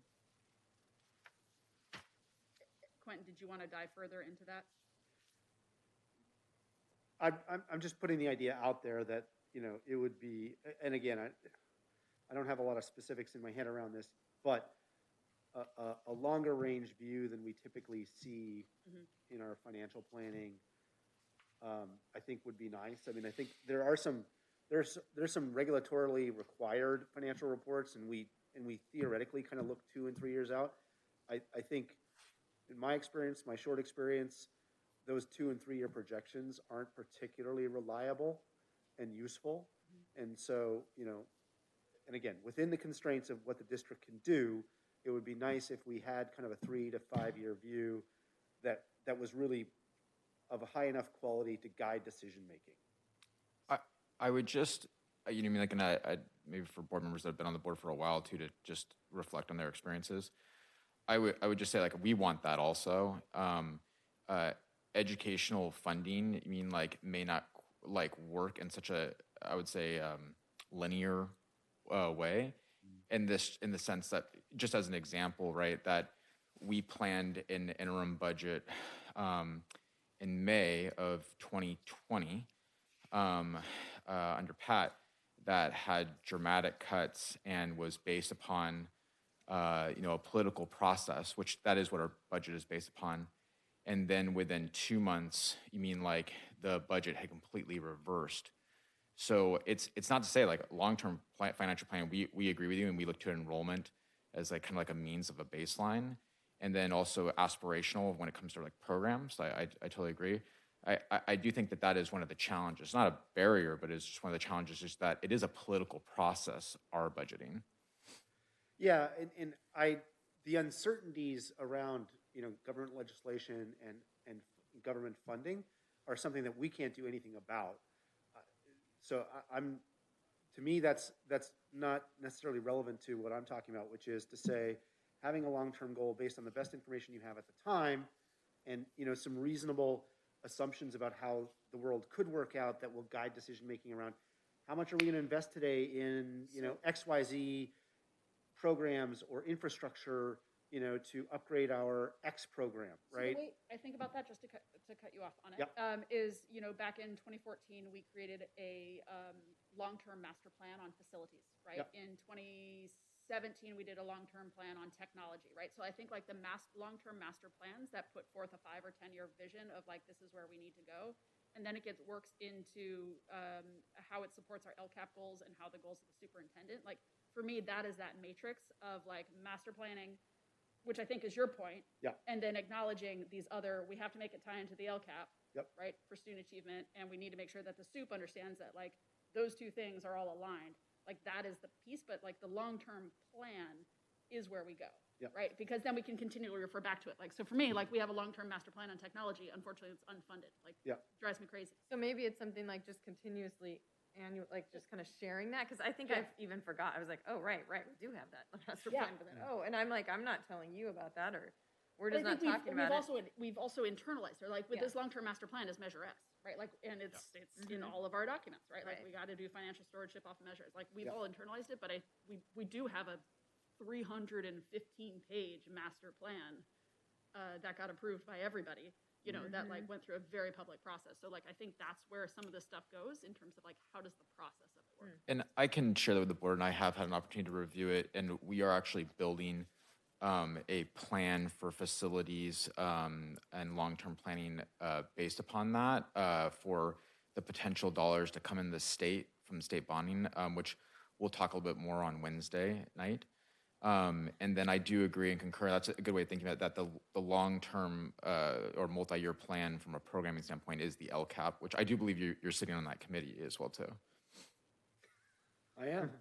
Thanks, Glenn. Thanks, Maggie. Yeah. Any other thoughts of like, because I think there's like the facilities plan, there's the tech plan. I'm trying to think of what other like plans that we have out there, like Safe Routes to Schools, an Safety annual plan. one, safety. Yeah, the safety master plan is another, That's an annual, right? Like Is there, let me ask as the rookie, sorry if I should know this already, but is there like an overall strategic plan? Because those sound like very topic specific. And what I'm thinking of from my private sector context is, hey, here's the 5-year plan for How it all the works together, business, right? right? And we don't know exactly how we're going to get to this endpoint, but like that's, this is an endpoint that we're aiming for, and here's what we're going to try to do to get from A to B. That guides a lot of decision making. Yeah. When, in my experience, and I don't necessarily see us having that kind of conversation here very often. Well, Yeah. isn't it always around these goals? I mean, So if I may, so that is the HBCSD district goals. I mean, like that The goals are different than a strategic plan, I think, in my opinion. Yeah, that's fair. So when we develop that off of, a 5-year plan. I mean, like now, as far as the details of that plan, I would be happy to sit down with you and show you like our working documents, like the equity and inclusion strategic plan, because we break each of those goals down. I mean, like they're just typically staff documents, and the board, is governing at that 50,000 foot level. But when we adopted those goals last year, a big push, and I will push us today as well too, is to keep those, relatively consistent. I mean, because Yes. like they're 3-5 year Agreed. ambitions. Yep. I want to save goals for our goals section. Yep. on data analysis piece, like I think we can like come back to that, but I think your point taken is like we have goals, maybe what you're thinking of is a larger vision statement, which is different than the vision here of all students empowered, but like there could be something that is some sort of guiding document on it. We can note it. Any other thoughts off of this last bit? Because we're going to do a rapid change here in 1 minute. Relationships. Anything off on relationships? No. Good. Excellent. Thanks, Jen. Then with that, if you do have wordsmithing things, we will send them to Jason, and then we will approve this at not this Wednesday's meeting, but the, what month are we in? March's meeting. Okay? Everyone good with that process? Sounds amazing. Okay. Shake it off. We're going into board self-eval. Here we go. Jason, do you want to move the slide? Yes.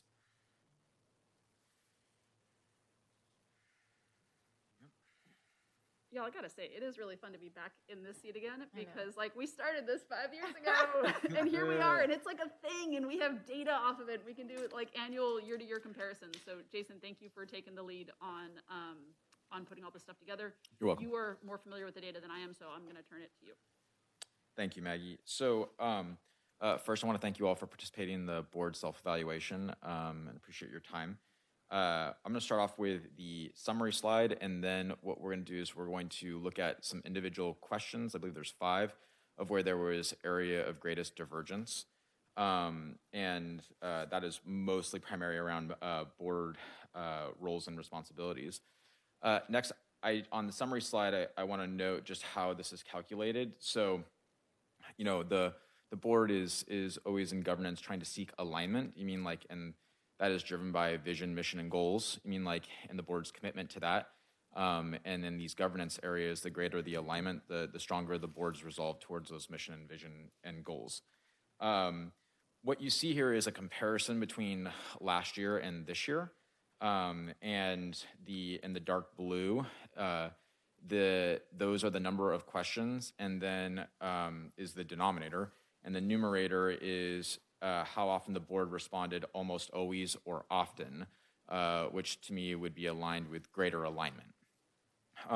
In the gray, what you see is the numerator and the denominator of same questions and the level of alignment where a response was always or most often.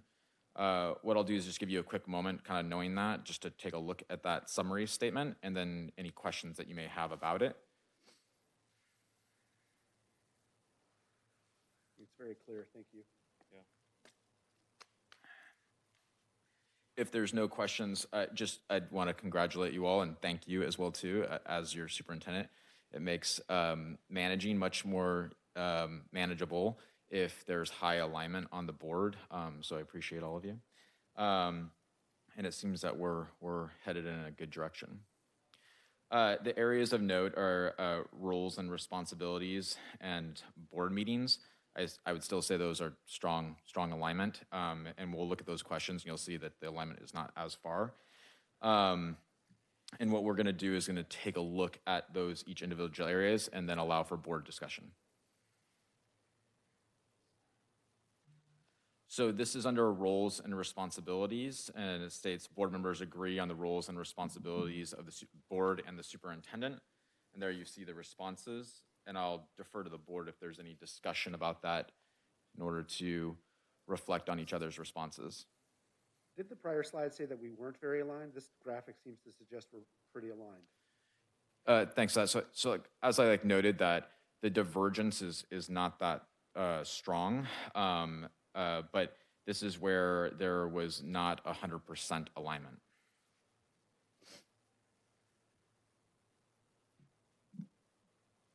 I think it's just great that we continue to look at this board governance compact, because I think this really helps us get recentered every year as to what our roles and responsibilities are, and just, you know, not being in person all the time. Sometimes, you know, for the last year and a half has been just more challenging, and it's, you know, because Zoom's become the norm, or call, you know, it's just, so anyway, I think we're on the right track. I don't really have much, I just appreciate like that we've clarified even just like how our role is when, with if we have personnel issues and like who to go to. It's like we've just really worked on clarifying a lot of those things. So Can I just ask I apologize, a dumb question. On the prior slide, roles and responsibilities shows as 2 out of 5. And on this slide, as I read it, it's 5 out of 6. So there's multiple questions in one area. Okay. And so those are the questions that would demonstrate always, almost always, or often. You mean like as all of the responses.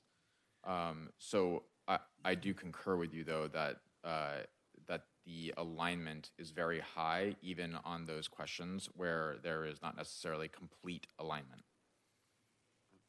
If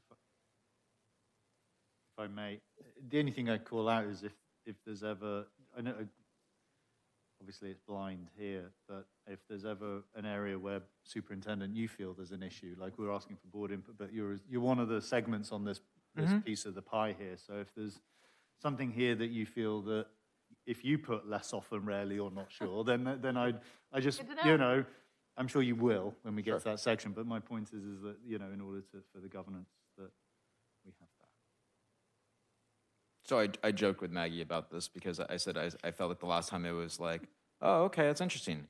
Jason? Yeah, totally. Yeah. So I believe that I responded almost always or often on this. Yeah, so I think we did a deep dive off of roles and responsibilities today, looking at some of that. I think some of these where it might go into less often is questions, honestly, about like what is direct administration versus giving an opinion. Like I think there's like that gray line on that. So I would offer up anybody who has like a direct question off of roles and responsibilities right now, if there is an area that you want to put on the table of like, I don't understand when this happens, let's put it out there. Yeah, Hypotheticals. I'm good. Yeah, and I appreciate that Quentin has brought up some pretty tangible examples today as well too. I think that I do believe that is more helpful for this discussion to put those things out there. Okay. All right, I'm going to move on to the next Yep. area. The board gives direction to the superintendent only at board meetings. Jason, can you provide some clarity of giving direction, what that means? Yeah, that's a great question. I think that it really, so each dynamic with each board member, I will say, is very different. And I do think it's a very like relational in nature. I meet with most of the board members on a pretty regular basis. So to me, from my perspective, direction is, you should do this. Like that's, and that can come in very small forms or that could come in a very large form. So that's my, idea of direction. I don't know, is that too broad? Would we be violating the secret ballot process to ask if you were where you were on this dimension? Because I mean, I don't know how you interact with the other 4 board members, but I'm curious whether you feel like we're doing things right. Thank you for this. This again reaffirms my Jason. I know, I'm like, okay, so tell us. So I believe that I also responded almost always or often. My response last year was, I think almost always or often, or I think I said other last year, and I think I've shared with you here. I think it's just really dependent on the dynamic with the board member. I've never been made to feel that I couldn't say no. So that's been my understanding, or to redirect where like, hey, that's got to be back to board meeting. That happens pretty. I can't really remember a time where I've said, well, that needs to be taken to a board meeting. Right. And I think that's probably for board members to internalize. Like I have lots of opinions. I share all of my opinions with Jason, like understanding that I am sharing my opinions and that he can either take that advice and counsel or not, dependent on, where the board lies with something. I think it's more of a board understanding of what you think your power is and acknowledging that we don't have power without a collective open vote. Fair. Do you want to change your vote now, Quentin? No. Oh, okay. Do I get to say, how did you all respond? I mean, Yeah, I'm curious, is anyone that did respond with the less often, are there feelings that we need to clarify? I would agree. because if that's the gray, that's sort of a grayish area that Mhm. that feels to me a bit worrying, a bit murky that two people are concerned or don't want to put words, but Any hypotheticals on the table? Okay. I think we've just gone over our board compact, acknowledging what our norms are. So I feel comfortable, like, if we were to take this vote again, it would probably end up differently. That's a good point. Like, I think that's a really good point. okay, moving on to slide 15. Individual board members do not attempt to direct the superintendent.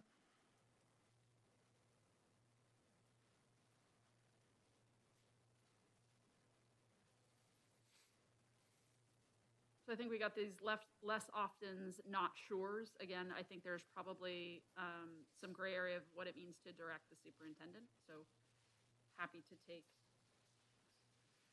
questions, thoughts, wonderings on directing the superintendent.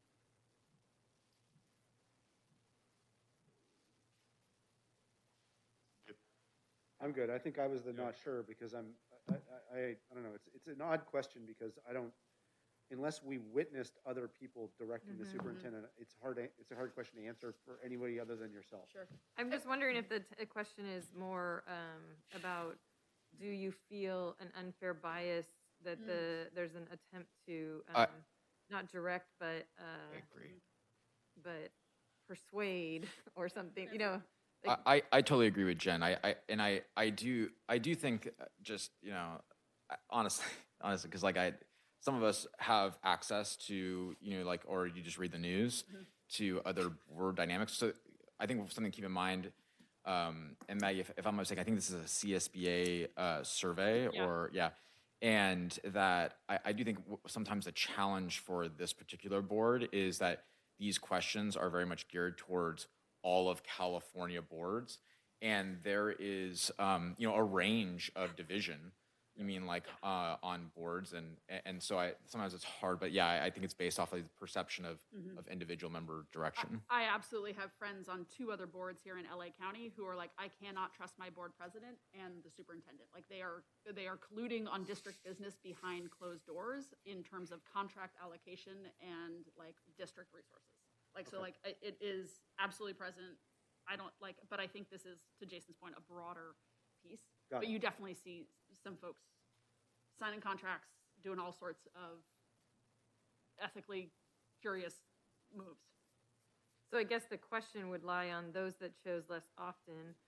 Do people feel that we need to have a different orientation on how individual board members work with Jason? Good question. I mean, I guess I could just speak to how currently I work with board members for context. If that's helpful. Yeah. So that time I inserted myself into the Jason. Okay. So for most board members, I meet, aside from the board president, I meet with them every other week. And so that was either somewhere between a 45-minute and an hour meeting to discuss board business, district and board business.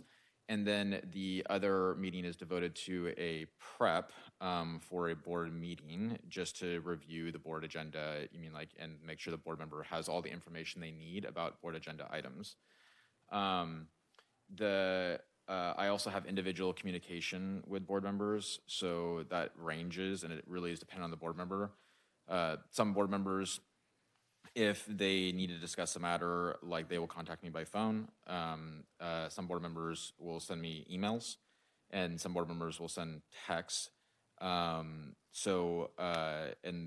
typically my preferred mode of response is to call a board member back in order to discuss the matter, unless it's just simply like a yes or a no, or this is the situation. So that's typically the dynamic, and it range. You know, usually if a board member reaches out, it is it's an issue based, and 9 out of 10 times it's an issue that was raised with them from a community or stakeholder. Thanks. Yep. Any follow-up off of Jen's questions off of this, off of bias, or I forgot the last word you Persuasion. Are there any policies that we want to raise? I'm seeing head shakes, so I'm just going to say we move on. Great. Let's move on.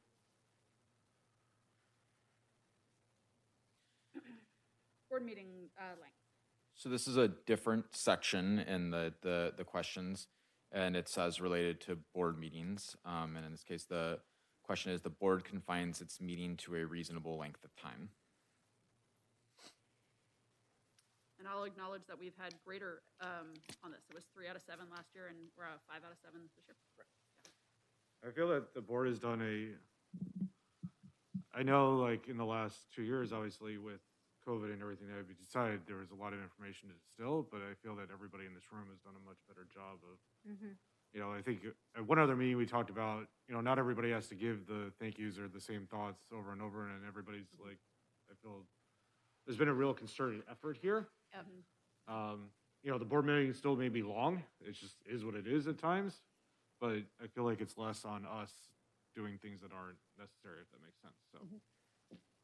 I want to concur with you, Doug, and then just thank you, Jason, and the Yeah. staff for just like being like, "Whoop, we got 8 minutes, a limit." Yeah, I feel like you put a limit on the board presentation, and I'm just like, Yep, totally. thank you so It's much been- because yeah. Yeah, we've been working with our staff. The rule is no presentation should be longer than 10 minutes, short of like, you know, stuff that has to get through, but like 10 minutes, and then the board can ask as many questions as they want for however long. it's been very helpful.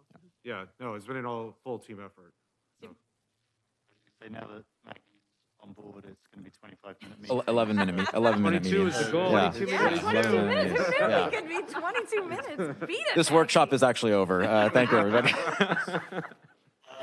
But no, joking aside, or not maybe, I think just also an appreciation that we as a board, we meet once, our regular meetings are once a month. And I mean, for any public member watching, other boards typically meet twice a month, if not more so. I mean, it's sort of, Right. we judiciously sort of fit a lot in. I know that's why we sort of talk about our start times and other things, because we have a lot to cover. There's just a lot of ground typically to cover. So I just applaud and thank you. That a lot of that comes in how it's managed with the superintendent and the meetings and the agendas. But again, I'm just always mindful of that we accomplish in one evening typically what other boards look to accomplish in 2 evenings. So we are just brilliant. So there we go. Good point. Next slide. Sorry, my apologies.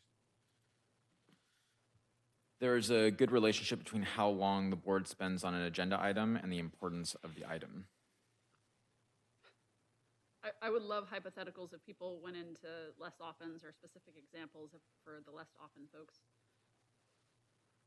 I'll give one. So, and I don't think this is, and I think this is on us, not a comment about the district, but I think we probably, this is a trivial example, probably, but I think we spent a lot of time talking about the calendar, for example, when I don't think there was a lot to be said at a governance level. I didn't feel bad about it. I thought, you know, we were interested in talking about it, right? And sometimes we'll be interested in talking about something, even if it's not super important, and we'll end up talking about something that because it's interesting, rather than because it's super important. You know, so we're breaking our own norm there a little bit, but I think it does happen every once in a while. Yeah, fair enough. Any other? It's funny, like in public comment to me has been about, you know, the calendar has been, so, you know, that was yes, we as a board discuss it, but also it's interesting that The most you text know, I've received. the in most past 2 conversations months I've had in the around last the 2 or 3 calendar. weeks has been about the calendar. Oh, really? So, Yeah.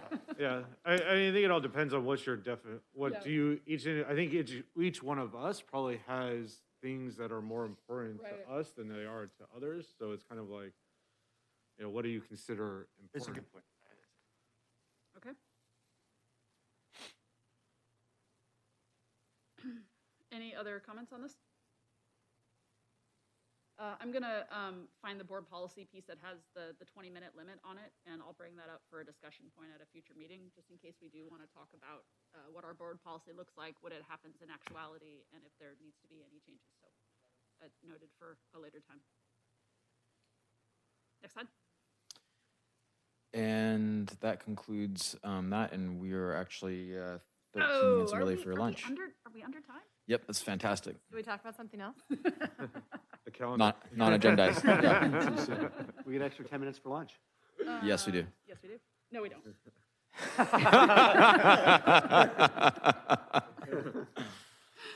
Okay, so do we want to have Robin, Jason? What's the process here for our lunch time? We're going to go ahead. We're going to take a lunch until 12:30, and what we'll do is we'll pause the meeting. And I do think if the board is okay, I think we capture the 10 minutes and I agree. it either Move gets it up. allocated or it gets removed from the tail end. So it'd be 12. We're 10 minutes early right now off a schedule, so it's either 12:20. we start back up at 12:20. Yeah. Sure. Yeah. Yeah, that's fine. Fine. Do that. Sounds Great. Okay. Staff loves it. I just made a motion. Does anyone want to second that? Second. Second. All in favor? Aye. Excellent. Okay. What do you need? Just in terms of lunch, what is the process? Oh, Robin, do you mind talking us through lunch? And let's go ahead and turn off our microphones. Yep. Get out stuff. Yeah. Cool.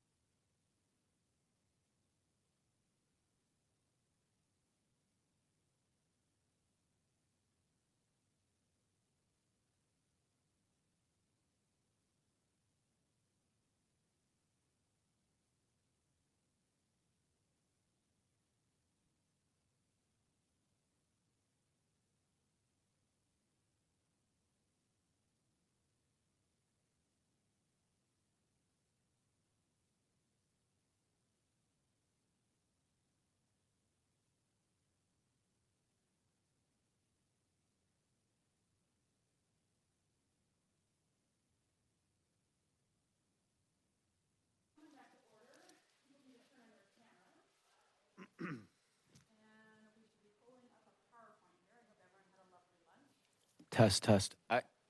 Peter, is our microphones working? Hello? Test.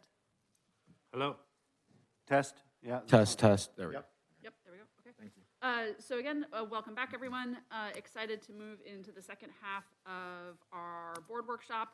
Again, a huge thank you to Manhattan Beach Bread and Bagel for working with us and providing bagels this morning and lunch this afternoon. Always excited to support residents and local businesses. Jason, we're going to move into what is an effective meeting.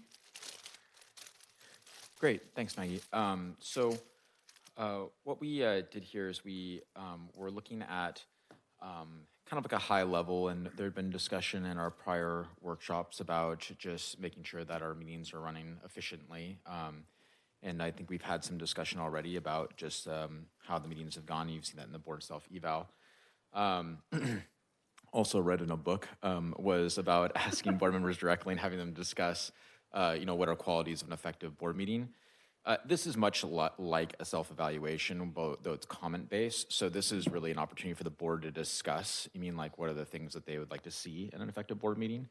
And so I'm going to take it point by point. Just to summarize here, the general feedback was that, it's a desire for high-level updates on priorities, which I would presume are our goals.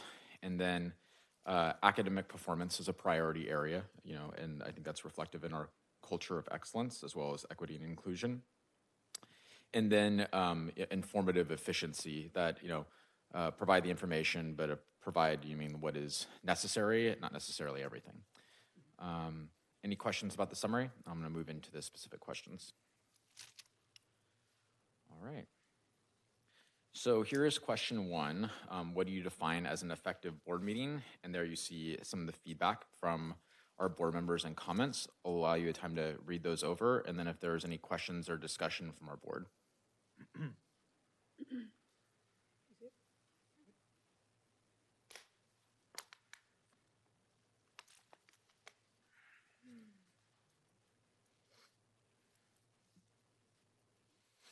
I'll just respond. I so appreciate having the complete board presentation summaries ahead of time, because I do think it makes an effective use of time when we do our check-ins with you to ask for questions or follow-up information. So thank you for making that happen.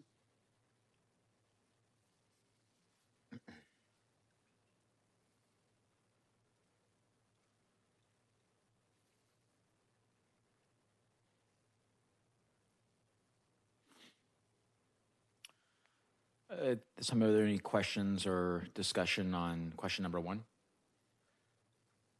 I guess I would say one of the point, I think I know which one of those bullets is mine, but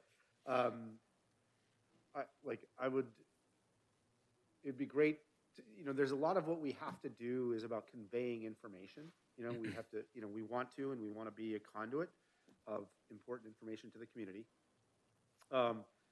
To the extent that we can go beyond just sort of conveying information to sort of drawing out the so what's and the insights and the important points to be discussed, then that's something that I think will make meetings more engaging for the public, as and obviously for board members as well. But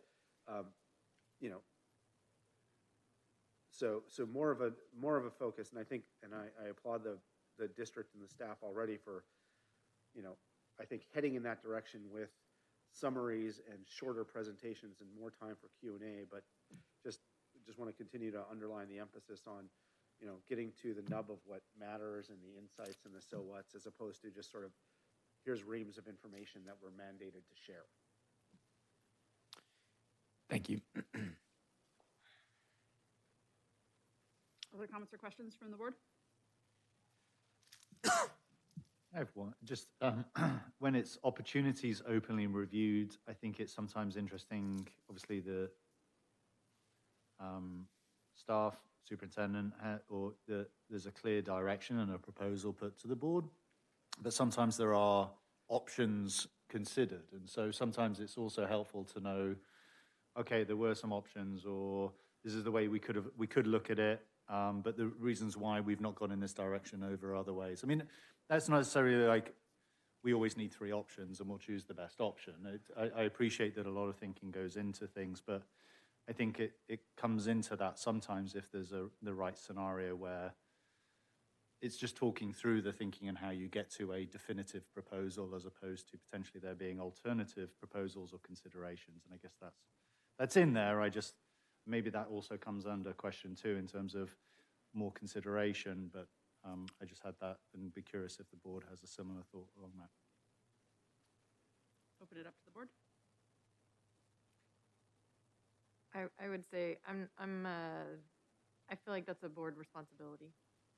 Like if you want other, if like we get presented a option from the superintendent or the staff and you want a different one, whether they they could, explain us their process. Mhm. But I think if we want to deep dive into something like that, maybe it's a little more on the board or yourself individually to like look into that issue and bring it back. Do you know what I mean? Like Mhm. That's how I see it. I'll give you an example if Yeah, it maybe makes give me it a more is calendar, which is something that gets negotiated with union and other things, but there's often options around the calendar and how they were formed, but as opposed to not having an option and just going, well, this is what's been done. It's like, okay, great. I could see there was thinking involved in that, but here were some options and this is where we're at. Like, or here's another scenario might be. Sorry, just on that one, I do believe we did provide calendar options. No, absolutely. This year.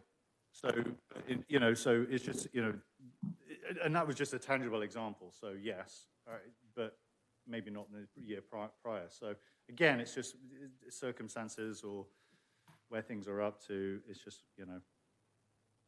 opportunities openly reviewed. It falls under that for sure. We're good. Any other thoughts about effective board meetings?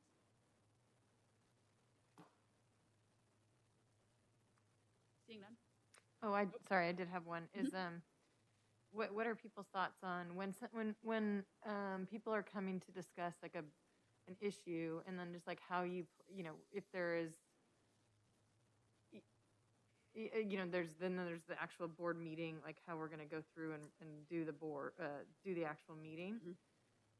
Thinking, sometimes we'll like let student council go first, or we'll let certain like moving things around on the agenda.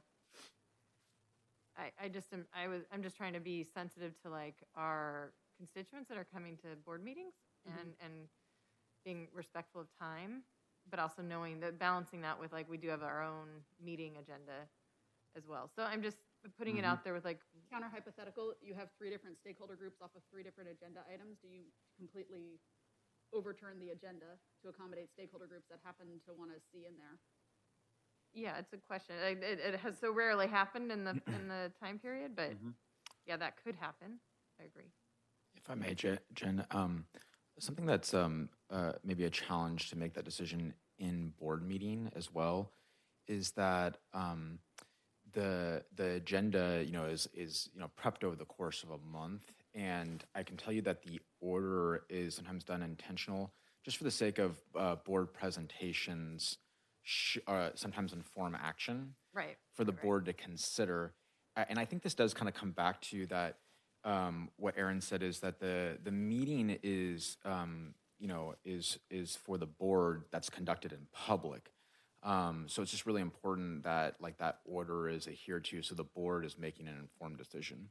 Right. I think that's a really great point. Maybe that's just something as a board we verbalize and consider and like share that with the audience as they arrive, so there's not such like outward irritation and anxiety, or I would say more irritation that gets then it clouds, I think, what we're really trying to do. That's a good point.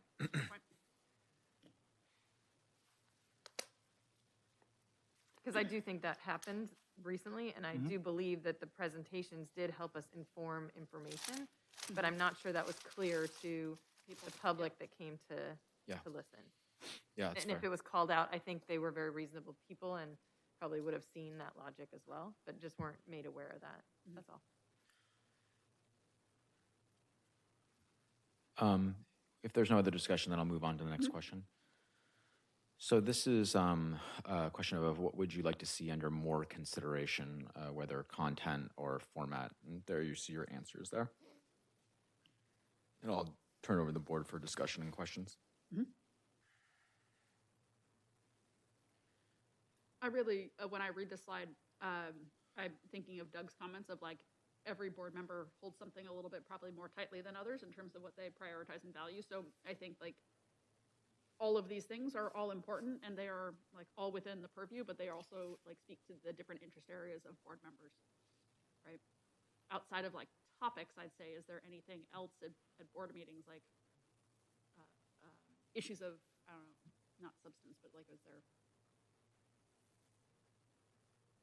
more reports, more presentations, less presentation, you know, is there anything structural, I guess, outside of topics? Because I think, you know, the board's doing its duty off of its reports to get the academic information and assessments that we need to make decision. I think we're getting enough information to do our duties. And so all of these things are just going to come in the flow of the governance calendar, whether it's LCAP or budget or facilities.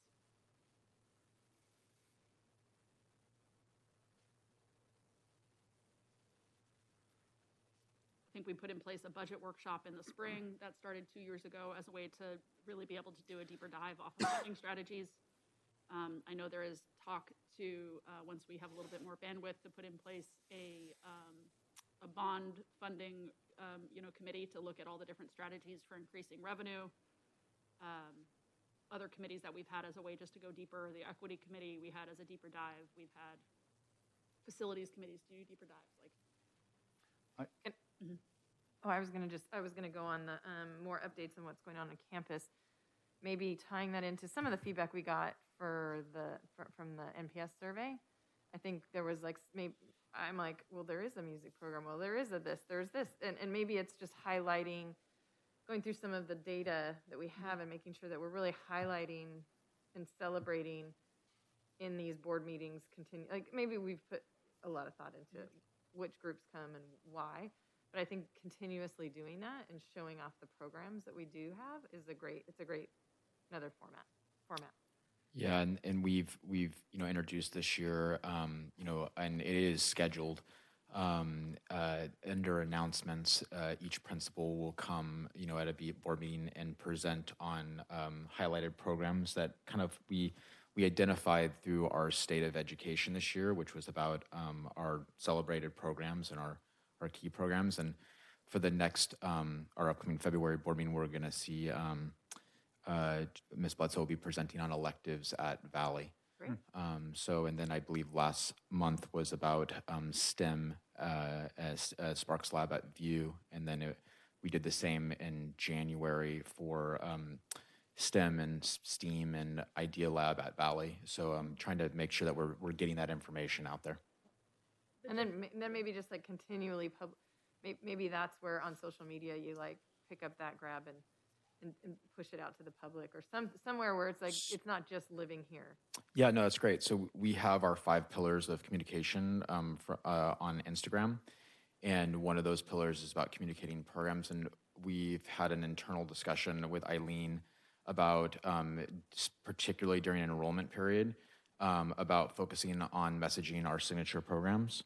And so pivoting a bit. So we'll follow up again and, just to let her know that the board is invested in seeing that going forward. And we just hit a milestone on social media, right? We did. We have 1,500 users or followers.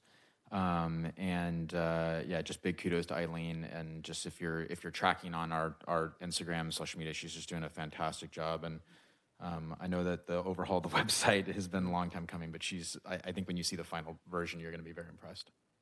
I would just add as a structural piece, Jen, it took me until like last week to actually get the weekly communications from all the principals. So I don't know if you're getting the weekly newsletters that go out, but there are weekly newsletters that are being sent by each site about activities and events happening. I get the surf report. No, not the surf report. Like each principal sends out a newsletter. Yeah. In addition to The news. In addition? So I Oh, did yeah. not know this existed. This I is am the now- deluge I was telling about. Actually, could we ask that gets sent to the boards, like our board alias emails? Would that be appropriate? Yeah, we can start to work on that. That'd be good. I'd just like to build on, and just to mention that I really appreciate that we have that student voice in the meetings up front. I just think it helps ground us, and I really enjoy hearing from our Great. student leaders. Sort of sets a nice tone for the meeting. And I also thank you, Jason, for having your site administrators sort of talk to those respective programs. Like, to me, done succinctly, you know, we've got an embarrassment of riches, and not only for us to hear in a board and get updates on that, but also then that to potentially be a 10-minute video clip that could be put out if people want to, or if people ever query it. Oh yeah, you want to know about us, how great we are at STEAM or whatever it is. So I just want to say thank you. I really appreciate the effort that the team puts into that. I do agree with Stephen too about the clips. We just recently reutilized the State of Schools clip about our programs on our Kinder website. And we've been, for parents, it's just like coincidentally you brought this up, I just had a parent ask about our signature programs. And so I sent them the link of the State of Schools presentation, you know, as like an informative. So it was helpful. It's great. And just a quick question. My assumption is on the new improved website, like those weekly newsletters by site leadership will be part of those websites? Like, will those be archived, those newsletters, as a way for folks? That's a great question. We're not there yet because it would have to be uploaded. That might be a little bit of a logistical bear. So we'll look into what that might take. Okay. Can I just also, like, the district updated its email templates and other things, and I just want to again applaud the team that those are now really easy to see on your mobile device and things like that. So you know, it took a while. There was an investment of time and effort to get those things right, and they make a big difference to parents digesting this stuff. I wanted to pick up on one thing that Maggie mentioned, and going back to Quentin's point about goals. We do have a budget workshop. I get that that's the lens that it's the forum for looking at numbers and spreadsheets, you know, and balance sheets and whatever else. It is also, in my mind, it's also a lens through which to then, how are we approaching our financials through the goal setting and whatever else. So it's, you know, it's not myopic to just a budget P&L review. It's, in my mind, it's also looking at our board district goals and how we're looking to achieve those things in short-term wins versus long-term wins. So I just thought it was worth in my mind mentioning, because that's an important meeting again as we go through, and we spend a lot of time to go through our review on things. So. Anything else on question 2 here? More consideration stuff. Just, I'm going to question for Jason. Just like, you probably talked to us enough that you could guess as to who made these comments, to the earlier point about them being very personality dependent. But do you have any questions? Like, are there any in here you're going, what the heck is that person trying to get at? Because it may be valuable for you to know what folks are missing if it's not obvious to you already. No, I feel like that I understand the board's dynamics and such, and I think that this is a good space in order to clarify. Yep. Okay, let's do next slide. Can I actually, sorry, I got one thing, just under the funding strategies. It feels to me that there's always sometimes, it was even in the MPS survey, there's some existential questions as to why does the district exist? Why don't we just, sorry, this is picking out specific questions by some stakeholders going, would we be better served X, Y, or Z? No, you know, is there a different funding strategies? Other districts, Beverly Hills, have, you know, there's, I'm blanking on the way. Basic aid. Basic aid, thank you.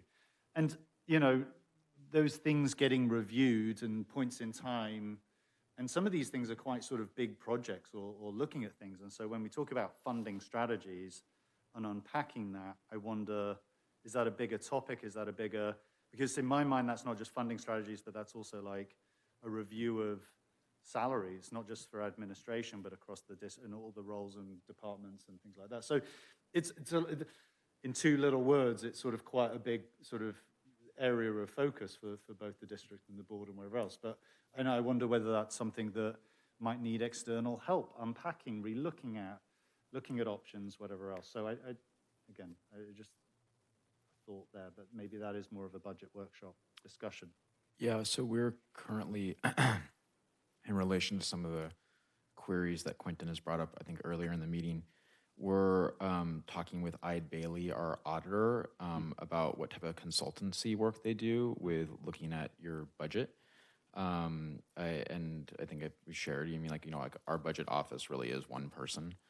And they, Paula's working in the kitchen, on certain days. So I would say that it would that is something that we're looking at because of the interest from the board, and the budget funding from the state has wildly changed and swung, in many cases unpredictably in the last 3 years. Not to say that, and that's speaking about California funding and education wasn't a stable piece to begin with.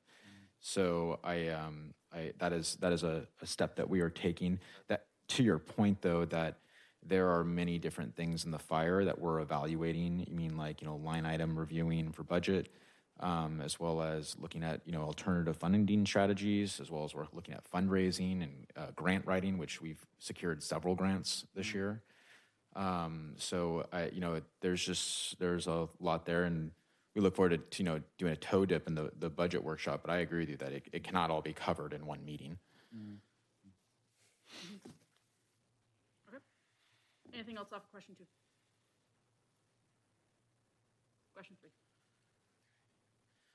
So question 3 is, you could say it's like a strengths question, but the question is, what do you find most effective? And there's your board input and just any questions or discussion on those items. Anything missing off of this board?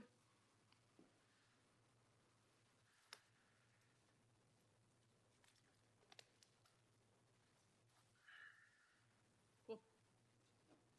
Next slide. Question 4 is feedback about what do you find least effective in the meeting, or things that need to change, and feedback. I did remove one that just said I don't know, because I just for point of reference.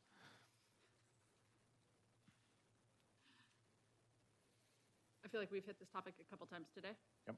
Good. Yep. Next. Oh, And now man, we're ready did for we data finish analysis. early again? We did. So we are currently 15 minutes ahead of schedule. I'd like to just take then just a few minutes because this has been, like, I'd like us to put a bow in, like, on this topic of effective board meetings. Like, we've looked at our board survey information, we've looked at our compacts in terms of, like, norms we've agreed to, gone into this survey piece of it. Like, do people, like, now is the time. If there is something we are missing on making our meetings more effective, like, this is the time to, like, put it on the table and, like, let's address it. Or, like, we've now allocated 2 hours to, like, thinking about effectiveness and efficiency in meetings. And I think the balance on that is, like, public's right to be a part of the process, board deliberation and proper assessment of the information, and, like, the tension between all of that. But what else needs to happen? Maggie, if Jason. yeah, thanks, Jason. I really want to say, because I have, like, one of the things that I do in order to prep for board meetings, especially early on, is I watch other board meetings. I know Stephen and I have talked a lot about this. And so I just really want to thank the board for their professionalism and also for their direction. I think that the direction has been very concrete for our staff. And I can definitely tell you there's a lot more confidence on staff when it comes to board meetings. And I do think that's because there's consistent direction. So but on behalf of staff, we really want to thank you. It's been very helpful to have that support. Like, as we present, and we, want to make sure you're getting the information you need. And then, like, during a very difficult time, like, to conduct board meetings. So thank you for that.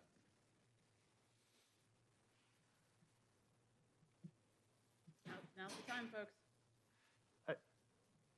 Mine was just sort of in the moment. I think it's sort of, we've run into sort of people with hybrid meetings.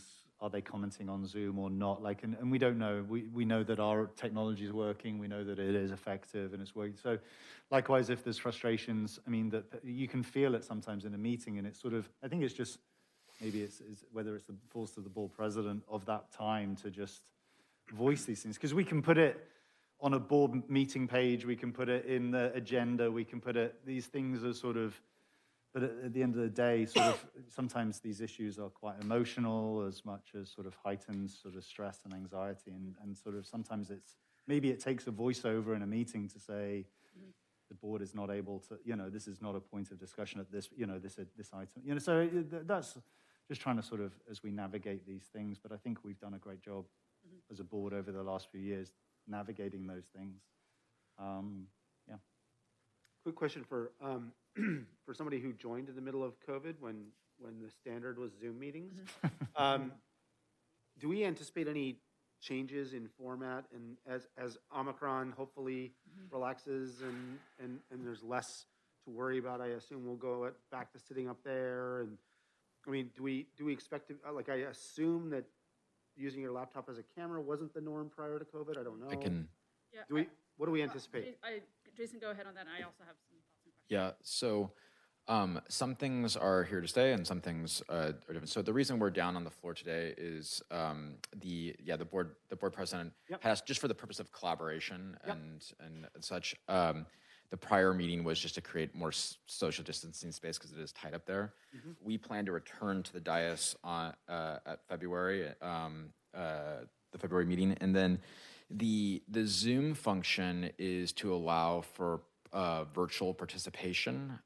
So we allow for virtual public comment, and then we have presenters who also present virtually, like you saw Aaron today. So those things are probably not going away. Virtual public comment is the board's discretion. That is that level of participation. There are some districts that do just in person, and then probably in the passing of Omicron, like eventually those dividers there, those are not permanent. Those will likely come down. Not just purely structurally as well too. There is some talk on the legislative level, I think Aaron kind of hinted at, that some of these changes may be permanent, and perhaps even the policy I think that came under Stephen about virtual public comment may actually be anticipatory of the law, and that virtual public comment might be required. I have heard that. Stephen, did you have a comment? This is very minor housekeeping item. Well, then I have a comment before that if it's just a housekeeping. Yeah, mine's a housekeeping. Mine's just reminding that if the public is listening, or just in general, like as board members, just to remind the public that they can come and speak positively also. Yeah. It's like we hear, we hear about issues, but if you like something or you support something in a different way, feel free to, it's like, I just want people to feel comfortable. It's very nerve-wracking standing behind the microphone, and it's okay to say 2 sentences, I support it, or I just, Totally. or write it in, I support that, or I don't like it for some reason. So it doesn't always have to be if you don't agree. We also allow, to Jen's point, for written public comment, which is posted on our website prior to each meeting as well too. So just to is there going to be is there going to be an agenda item at some point where we go, hey, starting from this point forward, we're going to consider these, we could go this direction or this direction or this direction and make a choice. I assume that conversation needs to happen hopefully in the not too distant future. I was going to second that. I was going to bring that up as well. And so barring the legislative piece, I do think even with the legislative piece of I think increased public access has been great. We have more comments coming in, all of those things but Zoom and having 2 screens is super tedious. Outside of a presenter being able to come in, I am curious about us having technology of somebody calling in, right? Is having a Zoom camera the most effective way of our staff's time who has to monitor all those different things? That would be an efficiency piece that I'm curious about. Just from the logistics standpoint, and I can touch base with Simon. Here, let's just bring him to the podium. That I don't think that I cannot speak to a board member's experience, but on the technical side, I don't think the Zoom piece is as cumbersome, and I do think it is necessary for the participation of presenters and such that are presenting virtually. Right. And I will say that there is a major advantage to allowing the virtual participation of staff.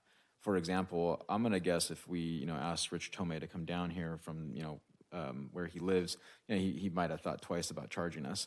So Totally. yeah, so I think there's an advantage. I agree. I think there's also an important, this is equitable access. Someone may be quarantining, they may be isolating. They don't have to zoom in. They can phone if they're like, I feel awkward, zooming in That's from my my point. house. Like, Like, you know, access is there are, important. we I'm have curious literally about the given modalities. every option. Yes. But I'm curious about the modalities because Zoom is different than a phone in, right? Like, Yes. we can have our speakers and presenters be up on this big screen, and we do not each have to have a screen up. Right. Like that, because we are already videotaped Right. on something else. So like that's where I would be curious to have that conversation. Sure, that's fair. The only trickiness is if they're watching, like we've fallen into that trap of they're watching on a YouTube and that's 15-second You could delay do and the best whatever, practices or guideline of how to I don't- access whatever board that is. meetings. Yeah, I would just love a conversation with some options to Stephen's earlier point and some, pros and cons, and then we can decide. And have we, as a group, then, we are kind of on par now with how, let's say, the city operates their meetings and how, let's say, Manhattan Beach Unified School District or Redondo, do we operate, I haven't looked over at their board meetings lately. The city does do Zoom, I believe, and they do allow for virtual public comment. I can't speak to Manhattan, but I can speak to Redondo that they only allow for in-person public comment. But Hermosa City Council also has, all of them are not in chambers. Like they have board members who are remote. And that's okay? They need to pass, by a- law, they have to pass a resolution every 30 days, and the reason must be for safety.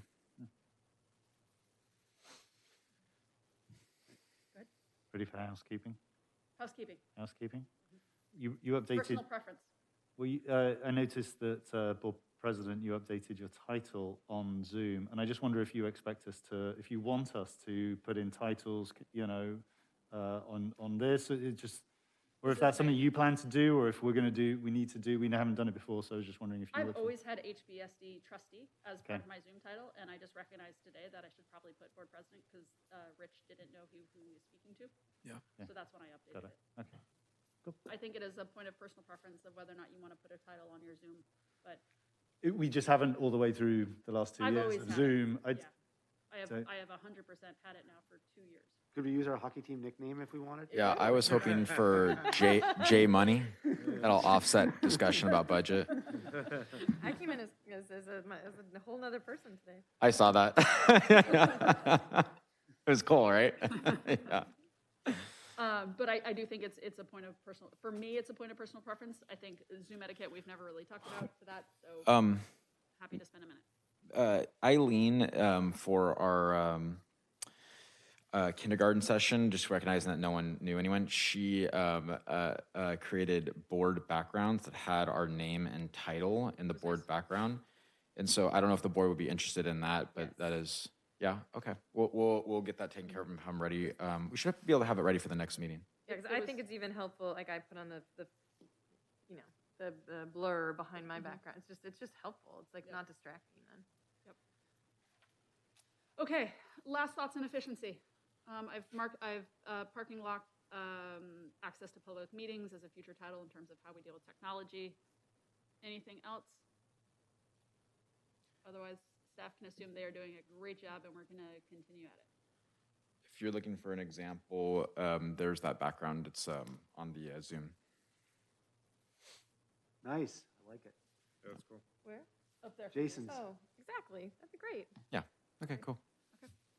I could give you one with like cows and goats and camel. Okay, let's move into data analysis. I got you 4 minutes. Great, thank you. I feel awkward right now having it up because no one else does. So. I think you should keep it. It's much Keep better. it. I Than think it the, looks it's great. much better than the white. All right, loud and proud. There we go.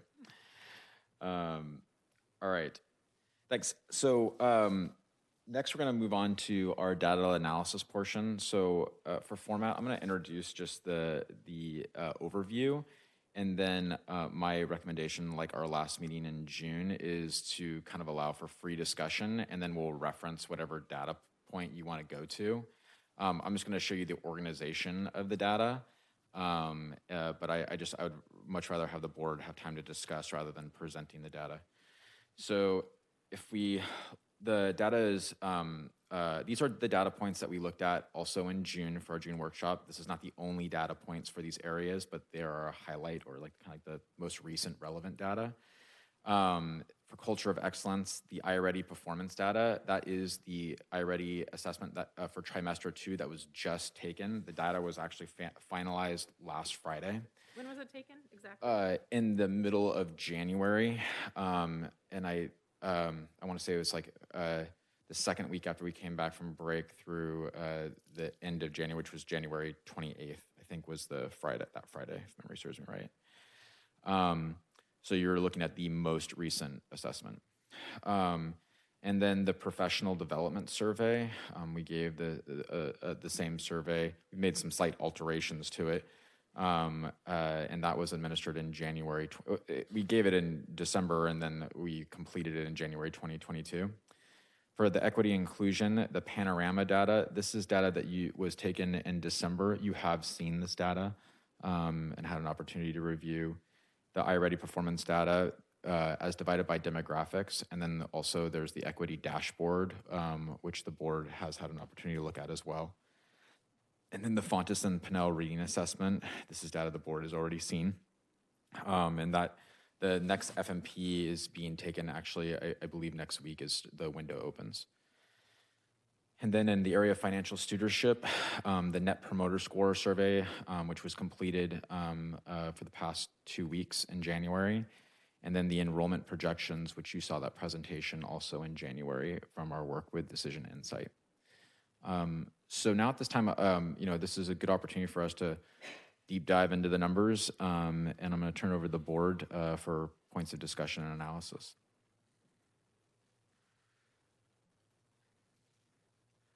Sorry, so are we going through each page? I mean, it's a huge dip. Yeah, I don't recommend that we do that. It's really good. I mean, we should look through it. Yeah. Not that you need to walk us through it, but just. My suggestion is that board members, areas of discussion, highlight the slide and area that they want to discuss, because you all have it on your computers. Mm-hmm. And then we go to those points for discussion and, talk about either observations or possible action. So I am just going to chunk it a little bit, Jason, on this. So let's just take iReady. Let me lead people through some of these things here. Are there comments, questions, want to deep dive into anything off of the iReady material?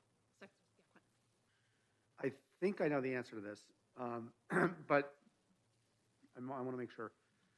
When we're measuring, and the measures here are sort of on grade level, on or above, and not, and I don't know, far behind or something like that. Is that an absolute score for so if you've got a second grader, are you judging, is on grade level meaning in October they're at where they're supposed to be in October, or would you not expect anybody to be on grade level in October because they've got most of the year still to go? How you described it the second time is the most accurate. Got it. Okay. So, all right. And great. That's helpful. So you wouldn't expect high scores in trimester 1.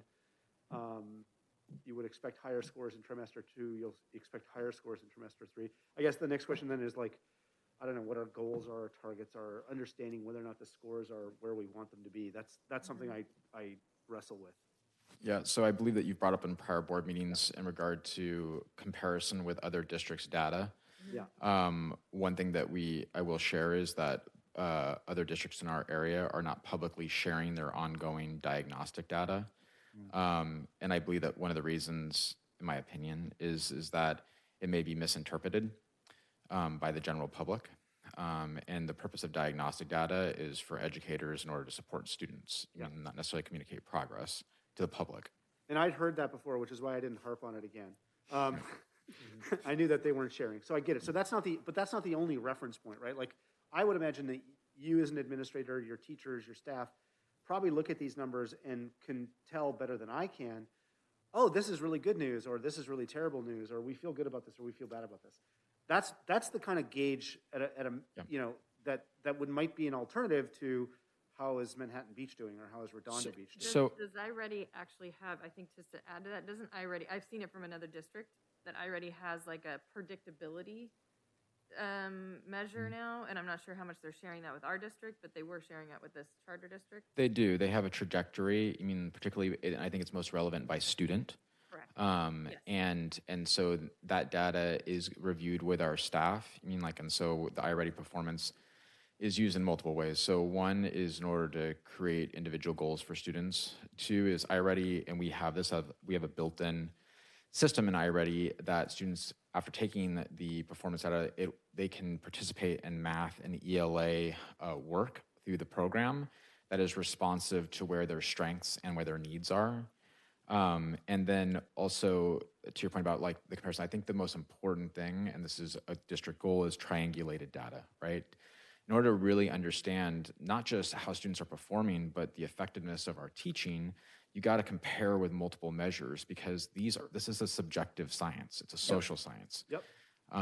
And so in turn, I mean, like one thing that you can see in one of the data slides is that these scores are much closer to our November FMP assessments, which is good news, right? That means that the FMP performance, was accelerated to the diagnostic that was taken in October, because otherwise we'd just be like testing our students nonstop. And there has been feedback that we're over-assessing our students, but I think it really helps us keep accountability and keep an understanding of how students are performing during a time where like education's in upheaval. So that I would say that it's more prescriptive on the classroom instruction level. And then part of it is an opportunity to work with our teachers about using data in order to support instruction. And that's a process in itself. All that I think I understood and agree with and applaud. Fundamentally, I don't know if, the bottom on page 28, the bottom row, trimester 2, reading diagnostic, a split of 74, 19, and 7. Is that good news, or is that bad news, or is that about where we should be? I have no idea. So like in comparison to our scores last year, it's very comparable. And I would say that those scores would put us in the top 5% of California. Okay. That's fantastic. Yeah. And that was a silver bullet to me in terms of a talking point, because how do parents look at these things and how to go get anywhere else? And like when we were doing the State of the Schools address, it's like we have excellence here. In fact, there's an element here of when you say top 5%, like we are the real echelon of things, but there's also then these other areas. I think it and this goes like public digestion of data, or Yes. you mean parent digestion of data versus educators. I think that where to be cautious about that is that we really should be competing with ourselves. Exactly. That I do think that type of performance can breed complacency. Mm-hmm. And while we perform well, in comparison to California, I do think that we really should be looking internally, or to your point, to our nearest neighbors for comparative achievement. Absolutely, and that's our job, and I'm sure we'll hold your feet to the fire to keep the numbers going in the right direction. But that 5% data point tells me, frankly, a lot more than this entire page does. And so that's what I'm thirsting, is more of that kind of synthesized, like this is what it means. I think that though the purpose of this workshop is to give you access to the data, Yep. and not just to summarize for you. Right, but I guess I'm looking for what is the so what of the data, not just I appreciate that the data is available as well as the summary, but I was sort of missing the summary, I guess. Yeah, thank you. I'll keep that under consideration. So from I'm just going to the MPS data and the raw data that we got from families. Mm-hmm. And one of the things that I found reoccurring was, hey, explain to me the grading, explain to me the iReady. I know you're taking these assessments, but I don't really understand what it means for my child. And I'm hoping that the principals and you can take that into consideration and how we brief teachers to maybe get this information out to parents. Because I find it really, I find it very hard to understand. I understand it because I'm deep diving into data a lot, but I think there could be, like what Quentin's saying is like, give me the overall thing. Overall, as a district, we're doing really great. We're at this upper echelon. Let's break down your child, and let's see what it looks like. And then let's compare us to how you doing with the other second graders or third graders in my class. not And- not, and not what's the individual trend and- names, but yeah. just like what's the trend happening in my, is third grade doing all right? Fourth grade doing all right? Like what's the Like, I wonder if there's, like, if it wouldn't be helpful, and I don't know who would own this, but like what does good look like? Good, and there's probably multiple elements to that, right? Good looks like performance at a certain level. Good looks like trends moving in the right direction. Good looks like my child doing well, and so there's 3 or 4 or 5 or maybe 10 different ways to think about what good looks like, and maybe that's worth trying to define and simplify. I'm not sure. So we have a data assessment page off of the Hermosa Beach website, Yep. and like there could probably be some sort of scale on there, but we do have resources of like learn more about iReady by watching this or reading this, right? Like this is what your Lexile score means. Here's a parent training guide. So like I do think like we have created a fair amount of resources for people to opt in to learn how to use these assessment tools. Like I take Jason at his word when it's like, this is a diagnostic tool for educators, right? Like it isn't like when you take a diagnostic tool that's meant to like assess where your kid is at, it's not going to be fully understood by a non-educator, right? Like these percentage things are very technical, right? Like it's not meant to be public digested. Not that it's it being can't be. it's being sent home. Well, I get Yeah, that, but but even we those- also have On an tools individual level. how to use it. Yeah, I just right? think like, but I think coaching people with like, I just, you gotta have to spoon feed it this a little with like, this is how this, even I'm like, I feel like very well versed in educational data, and it is challenging unless I look at like, okay, the Lexile level and what is it, and what is a Lexile level again, right? Remind me, it's like, I think though that one thing I just consider is that like we're looking at district-wide data and talking about individual digestion, which are two different things, right? Like the score report, which forgive me for not including in this presentation, but like the score report is different, and it does come with a letter and access to resources. I mean, like, and we can definitely take a look at it. I mean, like, in order to continue to try to make it easier to use. I would say for this conversation, we're looking at district performance. I mean, like in district trends, and the individual's experience or digesting that, is and should be different.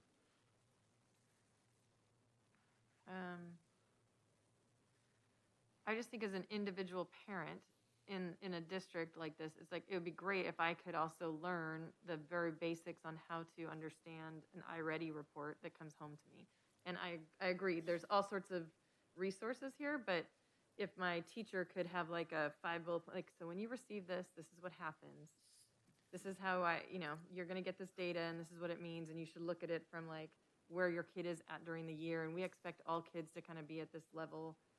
And if they're, when we see it, they're not, it's a red flag to us, or.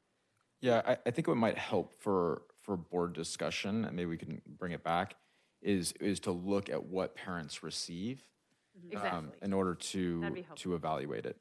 I'd also just like, let's keep this on the data part and save like MPS for MPS, because I think we can do a whole Sure. conversation on how No problem. people are receiving information and what that can do on how Sure. we respond. So like, let's keep this on the data part, and then I put it in my notes that we'll come back Okay. to the comms part and the marketing of it. So I have a data question then. Data question. So I'll go. Go. I still see What slide? on page 30 on reading, and let's go to math. Same. The trend is similar on 34 with math, special ed, and English learners are still are still not making as many gains as other subgroups, and so I just am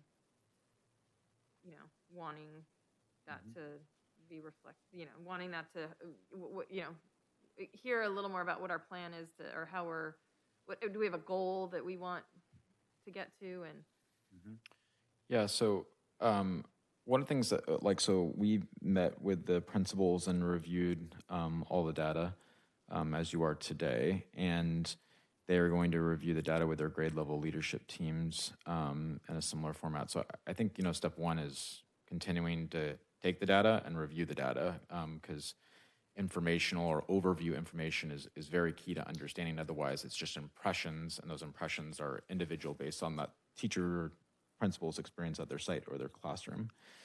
The next step is one thing that did come up in that discussion about English language learners is it is this was brought up by the principals. It is difficult to kind of like gauge where we're at because, and we're going to take a deeper look at our RFEP data, which is our students that are reclassified, because our current ELL population is 1.9% in our school district.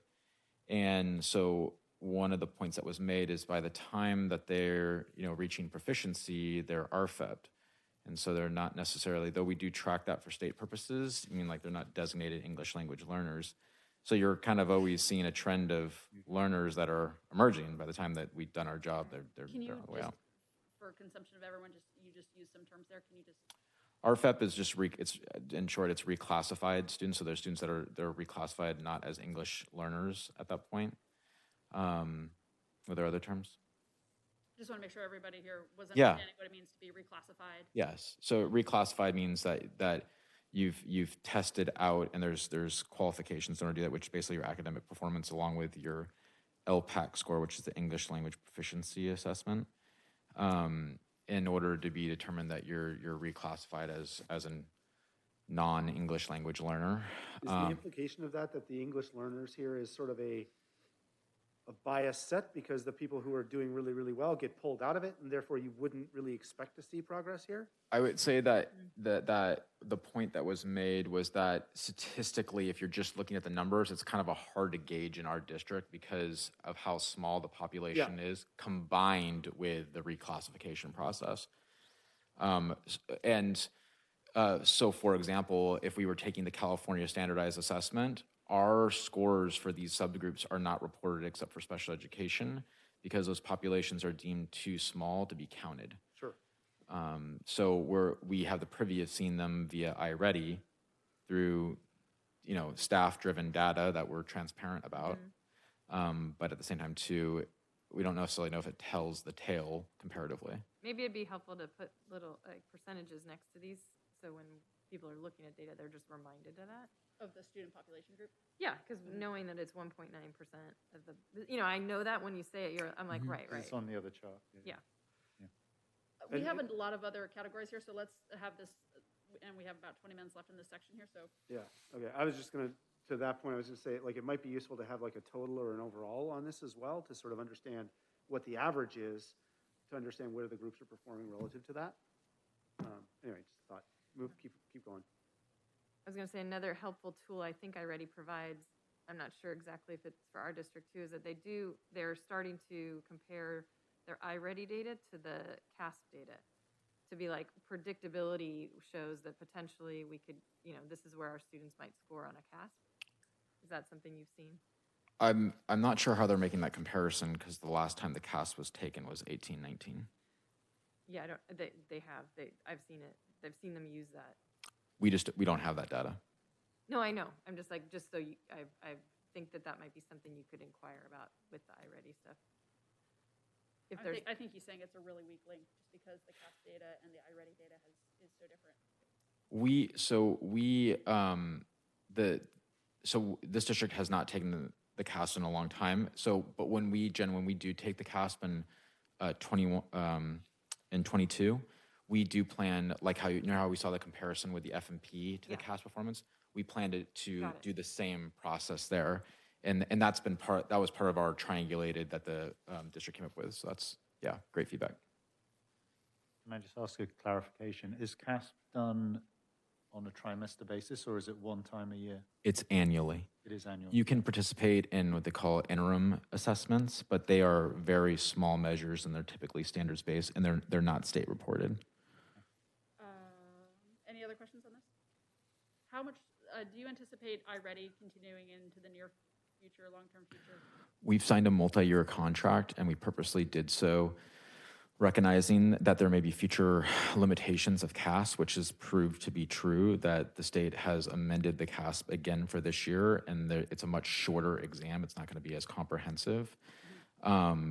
And so we always viewed iReady as a bridge to when CASP goes back to being normalcy. I would say long-term CASP is very expensive. We were able to purchase it because of COVID dollars. It's typically considered like a Title I program. Or CASP? Oh, I'm sorry, Maggie. Thanks. It's typically considered iReady is typically considered like a Title I funded school program. But that, I think it was a good expenditure, and it's a bridge. And we've talked to our staff about that as well too. Our staff does like iReady, and they appreciate the, like, we take an assessment, we get the feedback. And one last question on some page, I'm on the reading, 31. Would it be fair to say that at the beginning of the school year and up to January, there's been like kind of more emphasis on phonemic awareness, phonics, and high frequency words, and then now as we go into the second half of the year, is that how you read this chart?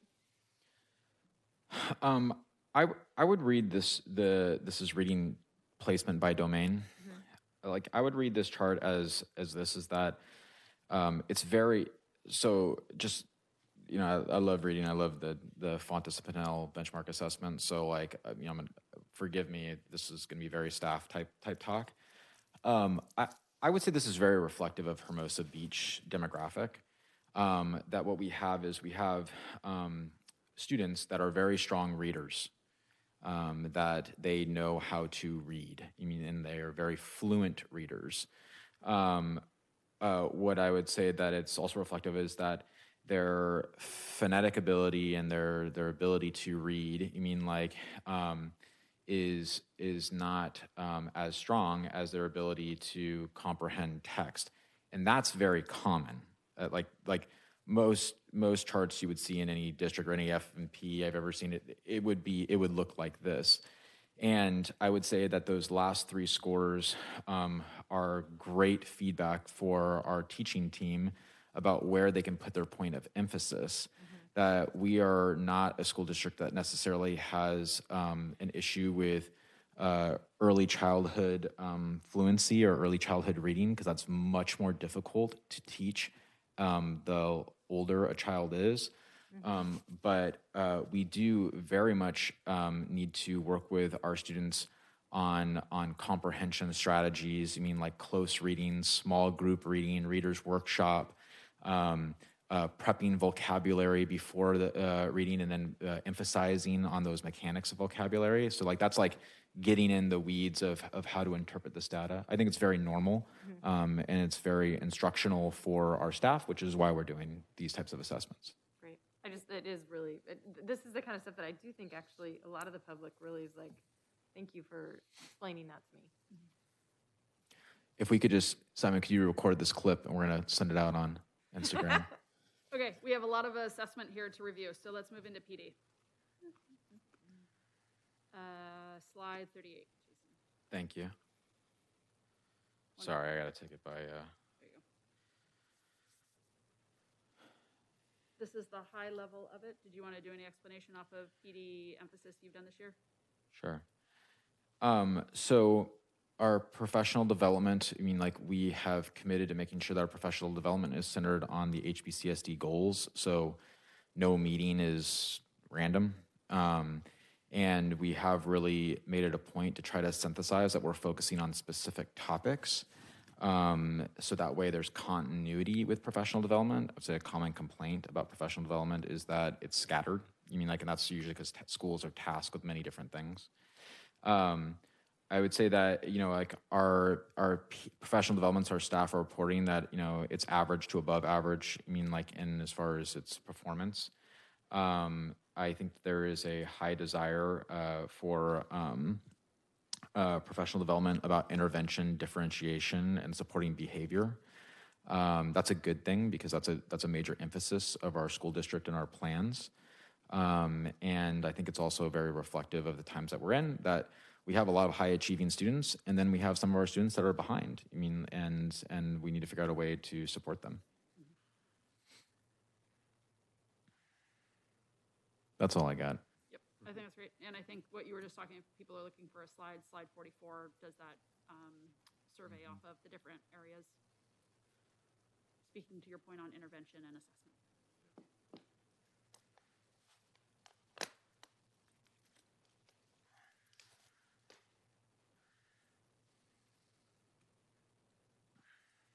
Any other thoughts off of? So I just had a couple questions on like professional development. When people rate it average, is there a way that you guys can start digging a little. I mean, it'd be awesome if more people thought it was excellent on some of that stuff. I'm not sure if that's just like, I'm not sure how to solicit feedback to get that. I mean, like, I want it to be excellent for you.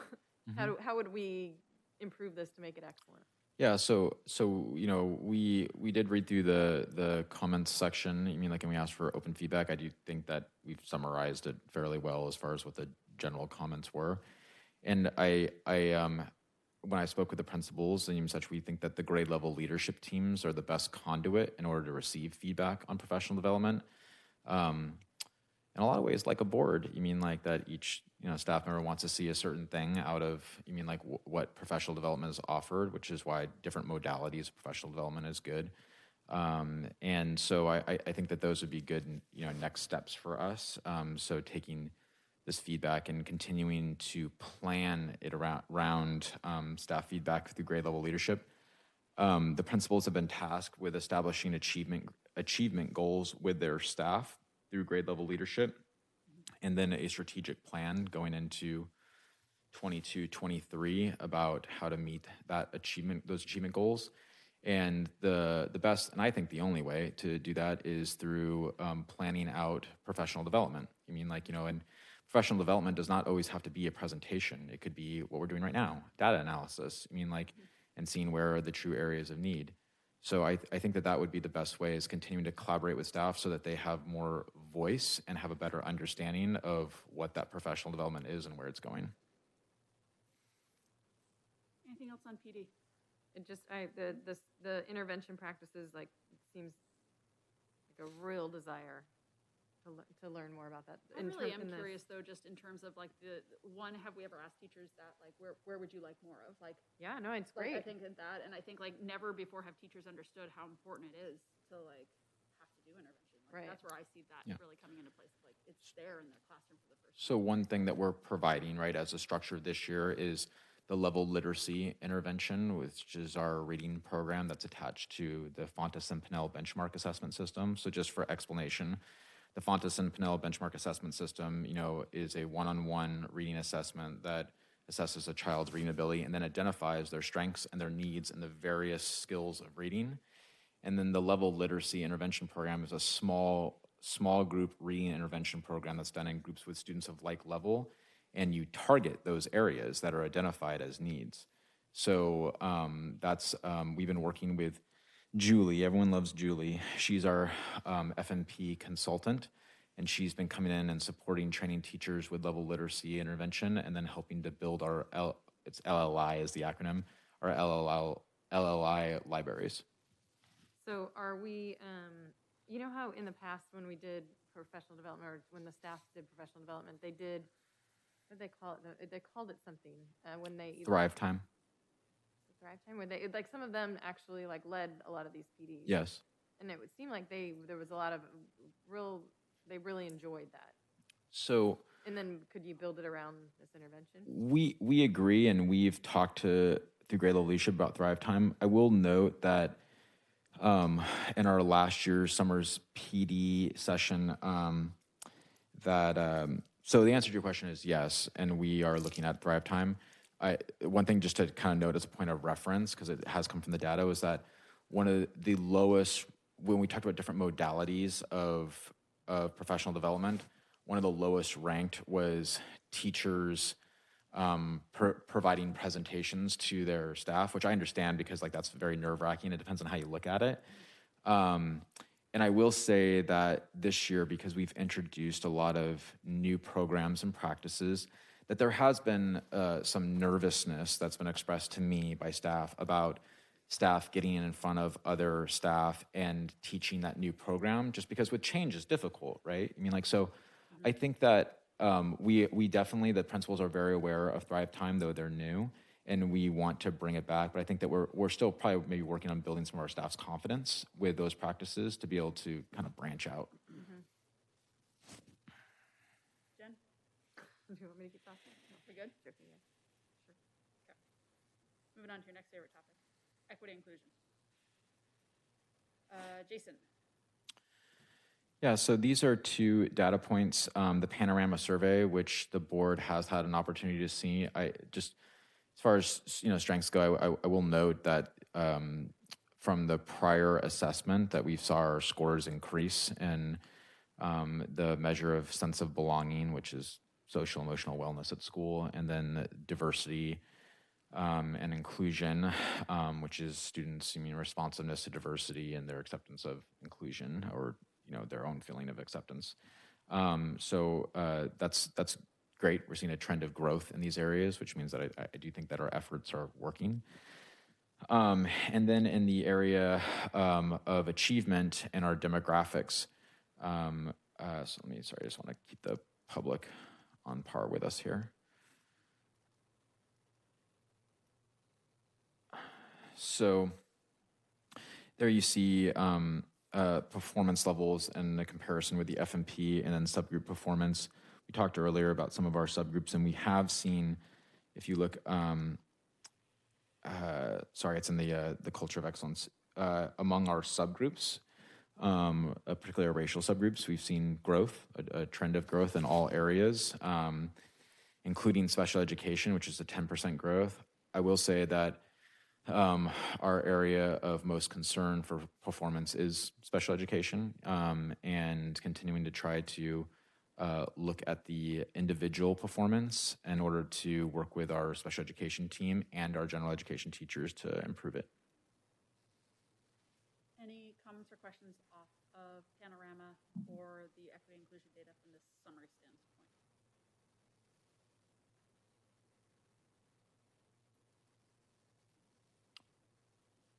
If you haven't done so already, I'm sorry, Stephen, you go ahead. I was going to say thank you that it's live on our website and it's the dashboard. Yeah. I was just, yeah.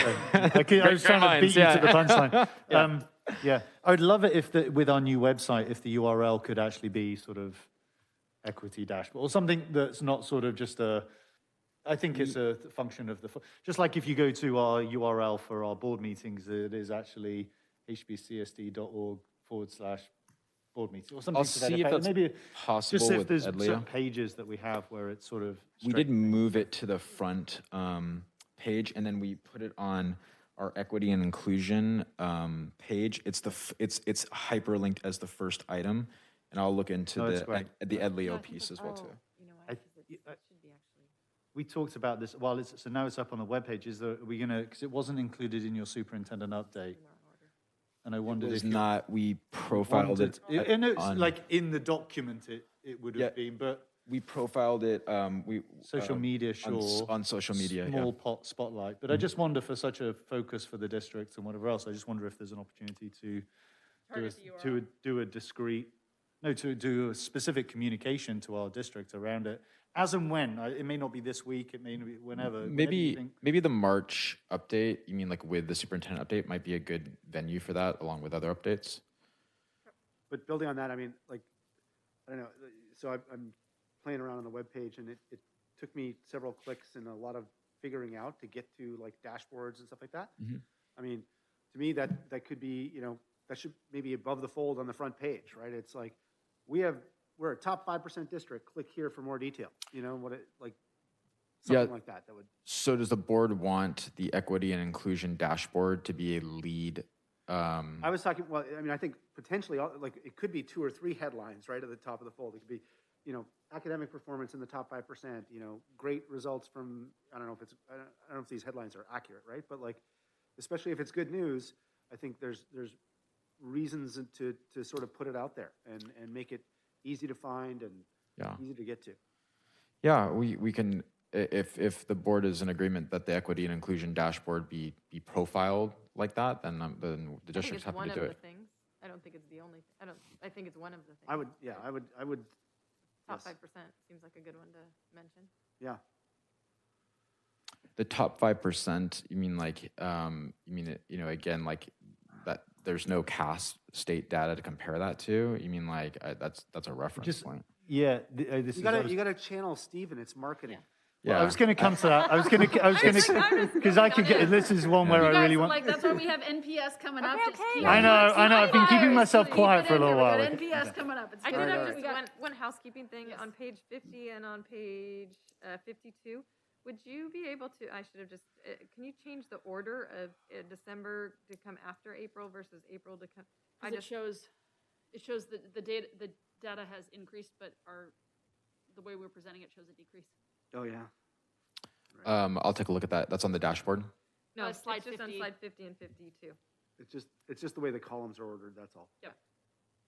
On It takes Is a this, minute is to this for look. public consumption? Well, it's Public, Now we it is. presented it as at a board, it Okay. has been presented before. Okay. All this. oh, just on this presentation is what you're talking about? Yeah. Okay. Any other things off of equity, inclusion, and the assessments? Thank you for just all this data. I think, I know everyone, the data, it's like, you got to have the data to understand the story. And now we're building the database, and now we're going to be able to tell a story. Just to clarify there too, that the April 2021 data is the older data and the December 2021 Yeah, is and That's the I point. understand. It's just, Yeah. I was like looking at it going like, why is it plus 7% in the green? And it should actually be a negative, but I didn't see the two dates. As you Okay. read You're the saying the columns, same April thing. is before December. Yep. You're saying the same Yeah. thing. Mhm. Okay, everyone. I think we have ready to move on to financial stewardship. Mhm. Yep. So we're gonna hit the data first, and then after the data, we can have a comms marketing conversation. Let's Alright, hit the data. alright. Okay, net promoter score. Have at it, Jason. Okay, so this is the MPS survey that was administered in January. I believe this is the third time it's been administered. The data is, or the survey is taken among students in grades 6 through 8, parents, and then staff. What you'll see under each data point is like as a summary of that performance. Just for a point of reference, a net promoter score is calculated in an interesting way. You mean that only a score of 5 is considered a promoter, a score of 4 is a neutral person, and a score of 3 to 1 is a detractor. And so when you take that percentage, your MPS is produced from the number of promoters subtracted from the number of detractors, and that produces your net performance or net promoter score. And then that percentage, is what produces what is considered like the metric for net promoter. So for example, what you see there is, the number of the parents that rated us at 5 subtracted by 19, which is the percentage of detractors, or 1 to 3. And then that produces our net promoter score. Just for point of reference, too, for participation, I think this is important because I think the number of participants very much affects the scores. And I think that our number of participants continues to be strong. That you see there that we had almost an equivalent of the prior year, 398 to 416, and then for staff, more participants, and then for students, also more participants. Grades 6 through 8. Thanks for centering that. Yeah. Do you want to move to slide 60 on that and get into, or slide, 60. Or I guess we can stop here. We don't have to take it category by category. Yeah, Are there I would- any I would results recommend, or yeah. data points that are jumping out to people that people want to talk about? I really like page 62. I mean, I think it's a good guidance, data-wise, never mind the marketing. Yeah. It's a good, I think there's some good bullets in here to guide, for example, our future budget workshop, right, around where do we want to dedicate resources. There's demand here for more extracurriculars with some suggestions as to what areas. So I think there's some good stuff here to give us guidance. I think it's funny also, if you compare slide 61 to 62, what do they appreciate most? Our teachers. What do Yeah, they want improved? yeah. Our teachers. I noticed that too. Right, like, Well, it shows how It's important about that that, is, right? yeah. Like, we might have, we I think overall have a really fantastic teacher base, but then even if there's a few that there's causing concern, it's a top concern. Yeah, and maybe there's simple low-hanging fruits that maybe teachers could be made aware of that are triggers for parents. Things like 24-hour responses, or beginning of the school year, do more of a build-up, or before grades come out. There's just maybe some things that may be triggering parents that might. Just to jump in on the 24-hour response, I would not expect a teacher to respond Sorry, in 24 it hours. could be a 48 hour. Yeah, just I want to make that's that clear. hypothetical. Sorry, just a response that's within a certain amount of time that seems appropriate for the school. Yeah. I had I had a question just on some of the raw data that said there were some programs that I was like, well, I thought we had. Can you just clarify, Jason, for me? We do have music We do. at K-8, Not K. 1 through 8. 1 through 8. And is it strictly instrumental? No, it's so 1 through 4 is general music, and then we actually expanded our music program this year and introduced 5th grade band along with general music. So 5th grade gets band and general music? Yes. And 1st through 4th grade gets general music, meaning like choir-ish singing. Yeah. And just on a side too, Kinder does music as well too. It's just done through the classroom teacher. Okay. And then we do, what about Spanish? I was confused with one of the program requests to have more Spanish. Do We do also that offer Spanish. in 7th grade and in 8th grade? That's correct. Okay. And after school? Yes, there's an after-school enrichment course. It's non-school affiliated, but they're a close partner and community member. And that's for 1st grade through 8th grade? That's a great question that I don't know the answer to. It's open. Is it open? Yeah. I think it's open. Okay. Yeah. She's very popular. And art, we do, we used to do like a program where Young parents, Young at Art were the docents, but I know with COVID that's been on pause, but are we? Young and Art is still a program. They have been doing it via remote, and that is not a district policy. That's through Young at Art. And I'm hoping that by spring they're gonna change it. I know our local here wants to change it, but they're a larger organization. Right, but they've been doing it consistently into classrooms this year. Yes. And then library has been happening. Yes. Are kids being able to come to the library? At Vista, Heather Meyer goes to the library, goes to the classrooms because our Vista library, due to just capacity, is not operable. That's because we have classrooms in the library. It's specifically special education classrooms. Okay, this year. This year only. But Heather Meyer does library in all classes. Consistently. Very consistently. She aggressively. No, I agree. I Yeah. just I was surprised when I Yeah. read some of the data back from parents, and I was like, wait, I thought these were things that were happening regularly. So I just wanted to clarify that. Yeah, and something that I do think is worth noting as well too is that we have 40 kids in Hermosa, and these are 400 respondents. So their perceptions vary. I'd like to move on to the staff section of this. Any comments, questions off of the staff section of the data?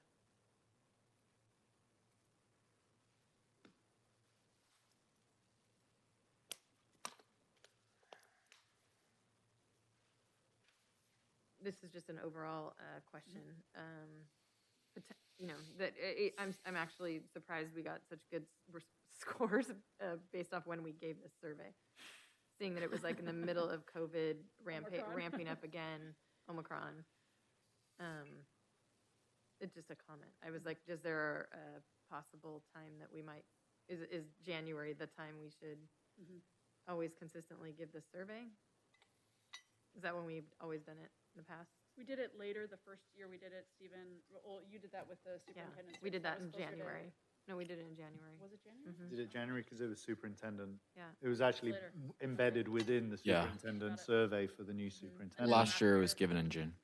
June because of getting kids back into school and the prioritizers, and then this year it was because we were looking at the calendar and also The governance wanting workshop. to get it in for Yeah. this session. as well. I don't know if January is a bad time. I was going to say off of the Yeah. staff piece in terms of one improved, I take it with a lot of optimism that like they are looking for ways to go deeper in their practice almost overall, like outside of organization, communication, and school-wide discipline, which is like structural pieces, I think, off of like school site leadership. Like everything else is like, how do I do more, right? Like, which I think is great in terms of improvement. In the structural piece, we have brand new site leadership on each places. So, you know, and coming off of pandemic, like I see those as short-term fixes. Were more extracurricular activities stuff that they personally wanted or that they wanted to see for children? I can't recall off the raw data if that there was specificity to that. I always struggle with that word. But I think it was a general desire for more extracurriculars for students. I noticed that the kids and the staff mentioned school-wide discipline, and I was curious, I know some people who've done some lunchtime volunteering, you know, lunch monitoring, and I know that that had to be ramped down as Omicron happened. I don't know if we think this perception was exacerbated by that, because what I've heard is, you know, strong adult presence on the campus at breaks, like is highly correlated with good behavior, and vice versa, right? When they're not around, it's hard to keep things well disciplined. So I don't know if this is anomalous because for a period of time in January there couldn't be that, but I guess what it says to me is we ought to keep an eye on that and do whatever we need to do to sort of keep that adult presence on campus whenever, you know, COVID and other conditions will let us.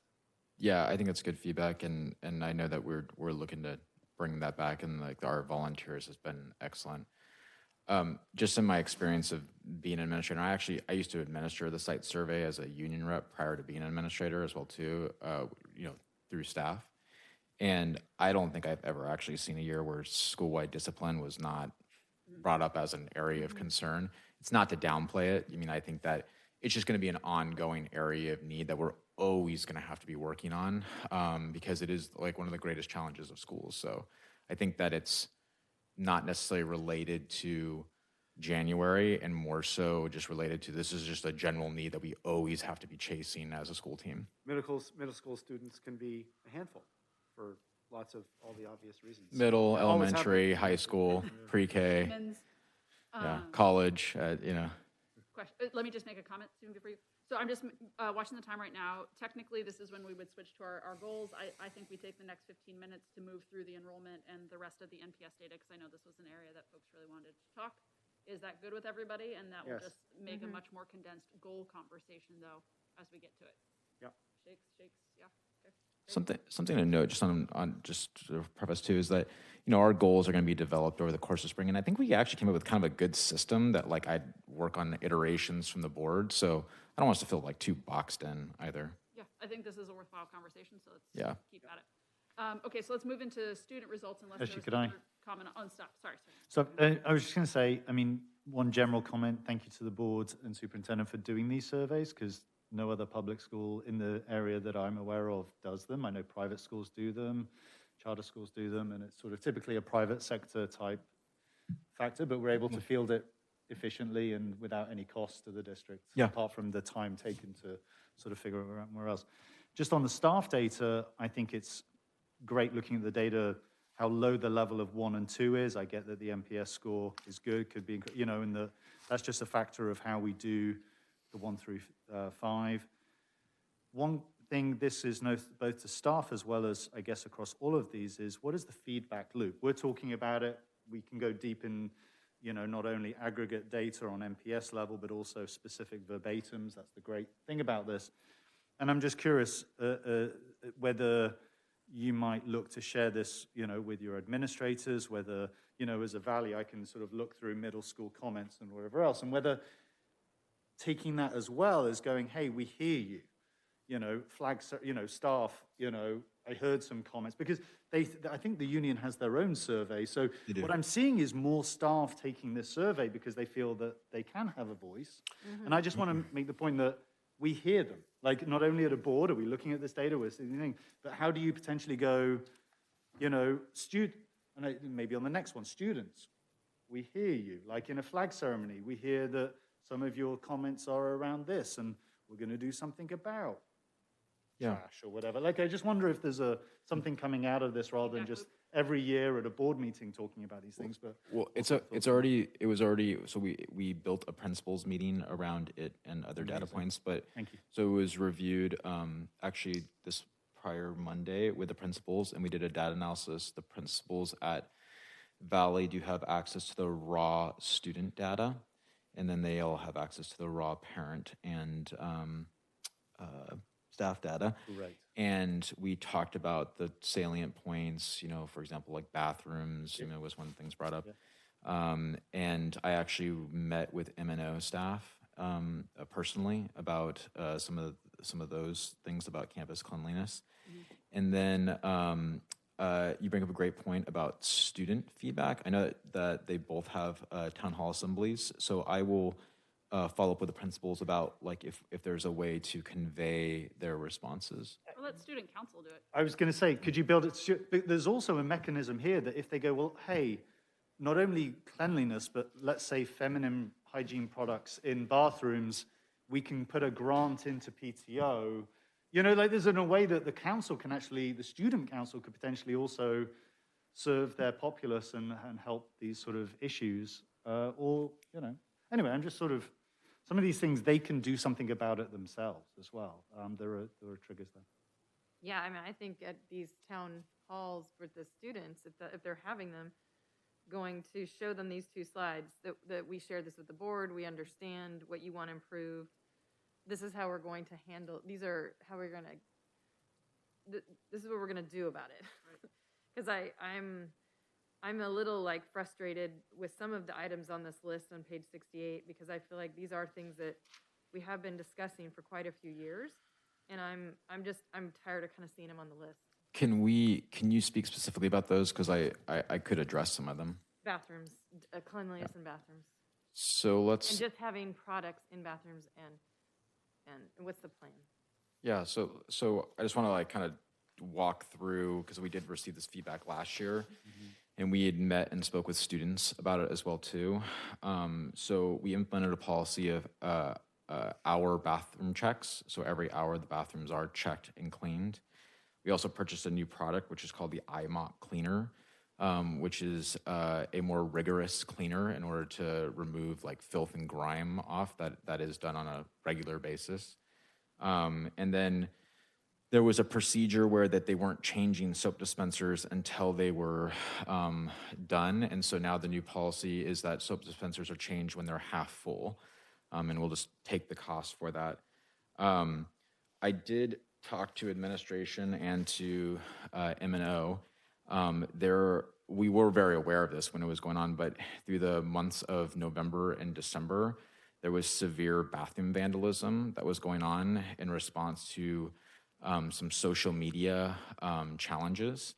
And that was as broad as ripping off soap dispensers from the wall to rubbing feces on the wall. And so as far as like, in order to address it moving forward, I will say two things. One is we can always do a better job cleaning bathrooms. I mean, like, and what we're going to do is we're going to start doing spot checks on bathrooms by a non-M&O staff member in order to ensure their cleanliness. And then we are looking at investing in an M&O leadership position that we'll bring to the board in March. I would also say too, kind of like the point I brought up about school-wide discipline. I've been doing surveys for a while, and public school bathrooms come up often. So I think we should also be aware of that. And also too, that bathrooms are made dirty by the people who use them, not necessarily the people who clean them. Sure. So I would say that one of the things that Jessica Bledsoe has tried to do is tried to, in her town hall ceremonies, to promote, campus cleanliness, and build a culture of respect, for staff or school facilities. And I think that is part of this conversation as well. Well, and to build off of that, like you say, it's probably not, it's probably not the M&O people, and it's probably not 95 to 99% of the students.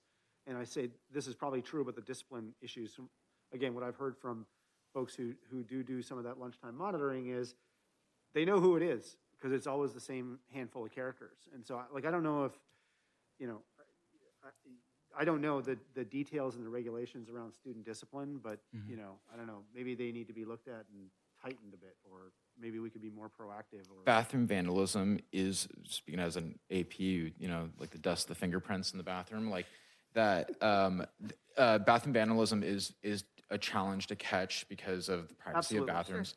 Some of the procedures that I've shared with administration they've implemented is sign outs. And then when because we're doing the frequent bathroom checks, that when there's a bathroom vandalism incident, you immediately pull the sign outs in order to, Yep. and then you call those students to the front office. And the consequence for bathroom vandalism, it's a suspendable offense. It's Yeah. damage to school property. But I guess what I'm saying is that I'm linking it to the school-wide discipline thing, and like, if that could be improved, I'll bet you it would have a big effect on the bathroom vandalism, because I'm going to guess that may be the same cast of I would also characters. tie it in though to Jason's piece off of just respect, right? Like I think Yep. if there's a greater appreciation for the services, the people, Yep. peers, right? Like it all links together. Yeah. I think I'm just also, if there are all these things that are happening that are in place, the survey was just given at the end of January, and they're still bringing it up as like a really hot topic, so they're not feeling it yet. So, or there sounded like there was like a leak, or there was something else, so a lack of toilet paper, lack of feminine products, like, I just I'm not convinced yet that, I agree with the respect thing, but I'm just like, I just want to make sure that Yeah, we're we're as adults doing everything we humanly can to make sure that they feel great about their bathrooms. That's a great point, and we're going to keep at it. And I look forward to the board's approval of my recommendations in March. Okay. And then I have another question about the littering. Is there a plan for a green team or more litter Yeah. information to be put out there? A green team is not necessarily about campus cleanliness. It's more about campus recyclables. I'm not saying those things are mutually exclusive. There but was that, a request for that as well. So, historically, when I was in school, we had campus beautification as a disciplinary measure. Schools have moved away from those over the years, the belief being it's a shaming consequence. I've seen you outside the school picking up trash, so. And I felt very proud. Yeah. It was, what was that? It was like Amazon freeze bags or something. I also met with the M&O team and with Paula in order to discuss the procedures around campus cleanliness. So what they do is they do every hour a perimeter check of the trash on campus. I mean, like, because one of the things that is very important to me is not just the interior of campus, but the curb of campus. Because it's very much like a reflection of the school. Sometimes all parents see and all students see is that's like the most permanent image of a school. And so I do think that our perimeter checks is a lot that's appropriate. We're also looking into changing our quad washing in our lunch areas. So we're looking at moving away from a lot of the COVID disinfecting procedures that are less viable with more information about COVID, and perhaps repivoting. I mean, like from that, I want to give a major shout out to our M&O people who have just double timed it in order to make sure campus was safe. And now we're repivoting back to, making sure that campus is safe and clean from an aesthetic point of view. We're also going to follow up with Ms. Bledsoe about perhaps making campus cleanup not a consequence, but part of something as far as earning service points, which is a very embedded culture in the school about doing service points. And then the general, I would say the general feedback too is that this goes back to an M&O supervisory position. Where a boot on the ground that is also an evaluative boot on the ground that's besides the principal with a million tasks that a principal has to do during the day. I think littering is definitely a student thing. So I think you have to teach students how to put their garbage away. I just don't think it's an adult issue. I think trash is a student issue. And so it's like, it sounded like to me from reading the comments again that it was like a real lunchtime specific also issue, like that trash is getting left on the table for the next group, and there's all sorts of camp counselor kind of ideas to encourage golden sponge winners or Yeah. something where it's like I'm not sure, I just don't know what the practice is at Hermosa, but So Ms. Bledsoe has embedded campus cleanliness into her flag ceremonies, but we're to go back and see if maybe we can embed some incentives and just take a relook at those programs in order to continue to build that culture. yeah, it's just one of those things where it's like at some point we got to get this one off the list. Yeah, I mean, like, I think that, like, again, that we can always work at this and be better. I don't know if we'll ever not see it on the list because they're very common school issues. That doesn't mean they're not important, but I do think that like they're continuous improvement. And will we be able to get more lunch tables, or is that something that will work itself out with less students on campus next year? You said it, that this will, and part of the reasons that there is a concern about lunch tables is that was a COVID measure in order to better space students. That without COVID requirements, I mean, like this would not be an issue. Is there something we can do in the meantime? At Vista, we brought in temporary tables in order to include it. I think that the January surge, I mean, like we instituted a procedure where some students were eating in the bowl area. I think it's the 7th grade students that eat in the bowl area. But I think that a lot of those measures are about to go away. So if that continues to extend, then we'll consider a temporary solution. Okay, last call for NPS commentary. Yeah, I just bullet point number 3. I know there's some push towards, doing some professional development in that, but I'm on, Science? yeah, 68. 68.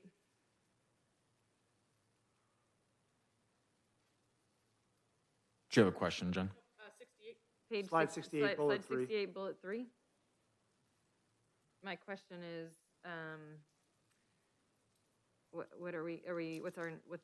what's our plan? So science programming at the middle school level is definitely a high priority. We've allotted 3 professional development days in order for that team to work directly with the principal on pacing and planning.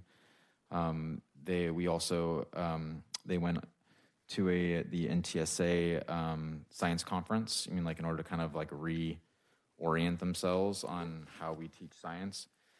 Part of that collaboration, there's been an ask for moving away from a total adherence to the Amplify curriculum and allowing it to be more of a guide. There are some challenges with that because of the nature of Amplify as a curriculum and how it's very cyclical and it's very directed in nature. So they are currently working on that. I think that with every team, and because that team is small, like there is a way to do it. I mean, like, and I think that I've been in classrooms and seen evidence of a teacher, providing strong instructional activities and labs and modeling around that. And so that's part of the work with that team. So I think you see like there's a higher structure, getting principals in those classrooms in order to observe. We're working on a plan about modeling. You mean like maybe some lessons as well too, just to continue to sort of improve the practices of our science team. How can students have agency and give feedback then if you're going to stand up in a town hall and present this slide? Let's say as a principal, how would students feel like they're being heard on that one? Can you repeat that for me?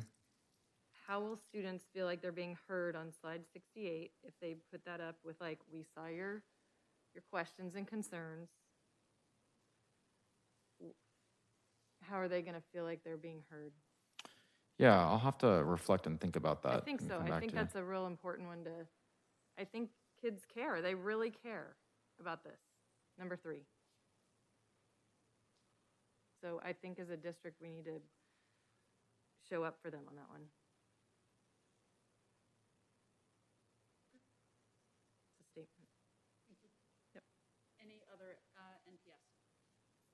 I think just broadly, like things, I mean, surprisingly trending in a positive direction, all things considered, particularly given COVID. And I think, like, could the results have been different if we'd done them May, June, or other things? But it was useful indicators and even interesting context. There's a lot of comments about communication from parents, but we did just get through a surge, and so there's that sort of interesting perspective. So, but I think, you know, it's not definitive, but it's interesting barometer for things and something that we can keep a track on. I mean, I think you're right. I think there is a weighting of certain comments and, you know, other things that, that it's like we have to, and that cycle back so that people feel better about it and that they are being heard and that we are doing something, because we are doing a lot as well.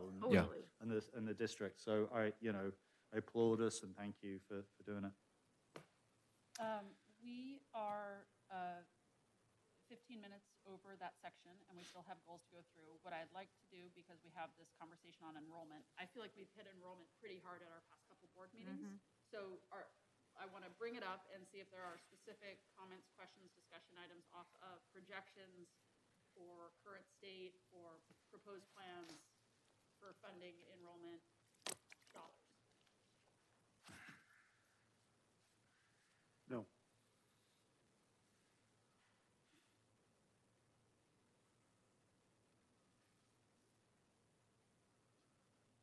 Quentin's a no. I'm a no. Yeah, I think you've been great and transparent about like how we're doing and trekking along and getting. I find that everybody is starting to do this earlier enrollment push too.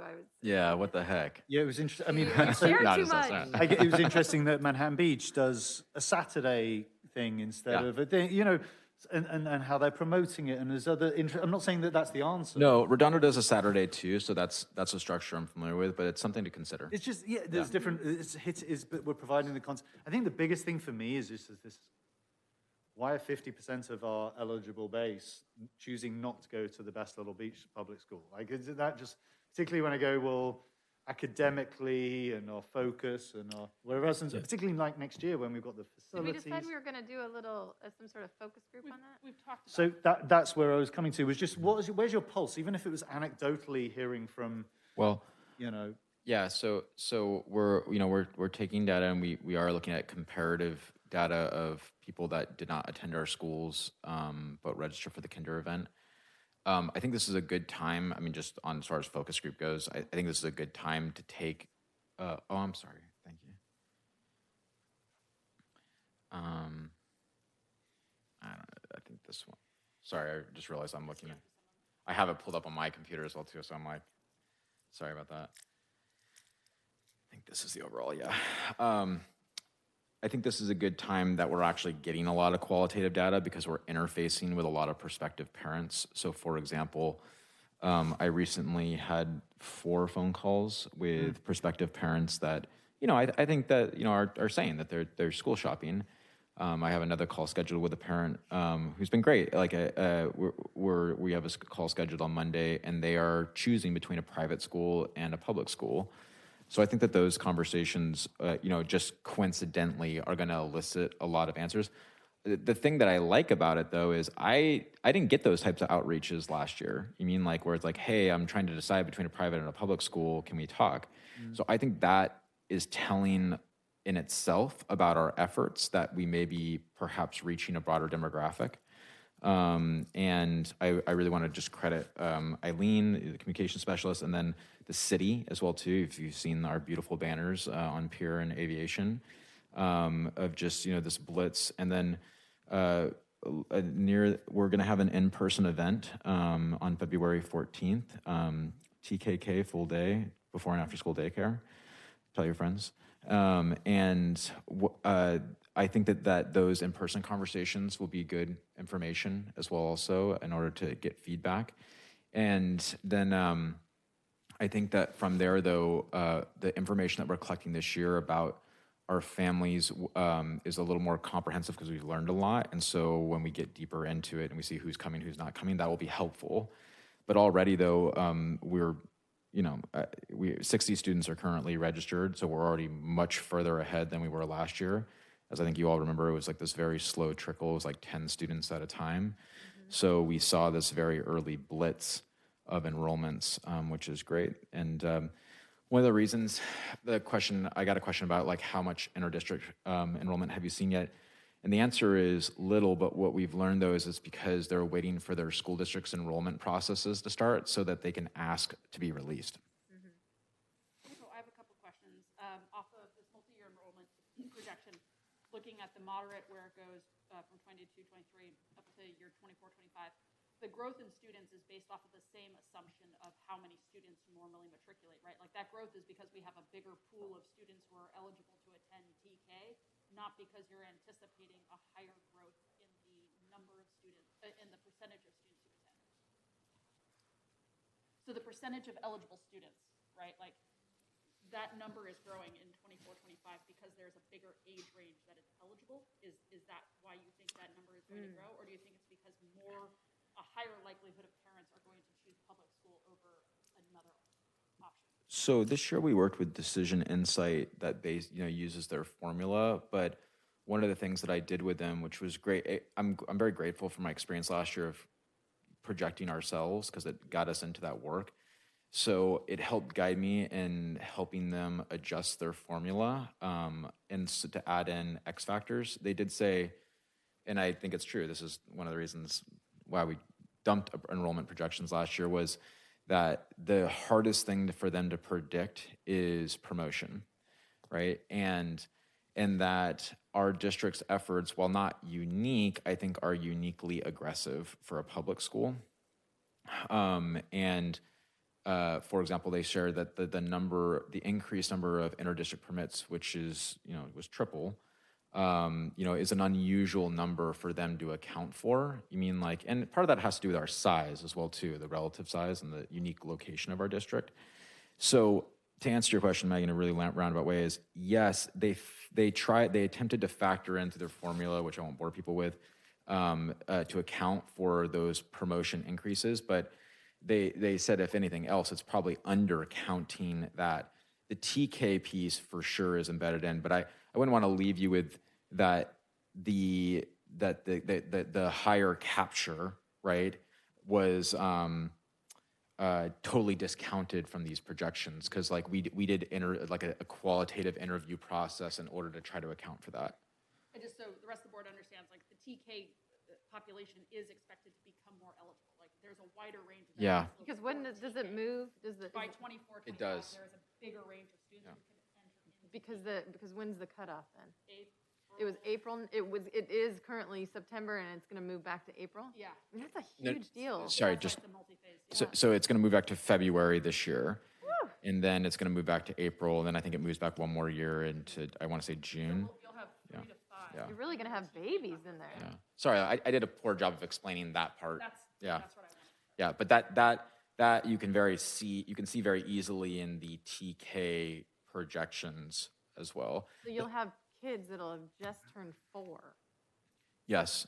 coming into In the state of California, Wow, that's gonna be a real preschools are, I don't say they're being phased out, but it very much the state is making preschool public. Yeah, that's a big deal.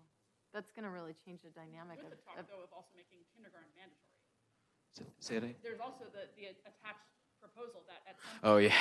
kindergarten Yeah. becomes mandatory. right. But I mean, how many kinders are really not coming from the mandatory, not mandatory? We see a Quite a few. pretty big jump. They Yeah. might have been in an in-home. They might have been in a lot of.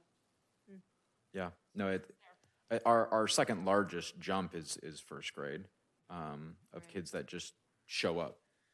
Yeah, Sometimes they're in religious. I've noticed a trend of religious we are going to be affiliated. able to provide all day TK, which is also different from our neighboring districts. Yeah. So right now we currently already have 20 out of the 60 that have enrolled. 20 of them are TKers. Now bear in mind that historically, our class size of TK was somewhere between 15 and 20. So on day 1 of registration, we had 20 TKers. Because it costs almost $900 a month to send your child to preschool, and now it's going to be free. Yeah, and we really believe that, the district was working towards a preschool program. It's been kind of upended in a way, because now with the expansion of TK, it's happening by law. So, but I think that getting our students earlier in the door into the Hermosa system is the best way in order to expand enrollment. Can you go back 2 slides to slide 73 just so people have it? Yeah, no problem. I have a question about just the teaching. This one, Maggie? The certificate that's going to be needed for TK? Yes. Is that going to change? So right now, so no, they've made that this year you can throw whoever you want in the classroom. It's like they've made it really loose. We already did an audit of our staff, and we have several staff members that are eligible to teach TK or early childhood education by the requirements of the law. And so we're just looking at those numbers, and we currently right now already have Ali Peng, who's our awesome TK teacher. Anyone that knows Ali Peng, she's amazing. She's actually going to do a video that it'll come out later this week promoting our program. So, but we've looked at, and we actually have several staff members that possess the necessary units to be eligible to teach TK. Yeah, because it's going to be a specialized. That'd be a small, I know it's a function of marketing. Sometimes we have to use stock images and whatever else, but as much as we can use our teachers, our classrooms, our photographs of our students. I mean, I know that that's not always possible for a still or things, but sometimes it looks a bit stocky versus I like the fact that we're featuring our new campuses and our new things. So What's wrong with stocky people? Okay, it's a marketing term. It's not, whatever. I agree with you, Stephen. It looks a little bit catalog-y. And Yeah. I'm not saying we're not okay. We sometimes use stock images. First of all, yes, I totally agree with you, and we will continue to try to work at that. We sometimes use stock images for certain things because of using student images within such.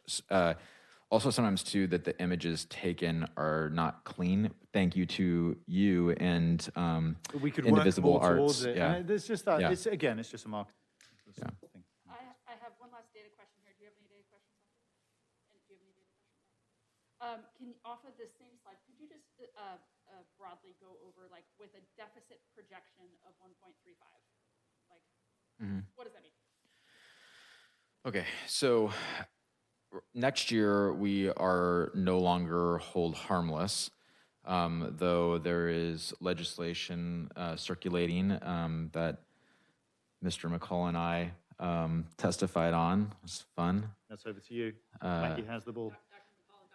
Yeah, yeah. So that's pending. But if we are not held harmless, then our enrollment, which is currently based off of 1306, would decline to our current enrollment, which is 1240, and it depends on how ADA is going to be taken. Now, just for context, this deficit of 1.35 million is actually at this point, I think literally is the worst case scenario, short of the conservative enrollment projection, which I think is a little bit more, because the way that things are trending don't account for this. And this is kind of like the thing about the multi-year projections, that you got to think even just in this 3-month period, actually less than that, I think we did this in January, that the governor has proposed a 5.33 COLA. That would change this. The state is proposing extending hold harmless. There's legislation that's proposed to not count ADA and just straight enrollment. So this is the worst I can get. I would also bring up too that we've done some pretty conservative budgeting, Paul and I, in order to help weather us through what has been a fiscal roller coaster. And we are a district that is most vulnerable to that because we receive the least amount of one-time monies in the LA County. So, for example, HBF, I believe Quentin brought this up in a former board meeting, HBF, they fill a $1 million gap in our budget every year for our operating costs in order to have the extracurriculars, in order to have, the added support and the small class sizes. And in many ways, this is reflective of that. We also, in our budget, didn't account for $1 million from HBF. We accounted for $750,000, which is a quarter of a difference. But we just didn't want to be in a space where if HBF wasn't able to meet their numbers, then we had not overextended ourselves. I shared with the public in a newsletter this month that HBF fundraising is up 60% from where they were in the same time period last year. So as far as like, well, then what accounts for the deficit? I mean, it is the loss of that funding, that we're currently receiving under the 1306 ADA. And then there's a weird dance that we're having with the potential loss of hold harmless and increasing enrollment, right? So there's a threshold that the more students you have, the more staff you need. And so on one hand, we need to grow our enrollment. We also need to recognize that when we grow our enrollment, that we do need to, get back to that 1,300 number for it to continue. The higher you go, the more it makes sense because the more you can scale your cost. So I think that it's like this, sorry to go on so long, but like this, it's like this interesting balance between those two things. I really feel that based off of following the politics of Sacramento, that we're going to see a complete upheaval change again. So, hold on to your hats. And I think it's going to be good news. So I guess, Jason, some of this, my questions are because of public comment received. That how irresponsible to acknowledge that there's a $1.3 million potential deficit, but just to your point, a lot of this is hurry up and wait because between what happens in January to March to June is just such an up and down. Yeah, the board made a very conscious choice in our last budget workshop and then in the HBCSD goals and workshop in the June to lean into its program funding in order to grow the district and not approach this from a place of cutting our way, to fiscal success. That is not also a new formula. There are districts that take on growth models in order to grow their programs. They want to grow their district rather than just totally looking at it from a deficit approach. It's a very aspirational approach, hence the bond in the first place. So I applaud the board. I think it's a good decision. I also would just like to point out it's a decision that has and continues to pay off. That we haven't just sat pat, we've lobbied our legislators. ADA hold harmless has been extended. Our projects are moving forward and are on time, and our enrollment is going up and has returned. So I think that so far, though, all governance in some ways can be a gamble. That we've gambled intelligently and with good intentions, and also too, it's kept programs alive for students. That's a good thing. On that, I'm going to invite everybody to stand up and take a stretch before we move into our last topic of goals. No, Quentin, you just stood up, but you can stand up again. Everyone just stand up, do a little stretch. We got 40 minutes. We're going to crank out these goals here. Do what you need to do to get ready to our last topic.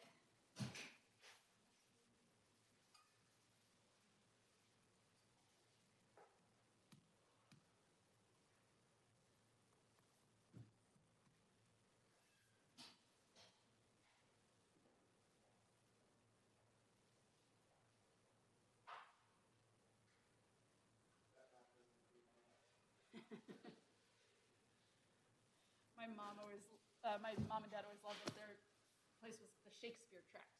Oh, yeah? Old 30 by 70.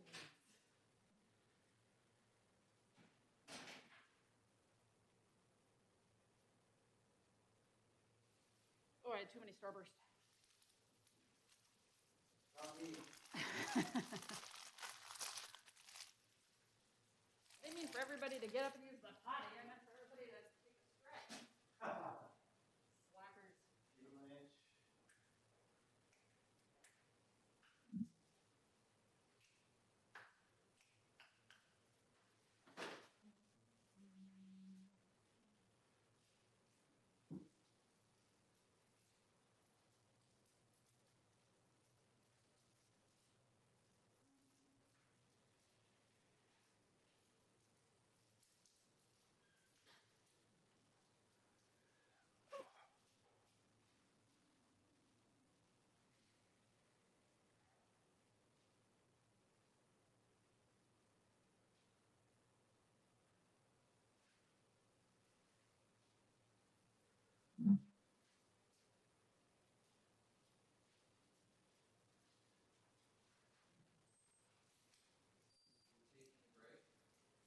it wasn't a planned break.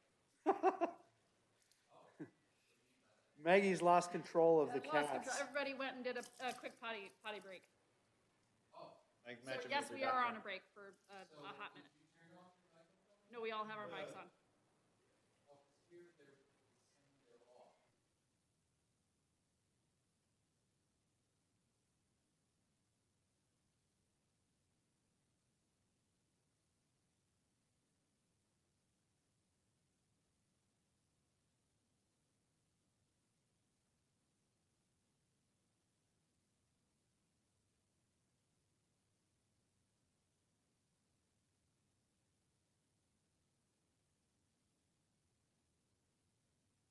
Goals. You ready? Okay, let's do it. Can we start with the last one? We start with Yeah. the last one. Seeing as that's coming off of enrollment and our last conversation, financial stewardship was that. Yep, let's do it. I mean, what would you say our midterm, so we're not going to achieve Well, before we go 2019, into specifics, Jason, do you have any like general contextual things you want to Yeah. talk about for this? What page are we on? 85. I think so. Slide 85. Specifically, altogether, slide 70. Yeah, I would say that our it's enrollment. You mean like anyone that was at the staff orientation or staff part, like it is the name of the game. We're in the middle of it. Our plan is executing as we thought it would execute. And now like we're seeing the impact of it. And I think it's something that's ongoing. Like there are some things that are a spur, right? Like one of the things that we realized we're like, oh, we're going to do a Hermosa View tour, but we're going to do a Hermosa View tour of the construction site. You mean like, and they'll be the first people on the site, and we got permission from Erickson Hall, and like we're doing it. We're going to make like this whole thing. So I think it's we're continuing to try to be aspirational in our approach. I think that as far as progress goes, like our goal is always to for this year is to hit that 1,300 mark. Obviously, our projections demonstrate that they're projecting below that, but that doesn't mean that's still not our target as well too. I guess my thought here is there anything that you're doing a lot of activities already? Is there anything that we can do over and above that might be a small bet, might be a financial implication? Like, Yes. is it so? I'm throwing this out. Some marketing tactics and levers you could do I don't know what we spent on Facebook on social media advertising, but if it's in the hundreds of dollars, could it be in the thousands, thousands of, or is it a targeted flyer to, mail drop homes in the community? Because we're doing other things that we haven't ever done before, like banners on streets and like I know that I'm just like, what can we do as sort of that may be a small financial sort of lever, but it's like let's hit this goal. So I just Yeah, no, that's great. And I totally agree with the sentiment. So I am going to come to the board likely with a financial ask of Niche. Niche is an online site that is a marketing tool as well as a comparative schools tool. Some of our neighbors have used it with success. I think that it itself has a targeted marketing campaign. We have used Facebook. We don't know what kind of success. We don't feel like we've had a lot of success with it. Not to say we had no success, but not as much as one. We've also learned too that with our social media accounts that we've been jumping onto other networks through that, and we're doing that for free. So Niche is an annual cost. It's a pretty substantive cost, but we think that it may be the next best strategy to like continue to reach out beyond that market in an efficient way. We have talked about a mailer. And the cost of the mailer, we have not done it yet, but that it has been a conversation. I think building on that, and this is sort of maybe a quick marketing thing, is like it somewhat depends what are the barriers that prospective parents are considering that we can better understand, either leaning into the benefits of a small school district and Niche and wherever else. But I mean, just anecdotally, whenever I think 10 years, 20 years ago, it was it's a 10 out of 10 school district. It was schools were rated, and it was sort of, it's a 10 out of 10 school. You don't, it's a great school at the South Bay. They're known, 10 out of 10. Now we're talking about top 5%. Well, you know, there's that. Then there's niche. Well, niche, we have a rating of A- on niche, and but our other districts are promoting niche, and they're going, we're a top 30, you know, we're in the top 30 of school districts, and Redondo's promoting it, and Manhattan Beach, you know, so there's, I don't know. I don't know if it's, hey, we're an A+ on niche, or we're a top 5%, or, you know, like, I could give you, you know, some thoughts, but it's sort of interesting. It's like, what are we to be best? Like, and are we the best little beach district? Well, we are best because we're top 5%. We're A+. We're distinguished school district. We're all of these things. It's like, what are the bullet points that are going to get I people think something to that's go, very telling, and and this has been my experience, and also I think it's the feedback that you see, is if you go on the NPS survey, or any survey for that matter, and what do parents appreciate? Or what are the most common questions we get at the TK Kinder events? And it boils down to just honestly a few very simple things, right? So small community, is one of them. Small, small, small. If you look at the NPS survey, it says very clearly, it's screaming at you in the face. People, something that we offer that's unique is that we're a small school district and a small community. 2 is we have the most modern facilities in the South Bay. And I would go as far as say even the LA County area. We're the only school district that seemed to be crazy enough to build new schools during COVID. 3 is before and after school daycare. Before and after school daycare, was the number one question. I think that we've even talked to members of the board about just that offering of before and after school daycare. And I very much think that Star being our partner has been a success because they also have an enrichment component.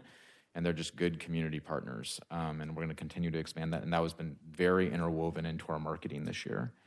And then 4 is the knowledge that we are accepting inter-district permits.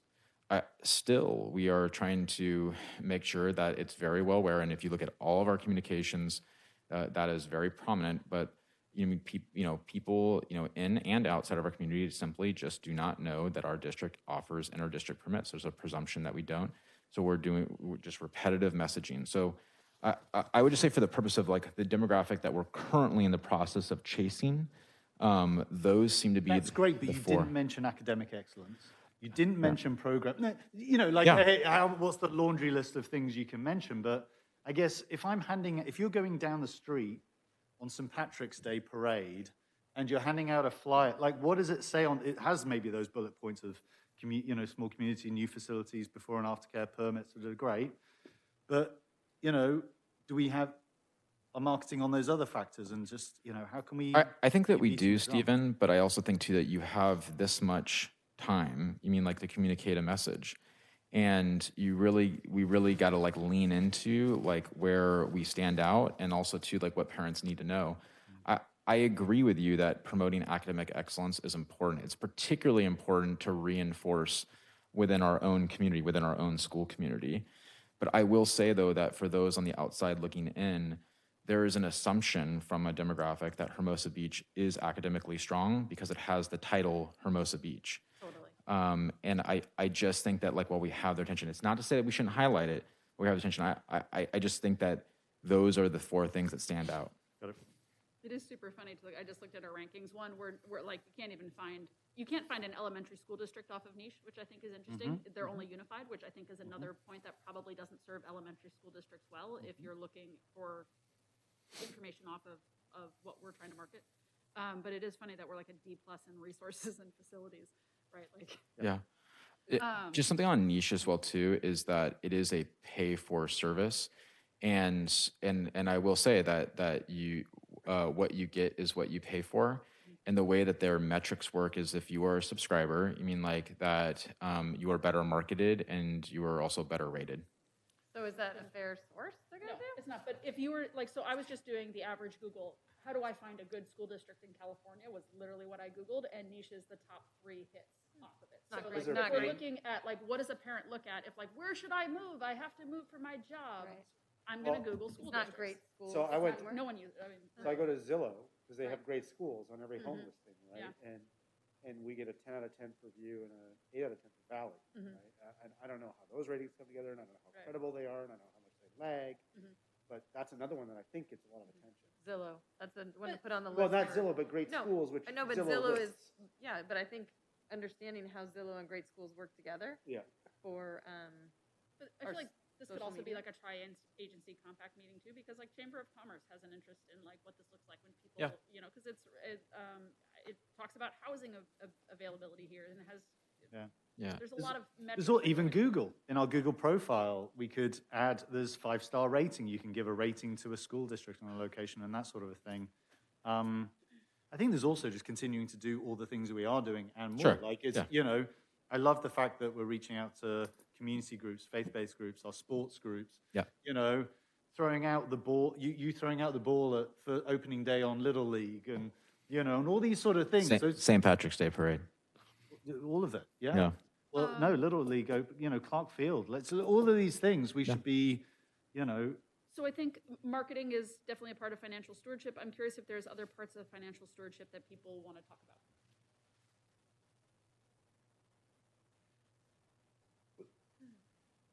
I'll just say it briefly so as not to beat the dead horse, but I think to me, I'd love us to help to eventually get to constraints and resources acknowledged to a sort of 3 to 5 year view that's not so much based on LCAP formulations as it is based on if the world looked like X and we had, you know, enrollment of this and HBEF funding of this, and so we were good from a funding point of view. Here's what it would look like, and here's what we could do program-wise. And in a worst case, here's what it would look like, and then a middle case, and then I think that could shape some decision-making around where we want to make investments and how aggressive we want to be, and where we would focus our efforts around achieving the good outcome as opposed to coasting along to the middle outcome or whatever. So around financial stewardship, my overall point is sort of trying to think 3 to 5 years out. Do you want to respond, or I have another? I think that I've explained, you mean like where school funding and how it lies, and it's not to discount that. I think that when we do 3 to 5 year planning, we should focus on programs and less so on the funding, because like we can go out and try to get the funding for the programs that we want to have in 3 to 5 years. So I'd like to flip it on its head, because the state and the world is uncertain. Like things that we know are certain are like facility bonds and parcel taxes and things that we can control our revenue more concretely. So I am curious, we had talked about to do a proper campaign to educate the public on the need for a parcel tax or a bond is a multi-year process, right? So if we're now looking at a 2024 place to put a bond, it's 2022. Bringing together task force and stakeholder information sessions, like start now, right? In order to make it happen for a November 24 bond where, you know, you keep working it backwards. So that's an area I guess I have a question off of, like, now is the time if we want to invest resources in figuring out a pathway to educate. Yeah, that's a great question. So we have been doing investigation. I've been doing it, working with solar and looking at a potential for a technology solar bond. I think there is a need for it. I think there's an investment in clean energy. And then Simon and I have been working on a 5-year technology plan in order to build around that. So I think in order to initiate a plan like that, we definitely need to make sure that what we want out of it is concrete and bring that to the board in order to have that discussion. I've learned a lot about the solar industry in the last 3 or 4 months, and Quinn's been alongside that. And I actually have another meeting on Thursday with another solar engineer. The solar energy market has dramatically changed, particularly in the last 5 years. So it's been a little more slow going than expected. And then on the technology side, you know, Simon's done a fantastic job, and thanks to the board, I mean, like for the infrastructure increases, and we do have a lot of ideas about some of the direction we want to go. We want to make sure that that's solid. I will also say and ask of the board that I would love, before we get full tilt into a bond, to complete our construction project. From a staff standpoint, it is a monster to manage and to launch into a full campaign while also doing construction would be difficult. So the answer is yes, we're working on it. I think that solar technology is a great avenue for us. We're getting that information, and I'd love to, perhaps upon the completion of View, look into creating some type of task force in order to further explore it by committee and to build momentum. I think there's also something in that just to think about, because I know you're tracking on it, is our next door neighbors, Manhattan Beach, have had a parcel tax passed. They are looking to re-up. They have just fielded a study. I know that they're a different community and a different sort of nature of business, but there's a lot of learnings that we can pull out of that playbook that potentially, once construction is done, Yeah. my thought is there's a quicker learning curve that we've already got because they did certain things that maybe we may not have done a couple of, exempting certain folks or structuring certain things and whatever else. So I feel like there's some playbooks that we'll be able to sort of take advantage of. As part of my research, I met with the parent lead of the Manhattan Beach parcel tax. They've been so kind that they said they'll invite me to a few of their planning meetings. You mean like in order to kind of be a fly on the wall and learn. And then they also provided us with their strategic plan document, which I've studied and looked through. And I want to thank Stephen as well too, because he was one that was meeting with Manhattan Beach president and talking about their experience there. So that's been a helpful, and I agree, a good playbook. Are there other areas outside of bond, parcel tax, enrollment that you see areas that we can control for funding? Do you want to jump in? Facility usage.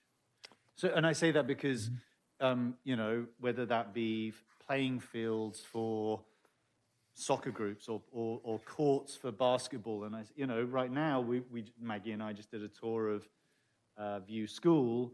And I know that in the past, there's been a little league field at the back and wherever else. And it's like, well, would that be used by our community or is it used by our schools? Or is there an opportunity to go, actually, instead of a baseball diamond, we could do a couple of extra basketball courts or, and I know those things may have implications financially on Measure S that we may or may not be able to afford that now or in the future, but it might be something as well that there could be a revenue model with the community using, because that was something Senator Ben Allen brought up in terms of what Santa Monica and other places have done well as a school district to work with the city. So we're looking at a few different possibilities, and these are active meetings that are going on. So one of which is a joint use project with the city and Sand and Surf. You mean like at Valley?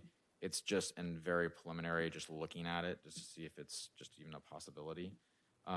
So that's one route. We've also looked at the parking lot at Hermosa Valley as a joint use or monetizing it, particularly because parking on Pier Avenue is more limited because of the outdoor dining. We did revamp our facilities usage process in order to increase revenue, and I worked with the business office on that. And we are, I think the last progress is 150,000 projected. I think the highest was 90,000 or something around there. So part of it is just even looking at our processes, how we market our facilities and how we allow our facilities usage, and then how and who we prioritize. We're always going to give preference to our community recreational partners, but then we're also looking to develop that partnership. So for example, HBYB just donated $10,000 for blacktop pavement for our basketball fields. So just looking for like those opportunities in order to use this partnership to create revenue for just facilities upkeep itself. Thanks for sharing that. I am being mindful of time here. Are there other questions off of financial stewardship before we move into the last two goals, just to put a pin Just on one. Those sort of facilities are in the South Bay. I know that Sand and Surf may have been proactive in coming to us about that, but what about AYSO, about other, like, is it an exclusive deal? Is it open tenure? Is it sort of something that There's no deal. It's just, Okay. This is purely just conversations. Okay. It's just a brainstorm. Okay.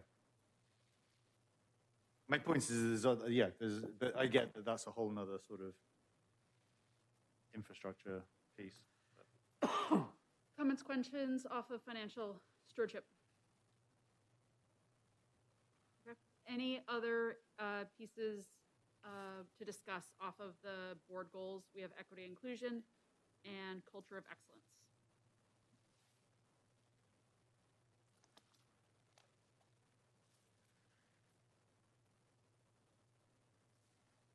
Seeing none, I'm going to just talk about the things that we put in the parking lot for today, and then we can close out with any action steps we want to do on the parking lot or any other of the conversation pieces for today. Does that work for you, Jason? Yeah. I'm going to go through the parking lot? Yeah. Okay, so some of the things in the parking lot, we have board member and doing an orientation with concrete steps off of the orientation process. We have some wordsmithing off of the board compact, and different people who have thoughts off of that will send in those suggestions to Jason on where we're going to wordsmith some of the areas that people commented on. Future topic is access to public meetings in terms of technology. Our mission and vision to be tackled at an upcoming meeting. We have the marketing plan, which was brought up at the January board meeting. In terms of like how are we doing report cards, or how are we talking about the work we do. And tied with that, we need to look at communications around parental interpretation of assessment, promoting the equity dashboard in a better way. And that is what I have right now. Anything else missing from that parking lot? I have just a couple questions on if we wanted to, they don't have to be added for right now, just for future consideration ideas. And so when should we bring up some of those ideas? Sure. This would be like if you're going to look at what a bigger plan is for like where we want to take the district at some point that maybe tie into these things, or I think it ties into the goals. Yeah.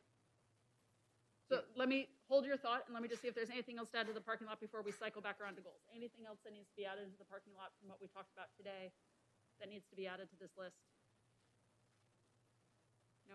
Not parking lot. I did just want to mention that on the goals, we've talked about this a lot, and it's been evidenced in certain presentations that when we talk about certain equity and inclusion or culture of excellence, that there's a reason that these things sometimes are a very short soundbite, but there's a deeper level of explanation around what we're doing behind those goals and supporting students, all students, etc., and how we're doing that. And I think that's just continuing to reaffirm that and explain that so that it gets through to all our stakeholders. Because, we're seeing some feedback of, concerns around certain things, or what is the emphasis of the board and wherever else. But I believe in these. I think that consistency, but also unpacking them and explaining them and shining a light on them is always needed. And it's really great when we get our students to talk about it, or our teachers to talk about it and encapsulate that. So I just wanted to sort of remind myself, because these things are important, and particularly the equity and inclusion presentation that was given, how that was framed, I found very important. So. Thank you. Jen? It would be more probably the how versus the why. I think it's more just, I just looked through again this raw data, and I see a lot of like, oh, that could be it may potentially an easy low-hanging fruit, or something that, like you would discuss with principals. And I am hoping that, like, for culture of excellence, there seems to be some feedback amongst like parents, let's say, that want certain things, whether it's more rigor or more advanced classes, or just more explanation on some things or more awareness on others. That I'd just be curious to know when you get a plan back. Oh, I'm sure we'll see it when you get a plan back from the principals. Like, how are we going to address some of these kind of more tactical things that are highlighted from parent comments? Rigor and So if I could rephrase your comment, you are looking for feedback on what the action plan is off of the comment surveys, and grading it on like, this can happen now versus this is a multi-year process, like putting timelines and action plans behind some of the comments we're receiving. Yes, and then like I feel like rigor feeds right into culture of excellence. So it is a goal we already have. So it's like understanding what do people, like a number of people have said that in these comments. So I'm like, well, what does that mean? And look to them. Do they understand really what second grade looks like? Do they understand what fifth grade looks like? Do we understand what our programs are? Or do our, some of the teachers want more professional development on some of those things? So it's just, I think I'm just looking for how are we gonna, yes, Maggie, what you said, answering some of the. So giving the feedback, putting it in alignment with our goals that we have, and getting some timelines feedback. On some of them, on like the ones that are bubbling up to be like some of the more major requests or concerns. Okay. Could be something to also just think about when you come to your State of Schools address later in the year as well, potentially something to circle back on.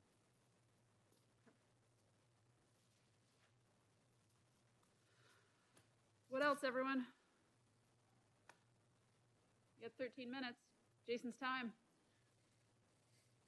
I was wondering, like as a roundtable, I thought it'd be kind of interesting. It was brought up by one of the speakers this morning, first thing, like why we're on the board, what are personal things, like where are we at on values and things that are going on.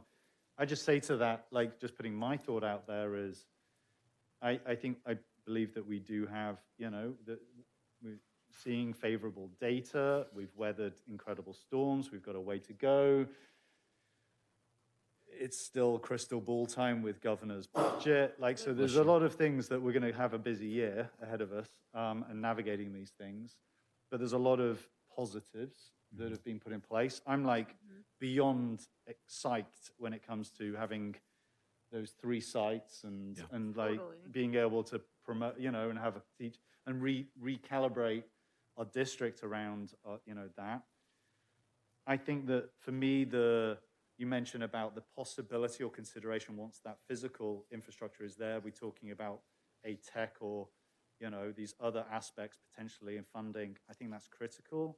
I think that as we look about a district and a district of the future and Education 4.0, I think it's important that we stand behind the things that we've been known for, our DNA of being STEAM and Sparks Lab, etc. Well, how can we take that and do that and really be the best so that we can sort of really stand behind not just meeting standards and not just being good, but how do we be the best and praise ourselves for being sort of spotlight as being the best in California, being the best in the bloody world, like as being like, no, this little school district is, things. And that will inevitably take more community partnerships. It might take collaboration with our parents or sort of who, we've got people in industries that are world leaders of organizations and so forth that we could potentially continue to think beyond to do that.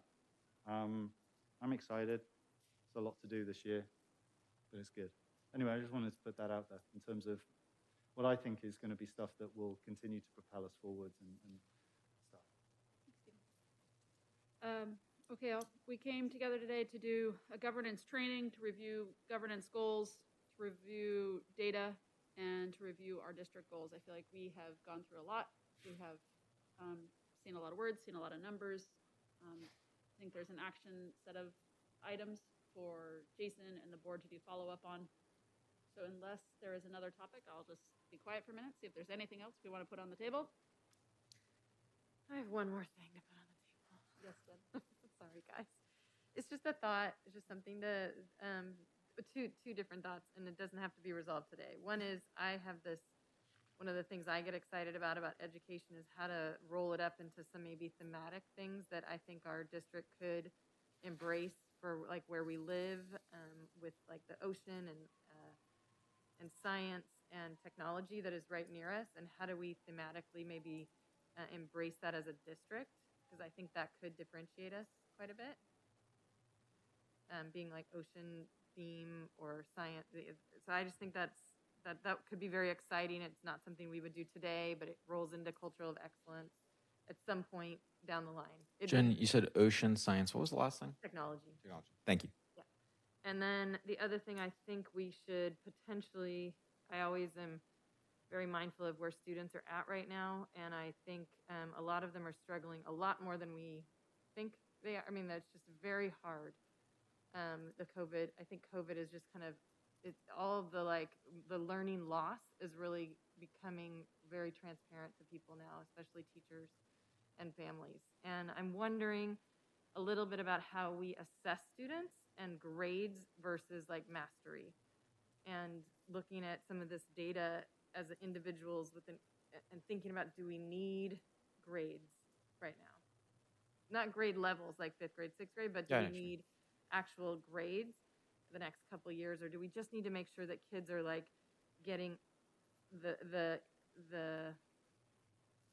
academic support they need at that age level? And Jen, I think that you're specifically referencing 6th through 8th because elementary is on the 1 to 4 scale. Yes, yeah. So Okay. I'm just wondering, in 6th through 8th grade, do we really need that right now? Is it really, who cares? Does it matter? I mean, I know some parents care, but I think some people are seeing like, boy, my child is really struggling in these math concepts. I just want to make sure they get to end of 8th grade and going into 9th grade, so they have all the tools they need to get into to go to 9th grade. Just as like a discussion point, which I know this is like a bigger discussion, because like I'm a major proponent, just personally as an educator, of secondary grading being also grade level mastery, the 1 to 4 system across the board, because I think it would turn on its head how we view academic progress. I will say that my experience has been in trying to push that forward at a different school, that some parent stakeholders view academic rigor very much aligned with the traditional A through F grading system. And that's no one's to blame for that. It's like a very ingrained association. Totally. So it's just food for thought. My only reason I'm bringing that up right now too is it might be like a moment in time where we could actually change some of that thinking, because people are really seeing like, oh, my child, I'll speak for my own personal self, is like really struggling in English because they missed all these components because of COVID, and they only got, they got less academic rigor the last 2 years than they would have normally in middle school or something. So when he gets to 9th grade, it's like, ouch, it's a real struggle to do English writing. And so it's like, I would much rather have somebody be less caring about whether he's getting an A, and I want to know, does he know how to like do all these grammatical things that are going to help him as a human? But I think iReady and Fontes and Pinnell, they kind of set the stage for that Very much so. conversation really well with parents. So I just think we might be looking at nationally, you're going to see a lot of failure with kids right now. Like in terms of like what we know is like passing or failing, like kids are failing out. They're not coming back to school. They're failing. Not in Hermosa, but like nationally. To your point, that one of our next steps as a leadership team when we were looking at the special education performance is that we're going to go look at student by student performance versus just this overarching not meeting grade level, in order to better understand the why behind it from a macro view. So I would say even internally, we're starting to think about like, how can we like relook at like how we're evaluating this, and what students need. It's just something I think we should, as educators or people on boards, like think about, because it's going to be tough the next few years. It's going to be really tough to get kids to graduate from high school. To your point on that, the kids who are in kinder are 2nd graders now, and so this is something that will set them up for the next several years as they get through that. I mean, I think it just thinking about systems, like obviously we're almost piloting it right now with special education in a way of like looking at this. Like I think like let's see what it looks like this spring with special education, and if it's something where there's a good way that we've been able to look at kids, like we could talk about what it looks like, next year for that. Like I don't think it's anything, at least in my opinion, that we could put on staff. No, but yeah, it's like, More piloting it, so to speak.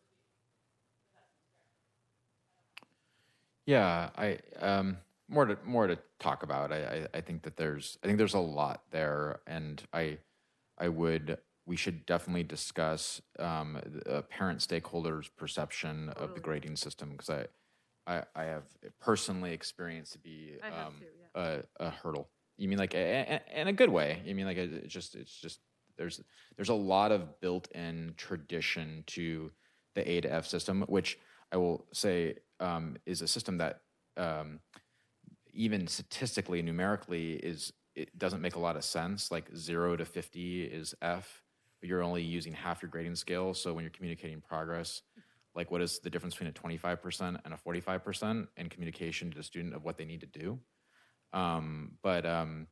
Yeah, there was a major movement in Redondo for a period of time about moving towards mastery-based grading, and they did actually make a substantial change in their math and English department. Totally. Yeah. Yeah. Yep.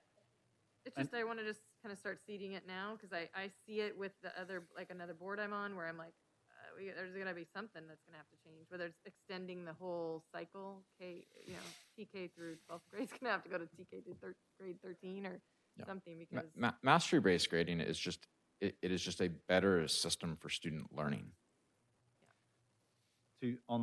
Just to build on your points, the thematic and ocean and habitat, I love that we have those programs where they're looking at the fauna and we're having the sort of, Suzanne. I know the butterflies and wherever, because it's right there in our back. It's right there on the She's coming back and I think your point was how do we maybe do that more and maybe bigger and across all sites and what have you. It could just really relate to project-based learning or triangulation between like math and science and language arts and.